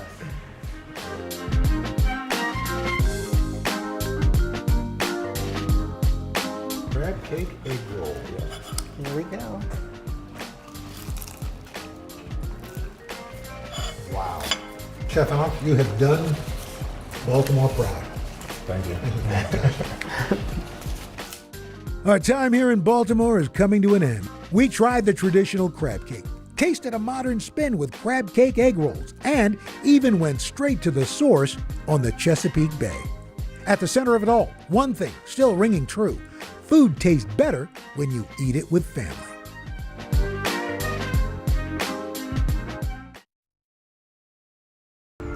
When you think Texas, you think beef, brisket, and barbecue. But here in Austin, the state's capital, there's so much more than that. We've got folks and chefs from all around the world who are putting their mark on this city's culinary scene. And in fact, the spices and traditions that pay homage to their families are making Austin a hot food scene. It's really kind of this melting pot of different people, their culture, and their food. The creativity and the flavor that they put into the food is really artistry, right? It's really the diversity of food. Like, you can get some of everything here. So what keeps Austin weird and tasty? We're about to find out. It's time to head out of Studio 1A and hit the road for a new kind of culinary adventure. Follow me as I taste some of the most iconic foods around the country and meet the families behind them. Together, we're going to learn how a good meal has the power to connect us to our past, our future, and each other. Austin is home to over 1,200 food trucks in food parks just like this one. But we're here for one specific truck. We're here for Tony's Jamaican, serving up fine Caribbean fare to Austin for more than 10 years. Meet food truck owner Tony Scott and his wife Kim. From humble beginnings in Kingston, Jamaica, Tony has made Austin his home since 2003, and he has always had a passion for flavorful food. When did you start cooking? How young were you? 10. Tony's mother Hyacinth taught her sons how to be self-sufficient, especially in the kitchen. So you learned from Mom early on? Yes. What was it about cooking that you liked? I don't know, I like food at those days. Those skills learned during childhood would help Tony define his career. For nearly a decade, he worked a small beachside business, serving jerk chicken and drinks to tourists in Jamaica. But after 9/11, tourism to the island stalled. So Tony moved to the U.S. in search of better opportunities, eventually landing in Austin. With construction booming in the state capital, Tony quickly found a job as a painter, but it was his homemade lunches that reignited an idea. You're working, you bring in Jamaican food that you made, some of your friends taste and say, where'd this come from? Yes, I cook my own food, and they was like, oh, you should, open a restaurant. And it's been 10 years. 10 years now. The 60-year-old chef opened Tony's Jamaican food truck in March of 2012. And his wife, Kim, has been one of his biggest supporters since the very beginning. What was the first meal he cooked for you? Curry chicken and rice. And he invited me over, and once I had it, I didn't want to ask for more. You know how ladies are, we try to eat a little bit, maybe the salad kind of thing, don't want them to know that we that greedy. But it was so good, I asked for seconds. So when Tony says, I want to do a food truck, your reaction? I said, a what? I said, a food what? And I knew nothing about food trucks or however, so it was just all his idea. I just followed along. He said he wanted to do something, he had a vision. I said, okay, let's try it. Despite high praise from friends and family for his grub, Tony's business wasn't exactly booming from the start. When you first opened up, was it successful right away? No. I came out here 10 o'clock in the morning and I was all here till 3 o'clock the next morning. I make $37. Wow. And I was still happy when I go home and she was like, how much money you make? And I was like, $37, and she break out laughing. And I was like, don't worry about it. And next day I come and I make $50-something, and the next day I make $80-something, and I said, okay, I'm seeing increase. Tony taking advantage of the South by Southwest crowds that flocked to Austin in early March. Shortly after the festival, his fledgling business got a big boost with a small write-up. Kim, what was the game changer? What put this place over the top? Wow. His presence and his dedication. Jerk chicken and oxtail. Now, loyal customers are visiting this hotspot daily, decked out with the colors and vibes of Jamaica. From curried chicken and goat to jerk everything, food fans walk away feeling the island love. In 2018, Tony laid down more permanent roots in Texas. You opened up a brick and mortar restaurant. Were you nervous about that? A little bit. It was a lot of... Let me hear. Kim, were you nervous about yeah, that? I'm so glad you asked me that question. Yes, I was. It was something totally different, and from a food truck going into a brick and mortar. I didn't come from the restaurant industry. I came from the finance side. Coming in, I was telling Tony, I said, I got this, I can run this, no problem. But oh, no. I was ringing the red light bell, like, hey, I need some help. It was challenging, but also it was fun. Kim now helping run the business for both locations. Family always mean a lot to restaurant. Sometimes she would say, you never know, one day it might be just me and you. You got to show me how to cut this meat.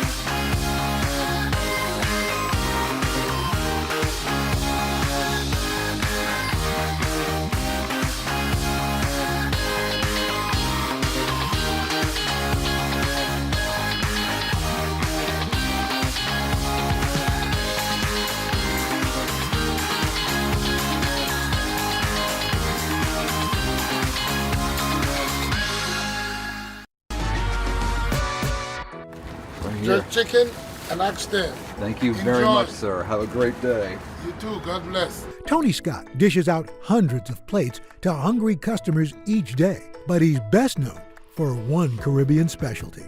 My mother is Jamaican, and in our house, oxtail was king.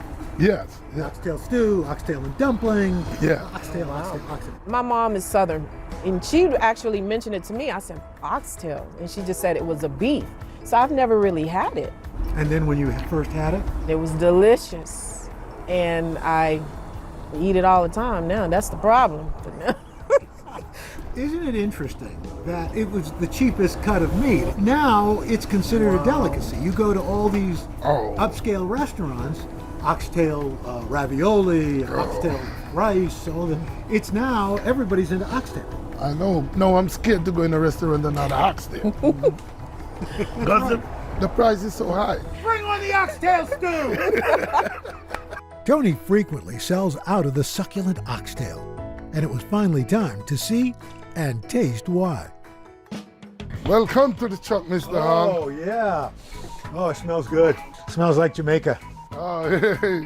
This is the oxtail, the famous oxtail that everybody go crazy over. Mm-hmm. And these are like the Jamaican product seasoning that we use. This have a good flavor to it. Oh, wow. Tony's oxtails are seasoned with a spice mix that includes garlic powder, dried onion, paprika, black pepper, sugar, salt, and a few chef secrets. This is my product that I make. It's have like onion, bell pepper, Scotch bonnet pepper. Also have a little bit of garlic in there. So this is like your own concoction? Yes. And then this is another Jamaican product they call. You have our Blue Mountain coffee? Yeah. They say it's the best coffee in the world. Well, This is the Blue Mountain product of burnt sugar. Oh, wow. And this is what we pour on it last. Give it that good color. Then we just mix this up. Make sure you rub it in properly. You want everything to rub into it. Normally, if you take a smell of it, even right now, Oh, yeah. you see, you can smell that flavor in it, and it don't even cook. It smells good. Right. He then lets the oxtails marinate overnight. Then they're added to a pot with water and slow cooked for several hours. This, what it comes out to be. Oh, now we're talking. For you to taste. So I came to Austin. The result, truly out of this world. You see how it fall off the bone? Oh, yeah. You know, we make sure it cook real tender because dental is very expensive. And you know, when you go to some place, you have eating that meat and you have to be to get it off the bone. You don't do that when you come here. Good thing Tony feels like talking. I'm too busy eating. And it doesn't stop with the oxtails. How is it, Mr. Hall? That's fantastic. This is curry goat right here. Taste that. This is the jerk pork. Oh, jerk? I've never had jerk pork before. Oh. And that's also my homemade jerk sauce that I made. Whoa. Okay, this is the famous curry chicken. And this is the carrot. Oh, so at least I can say I have my vegetables today. Yes. Look at how tender that chicken is.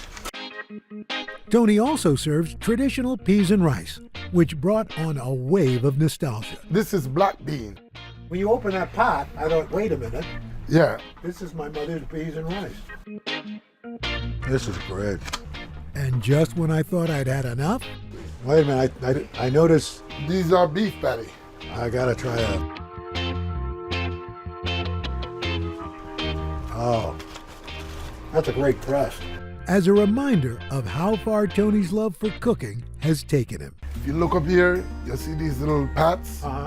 This pot right here is when I just started out. This is what I usually cook rice into. Wow. The reason why I keep this pot to show people is where Tony's Jamaican food is coming from. So what would you tell people who are thinking they've got a dream, they want to start something like you did? What would you tell them? First, you have to motivate yourself to do it. And never give up on your dream. My mama always tell me, don't make nobody tell you you can do nothing. Tony, thank you so much. It's a pleasure, It is nice meeting you. It feels like I'm back in Jamaica. I'm glad you have that feeling. Everything going to be all right.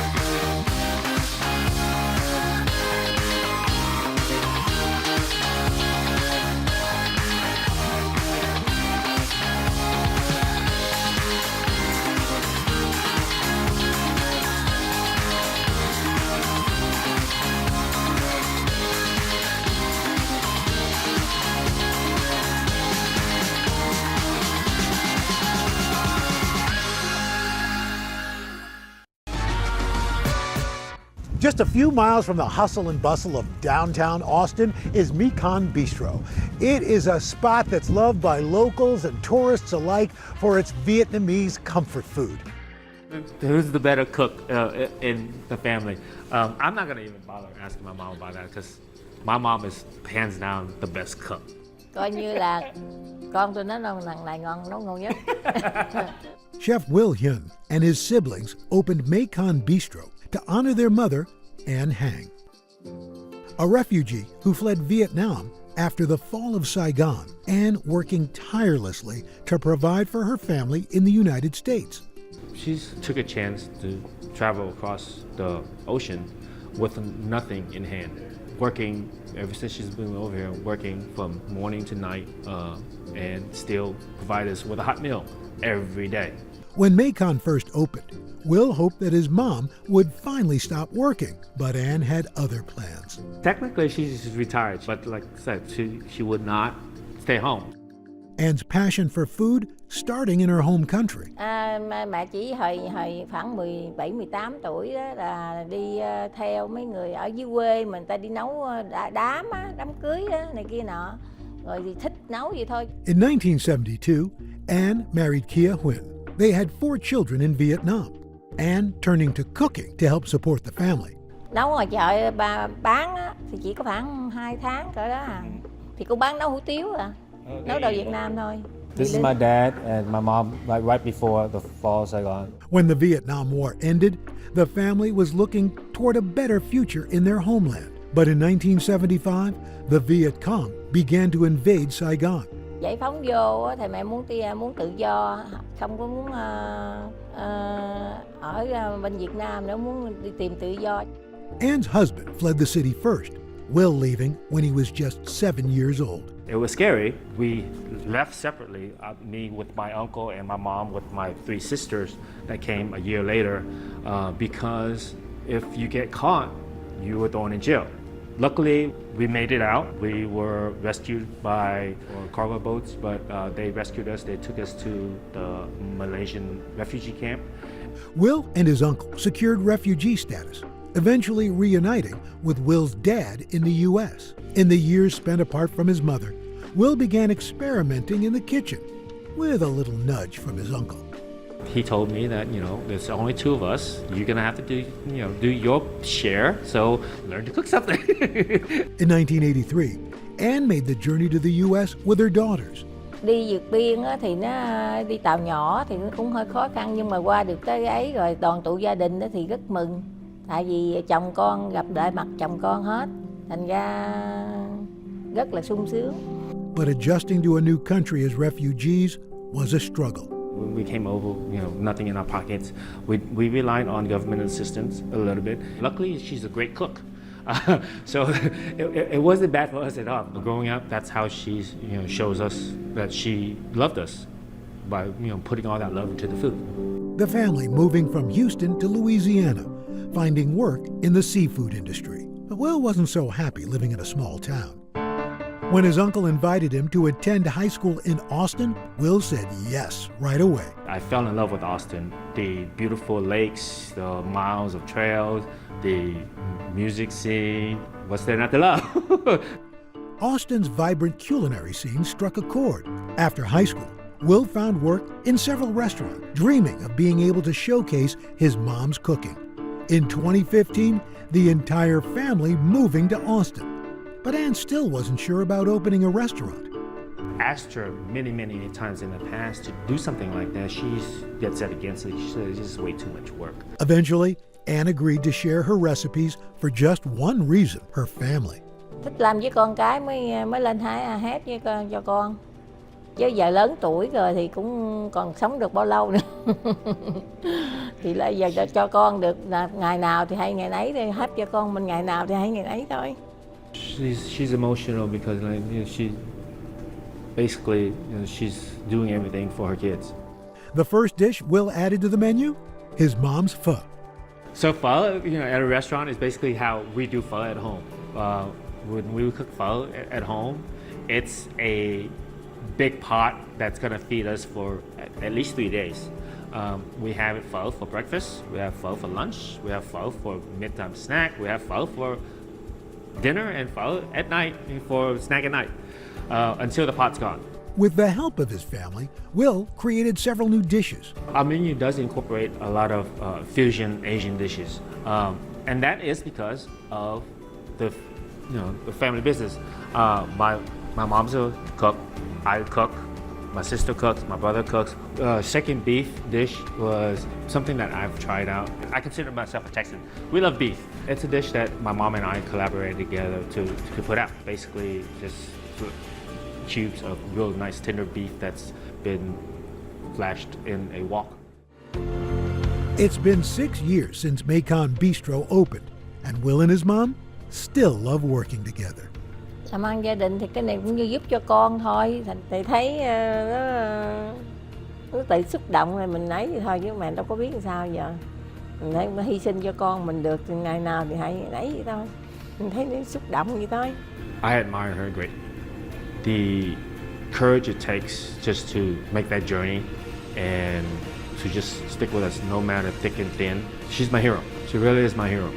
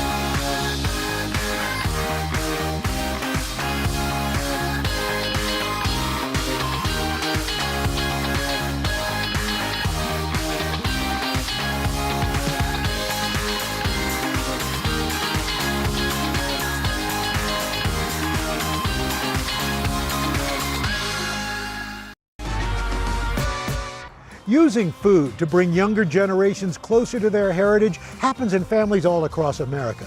And it's happening here at Habesha with a husband and wife team who's using their restaurant to bring their daughters closer to their Ethiopian roots. We want, more than anything else, people to be familiar with not just Ethiopian food, but Ethiopian culture. My name is Yune Fantu. This is my wife, Salama Beben. We ran an Ethiopian restaurant called Habesha in Austin. When it opened in 2013, Habesha was the second Ethiopian restaurant in Austin. People, they come in here, we give them the food, they said, "Where's the fork?" Your hands. Ethiopian food is eaten with injera, a fermented flatbread made with teff, a gluten-free grain. You'll see a family dining, and everyone is on their phone eating and really not enjoying the event. Not you cannot here. do that in Ethiopian restaurants. You have to use your hands. You can't. Both of them. That emphasis on family is everywhere at Habesha, from the Ethiopian art and decor to Yidni and Salam's daughters, who can often be found studying at the restaurant. I think I was like around 4 years old when we opened, so like this is like my second home. Salam and Yidni were born and raised in different parts of Ethiopia. In the 90s, they left Africa to attend college here in the United States. Yidni immigrating to Texas, Salam to Maryland, where her family owned an Ethiopian restaurant. A chance meeting bringing them together. My dad was visiting a friend dining at her family restaurant, and she happened to be the waitress. And he overheard a music playing and asked her, "Hey, where could I get the CD? And she was nice enough to grab the CD and hand it to him. But Yidney's dad was thinking about more than music. When he got home, he immediately gave his son a call. He said, hey, just call her and thank her for me. When he called me, I was like, I give it to your dad, not for you. And then he kept calling me. I was like, okay, I think he's not gonna give up. My dad was one who hooked me up to this. They dated long distance before Salam moved to Texas, the couple marrying in 2003. Their daughters, Edel and Azel, are now teenagers. I feel like we've always been around food. My mom's always cooking. For me, I love her pancakes. She makes the best pancakes. Salam left the restaurant industry to focus on parenting, but Yidney knew his wife's heart was in cooking professionally. What I saw in her was the passion to own her own business. I really want to open a restaurant, and I love the customer service and cooking. In 2012, Yidney and Salam finding the perfect location for their restaurant. Austin is a very unique town in that there is people from all walks of life. And I think part of the reason that we are successful is because of that diversity. Habesha's menu honors their Ethiopian heritage with many vegetarian dishes, from stewed yellow split peas to braised collard greens. They also serve more than a dozen dishes with beef. Texas has a lot of people that loves meat, so we have a bigger selection of meat as well. And I think my favorite dish, and that is the kutfo, or the steak tartare. When it's done right, that's probably the best dish in the world. It's a ground beef and mixed with butter and spices. When the pandemic hit, Habesha's popularity helped save them from closure. And I said, okay, this is it. I think we're gonna fall down now. And then people, they support us. They love to be here. They send us check. They send us cards. We have a good community. The donations from fans kept them afloat until they figured out a to-go plan. Before COVID, takeout business was only 3 or 4% of our business. And overnight, we had to do 100% of our business. And by nature, Ethiopian food is not takeout, so we had to figure out a way to package the food, to market the food. After laying off most employees, the couple had to work non-stop. As the to-go business began ramping up, Edel and Azel pitched in to support their parents and save their beloved second home. I would write down like the orders, like the online orders, and I would like put them in the kitchen and cleaning, washing the dishes, cutting the injera, like folding it, boxing up to the orders. They did a lot, and they're part of the reason why we're still around. So I'm sorry I get a little emotional when I talk about them, but yeah, they're incredible. They're just a love of my life. One of the things that we instill in them is knowing who they are, where their parents came from, and learning the culture, learning the food. Salam is looking forward to a busier future at her dream restaurant. I want to grow this business, and a lot of people, they never had Ethiopian food. They had Chinese food, Italian food, or Indian food, so they don't know about Ethiopian food. I'm really proud of her because like she gets frustrated at times, but she doesn't let that like stop her. A really big inspiration to me. Whenever things get hard, you just keep going. Best part working with your partner is the fact that you're there for each other, to comfort each other when it's down, and to be there when your partner needs you. The best part of it, he knows what I can't do, he covered. The same thing, he cannot cook. So, okay, she can handle it. With Austin's welcoming atmosphere, it's no surprise that more chefs are putting down roots in this fast-growing city. It's everything from James Beard award-winning chefs and taqueros and even home cooks. The thing that makes a food scene good is different cultures meeting each other and being able to influence each other. The fact that anything is possible is what makes Austin such a cool place. One thing that rings true here in Austin, no matter your background or culture, there's room for everyone at the table.